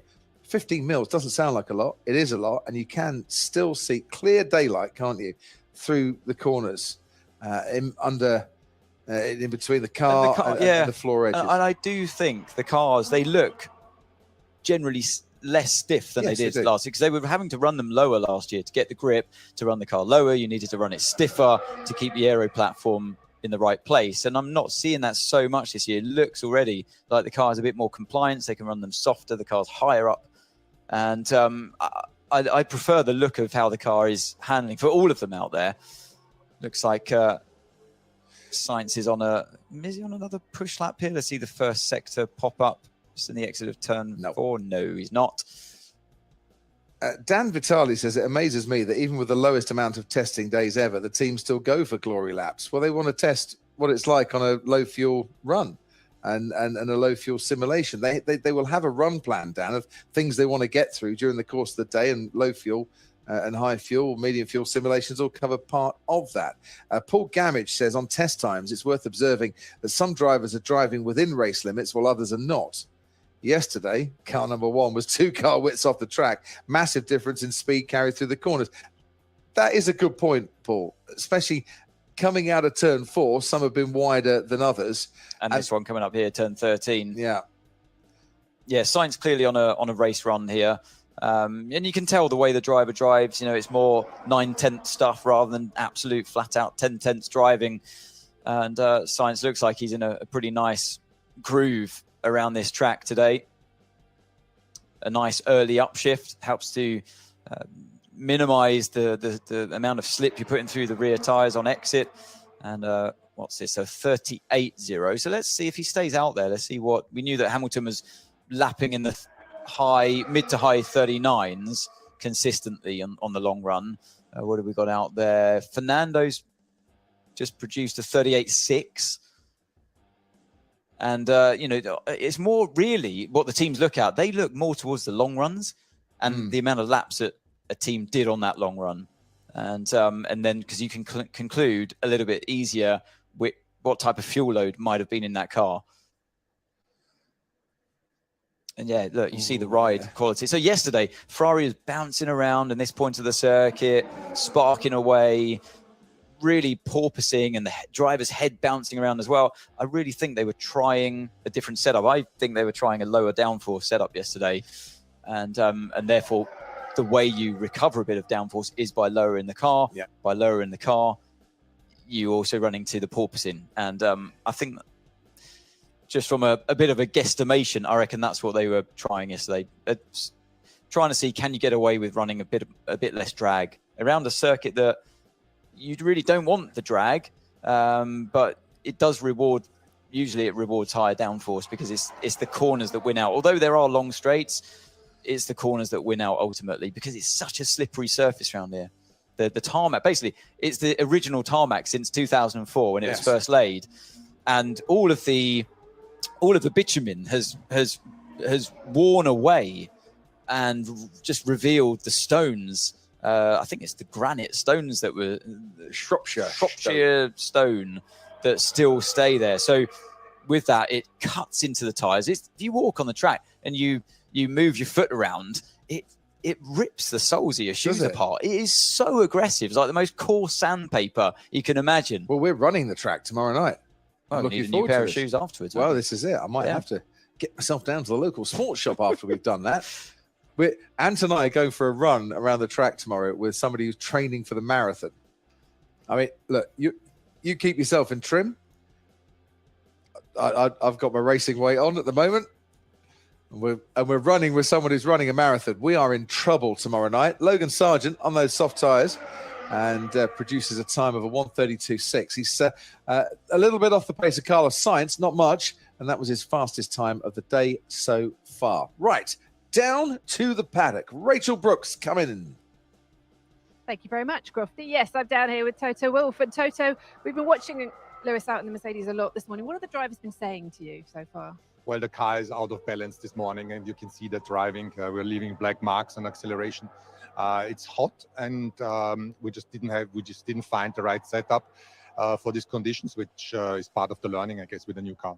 We saw Lewis sort of pushing the limits of the rear quite a lot. Is that because we assume he's pushing it to find the limit, go over the limit and come back, but is that an area of concern at all right now? Yeah, definitely is, because it's not the driver who is over driving the tires or pushing it. It's the car that doesn't give him enough grip from the rear. So this is something we need to sort out over the course of the journey today.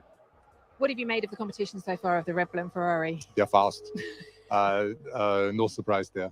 Do you feel that gap is bigger than before, or have you got something very difficult to judge at that stage? Everybody's playing around with fuel loads, and it's a little bit hiding on engine modes, so you can't really judge.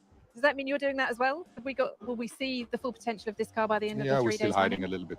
Okay, so do you think by the end of the 3 days running we'll see it, or are you going to wait for next week? I think you need to wait for the 3 days running, also when the softer tires come onto the car in the afternoon, which is more representative conditions for Bahrain. If you go back to 12 months ago, what's the feeling in the team like compared to then?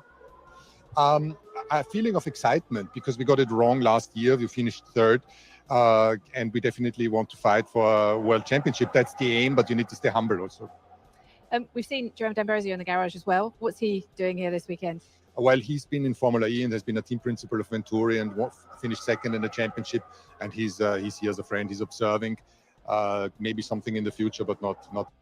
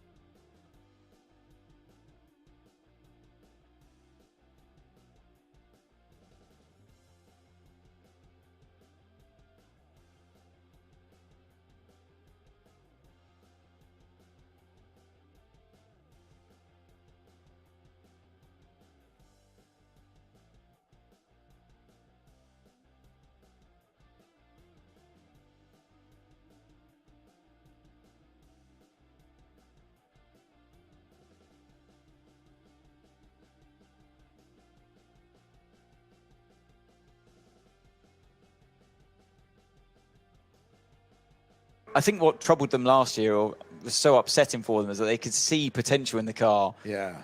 With moments where it wasn't porpoising, but when it was seeing those spikes, the car was so unpredictable for the driver that, you know, one minute you had the grip, next minute you didn't, as you approach the higher speed corner when the porpoising was strong. And so, yeah, it was an area where, of course, they probably did the most research into compared to any other team out there, because it was really their biggest Achilles heel.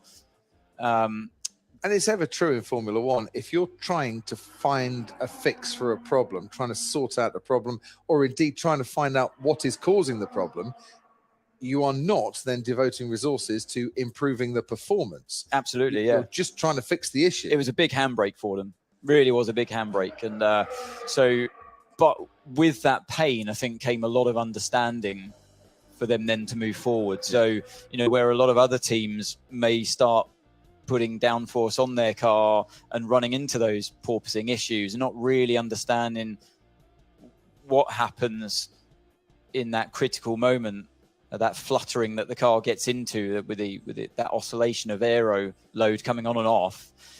If you don't understand it fully, the reasons why it happens and when it happens, then you could easily end up bolting on a lot of downforce and seeing great numbers in the wind tunnel. Yes, happy days. And then you put the car on the track and it does something you weren't expecting in terms of the porpoise in the ride. And maybe, just maybe, I see the Alpine, they're having to run it very stiff. It looks like a bit of a different car concept to me so far. That bump, as we just saw there, going towards turn one, I see the Alpine crashing over that bump time and time again. They're running it incredibly stiff. And maybe that's not a good thing for the porpoising. Every team can make it porpoise bounce around if they want, like we saw with the Ferrari yesterday, if you go sneaking the ride height down too low. But what you want is usable downforce. And I think that's where most of the teams are ironing out those problems. And that's why I think we see that. I think generally speaking, the cars definitely look a bit more compliant now, maybe bar the Alpine, but perhaps they're just trying like Ferrari were yesterday. Toto Wolff gave me 3 sentences to put into our list of things you hear at testing all the time. I had one more. You know, we were talking about this in the office this morning. Right now, and we are not attributing this to any particular car driver or team principal, but it's things we hear at testing and answers to questions. Very difficult to judge. Now, when that comes out, with a driver or a team principal or someone from a team, very difficult to judge. What does that mean? Normally means, well, yeah, we know exactly what the problem is, but we can't really say too much about it at the moment because we don't really want to tell people that there is an issue. Focusing on ourselves, we've heard today, haven't we? Oh, we even used that at the start of the program. Focusing on ourselves, absolutely. We're looking at ourselves. We're not focusing on ourselves at all. We're looking at everybody else, but we don't want to talk about them because we've got things we need to work on in our own backyard. Waiting for more representative conditions. We hear that one quite a lot. We're rather hoping when it gets colder, it will less disguise our lack of pace. And I'm not attributing this to Toto, trust me. I'm just having a bit of fun with this one. Hiding a little bit. Oh, we have got masses more to come. You wouldn't believe how fast this car is, but we're not telling you until funny qualifying. That the cameras are on Red Bull at the but just did you time that? I'm just thinking, you know, things we hear at testing. I mean, you had to. Did you say the working through the program? Oh no, I've done that one. That's one. Yeah, working through the program. We fall foul of that as well quite often. We end up using their terminology. I think I've done it many times already today. Working through the program, we're a bit lost, and and the other teams who we're not looking at, by the way, seem like they've got better balance. Yeah, if you want to help us out with things you hear at testing, at Crofty F1, and I'll wade through your tweets a little bit because it is that time of the year where teams don't want to reveal everything, good or bad. Speaking of reveal something, fastest first sector for and the purple as well. Hey. Logan Sargent, could this be the fastest time coming up so far this test? Well, yes, of course, he's still on the C5 tyre. But I guess they want to build his confidence as well, and that's a good thing. You know, like we were saying earlier on, confidence equals lap time. Correct. And there's no better way to gain a bit of confidence in the car by giving you a car with the most grip possible. Still P2, so close for Logan Sargent. I had it all ready. He was going to cross the line, fastest time, and I was going to say, salute the Sergeant. But no, I can't do it.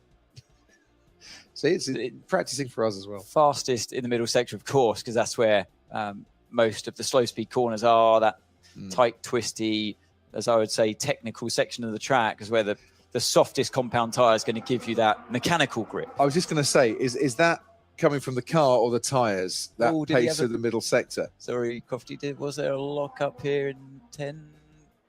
No, that was too bad. So that's why we saw the fastest middle sector.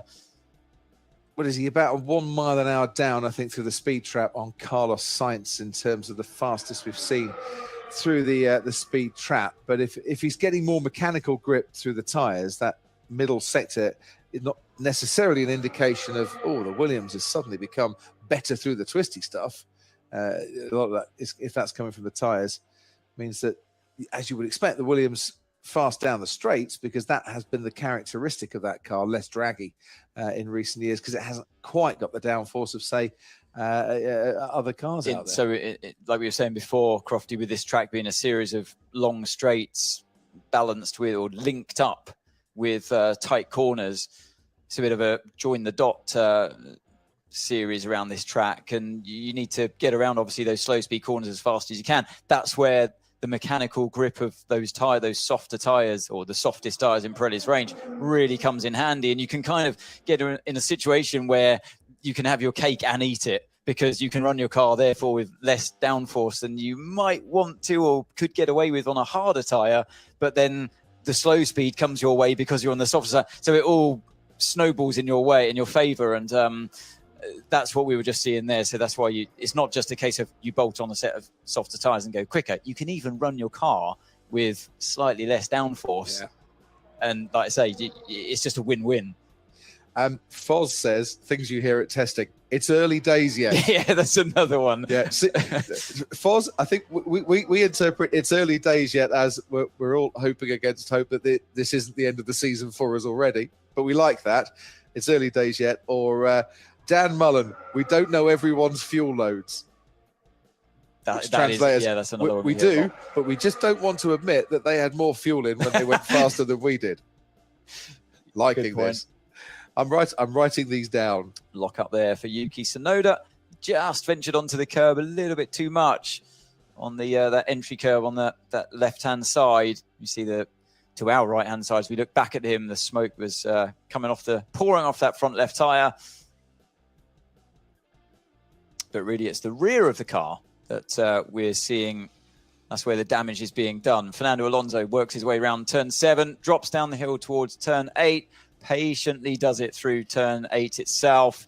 See the hand on the wheel. It's quite nice, actually, when the driver's wearing those white gloves. You can see it just a bit clearer where their hands are on the wheel, and if they're having any moments, any snaps that the car's giving them.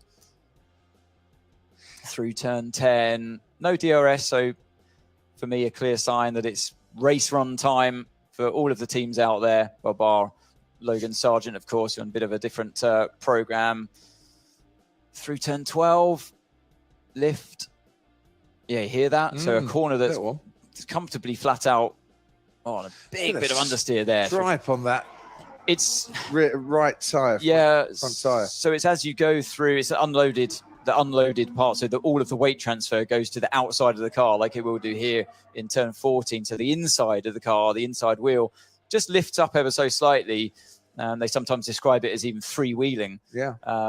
We see a bit less of that these days, but it still becomes a bit unloaded. And as it does that, the pickup on the track, all those marbles that go down, the bits of rubber that get torn off as you go, you pick them up and it rolls to the cooler part of the tyre on the inside as you go through the corner itself. So that's what we're seeing in turn 13 there. Virtual safety car test coming up, ladies and gentlemen. Fernando Alonso's last lap was a 140.3. It was a 140.7 for Esteban Ocon. It was a 141.3 for Kevin Magnussen, and it was a 140.7 for Carlos Sainz. Just just to give it in little impression of who's lapping in what times around at the moment. 1:37.3 for Lewis Hamilton, 1:39.3 for Yuki Tsunoda. The teams will have every single lap by every single car logged and put into their computers, into their laptops, so they can actually start to average out an impression of where they are against the other teams. They'll use sound, won't they, to analyze the noise of the engine and the pitch of the engine, and use speed data traces as well to work out fuel loads way more accurately than Ant and I could do. We spend our time doing impressions of each other instead, which seems to have gone down very well, by the way. Your future as an impersonator. It was a long day yesterday. It was a very long day, but it was a spectacular effort. What's going on here? Look, see, it's not just us that mess around. It's hot down there, isn't it? It's hot. Virtual safety car test, which we do at the end of every single session. Oh, look at this countdown. First race, 9 days, 3 hours, 58 minutes and 15 seconds, 14 seconds. Go on, carry on. I'd tune in for that. Ant does countdown. That'd be great. Ant talking clock. And in between then and now, Drive to Survive is out, of course. A lot of people talking about Drive to Survive and the first few episodes. Apparently there's the big are you on it brouhaha from the team principals meeting that goes down well. I'm told as we spoke, both of us, to the executive producer yesterday, that my commentary does feature in it in some way. Good. If you'd like to go into a studio, do an impression of me for the next series. I could save you a lot of work, couldn't I? Voice double. Yeah. Brilliant. You know that bit in Friends where Joey finds his hand double, hand twin? You could be my voice twin now. A whole new career. Meanwhile, back in the paddock, Rachel Brooks. I knew you two would get up to no good as soon as I left there. I'm very pleased to say, though, right now I'm joined by Mick Schumacher. Mick, good to see you again. I saw you out on track earlier on. What have you been looking at? Other than cars, obviously. Yeah, I've looked at some fast cars going around the track. No, it was obviously great to see some cars out on track, seeing them behave differently, but also the engine side. It was always quite interesting to hear the differences, and so I brought some fellow companions with me to have a look at it and just analyze it. Is there anything you can tell us that you've seen between the cars that's interesting, or? Well, that would defeat the purpose of me going out there, right? So it was actually to give feedback to the team as well? Yes, correct. Okay, not just your interest in... I mean, I love being out on track and having a look because it's very much like karting days. I would prefer being in a car driving around the track, but no, I think it's probably the closest I can get. We bumped into you on Wednesday here, and we're talking to you about being in the sim. Have you found that so far? Yeah, the sim is very helpful. I think we found a lot of correlations between how the car behaves here and in the sim. Obviously, there's still some work to be done. It's always a bit of a guess before we actually drove out the first time. But I'm sure that once we're done here, we'll do a lot of correlation, and I'm sure we'll be able to improve the simulator even more. Toto was telling us just now when we spoke to him that balance, they've been trying to work on the balance a lot this morning. We saw Lewis struggling with the rear a bit. Was that something that correlates with the sim work you've done, or? It does in that sense, but I think everybody struggles a bit with the rear at the moment. It seems like the front tires are quite strong, and therefore the rears have a bit of a harder time. So yeah, will be definitely interesting to see how this first race weekend will go. Bahrain is usually a track where rear tires have an issue, have a tough time. So yeah, will be very interesting. And what's it been like so far with your new team? It's been great. Obviously, I've been part of I've been part of every meeting, very long meetings compared to what I'm used to. But no, it's great. It's a lot of information, a lot of things that I can use for myself, and yeah, I surely feel very comfortable here. What's been the biggest change between where you were at Haas to coming to Mercedes and seeing how they operate? Well, I think we're comparing one of the smallest teams to probably one of the biggest. So obviously the difference are quite present, are quite big. But again, I was really kind of brought into the team with very big arms and very open in every information exchange that we've had so far. So it's yeah, it's very, very nice to be here. Well, it's good to see you back in the paddock, and hopefully we'll see you get a run out in a practice session or something in the year to come. Thanks very much for joining us, Mick. Back to you too. Thanks, Grufty.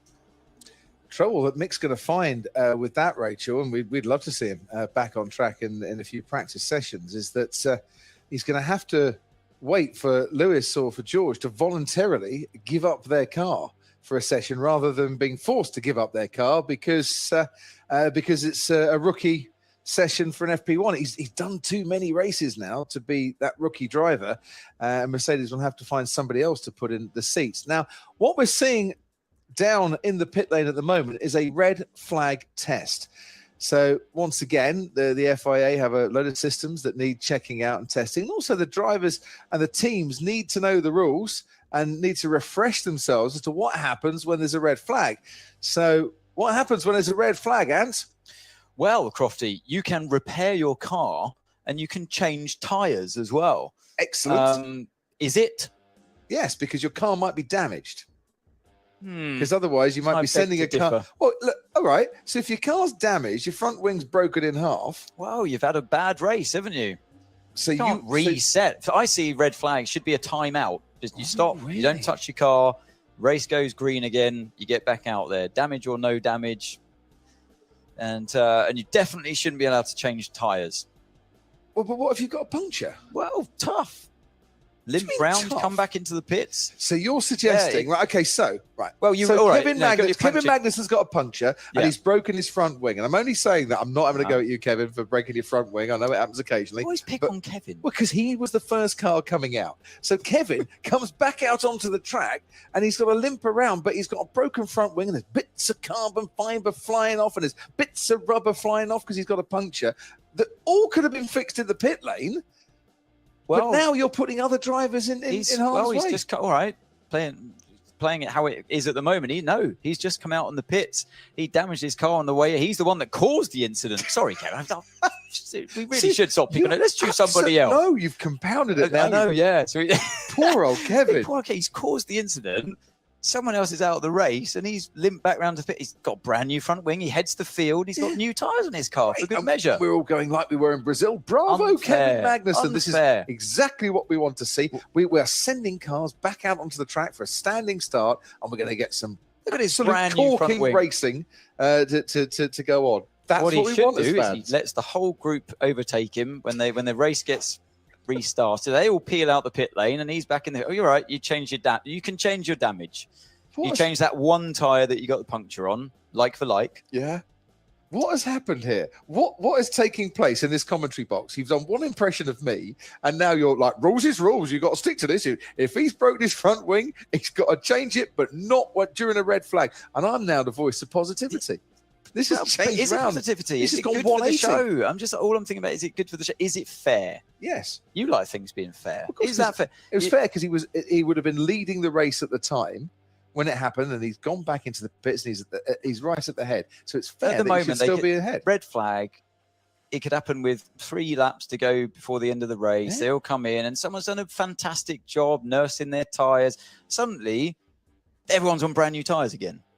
And we were waiting to see how the race was going to pan out, and they've done a great race, and it's all the strategies coming into play. And then everything gets reset, and we don't see any overtaking because everyone's on new tyres, and it's like 3 laps of qualifying through to the end. That's what I don't like about the rule as it stands at the moment. Maybe I stand alone. No, I get you, but I see In the cars, reason when why I grew it's up happening. karting, you weren't allowed to touch your cart. Now, hang on a minute. We've got Kevin Magnussen on pole, and we've got Logan Sargent on the front row. We're going to get a standing start. So for everybody around the world that wants this, right? No, I know Anthony where you go. Davidson No, is now I'm going not to ready take us for it. through. Come on, do it. You're going to do the start. Anthony Davidson.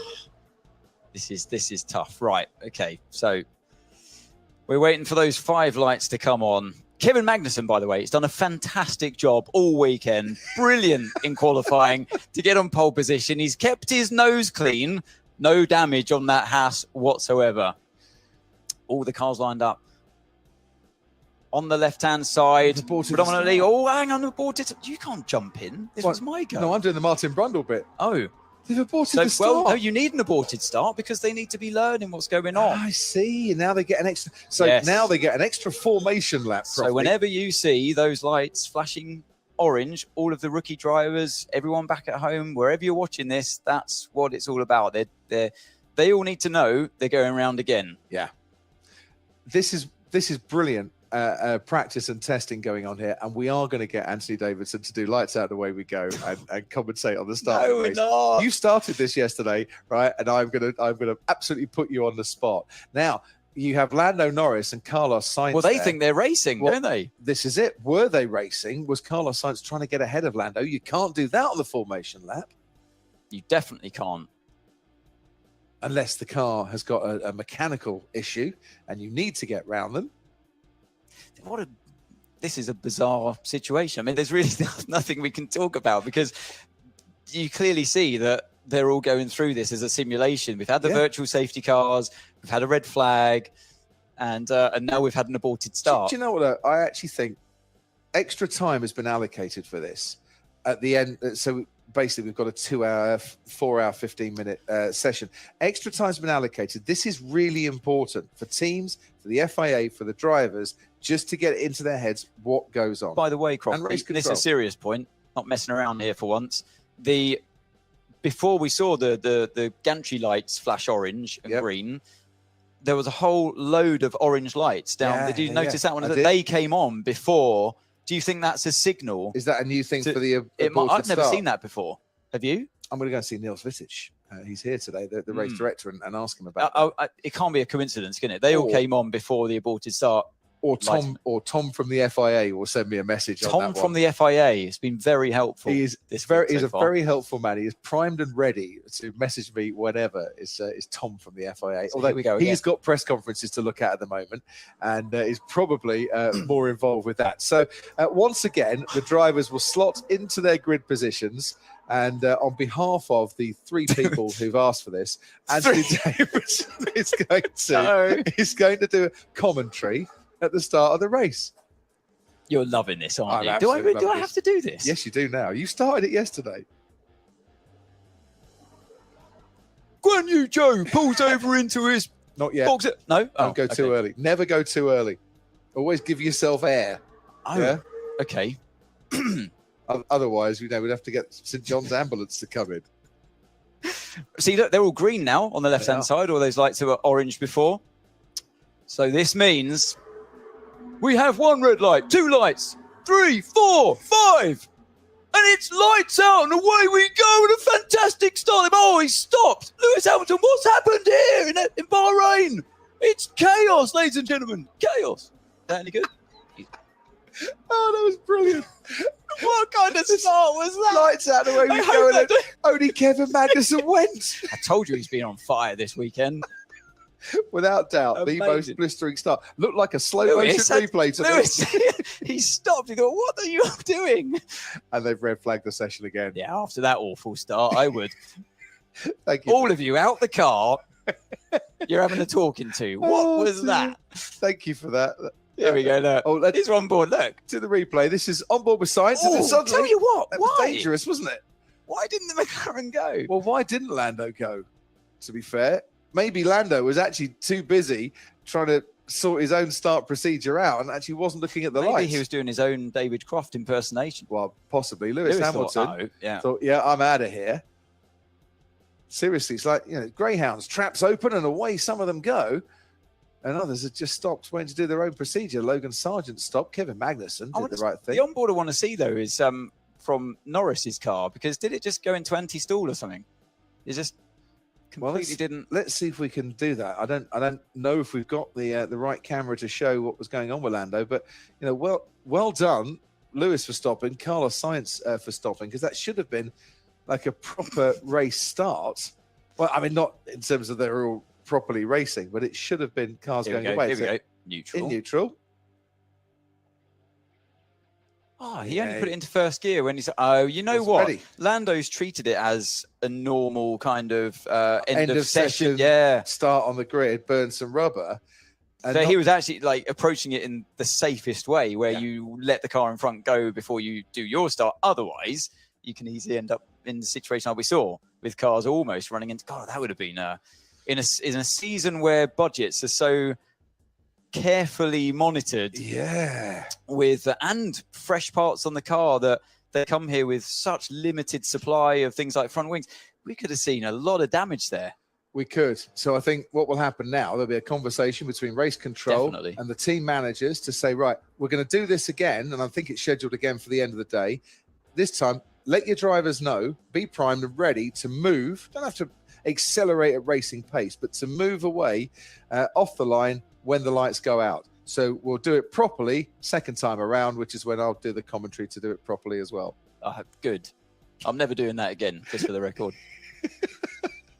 Only in our office. That's, yeah, which he will do for the rest of the season. Off from Himmelby, world champion. They ruined my moment. Can't believe it. Sorry, mate. I was looking forward to that. You had one shot. Yeah, that's I it. guess. But at least you can't blame Kevin Magnussen this time. Like I say, he's been brilliant. Poor old Sensational. Kevin. Right, that is the end of the session.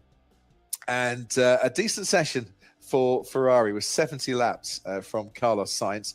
And a good session too from Logan Sargent, 74 laps under his belt there, and on the soft tyres with the second fastest time. And Williams, as they did yesterday morning with Alex Albon, the only team to go and run the softs during that session. Fernando Alonso up there, third fastest overall, 64 laps for Fernando Alonso, more running than Aston Martin got in yesterday morning when they caused the one and only red flag we've had during a session so far that wasn't scheduled. 43 laps for Zhou Guanyu, Kevin Magnussen, 67 laps, Esteban Ocon 49, and Sergio Perez in his first run of the Red Bull 76 laps.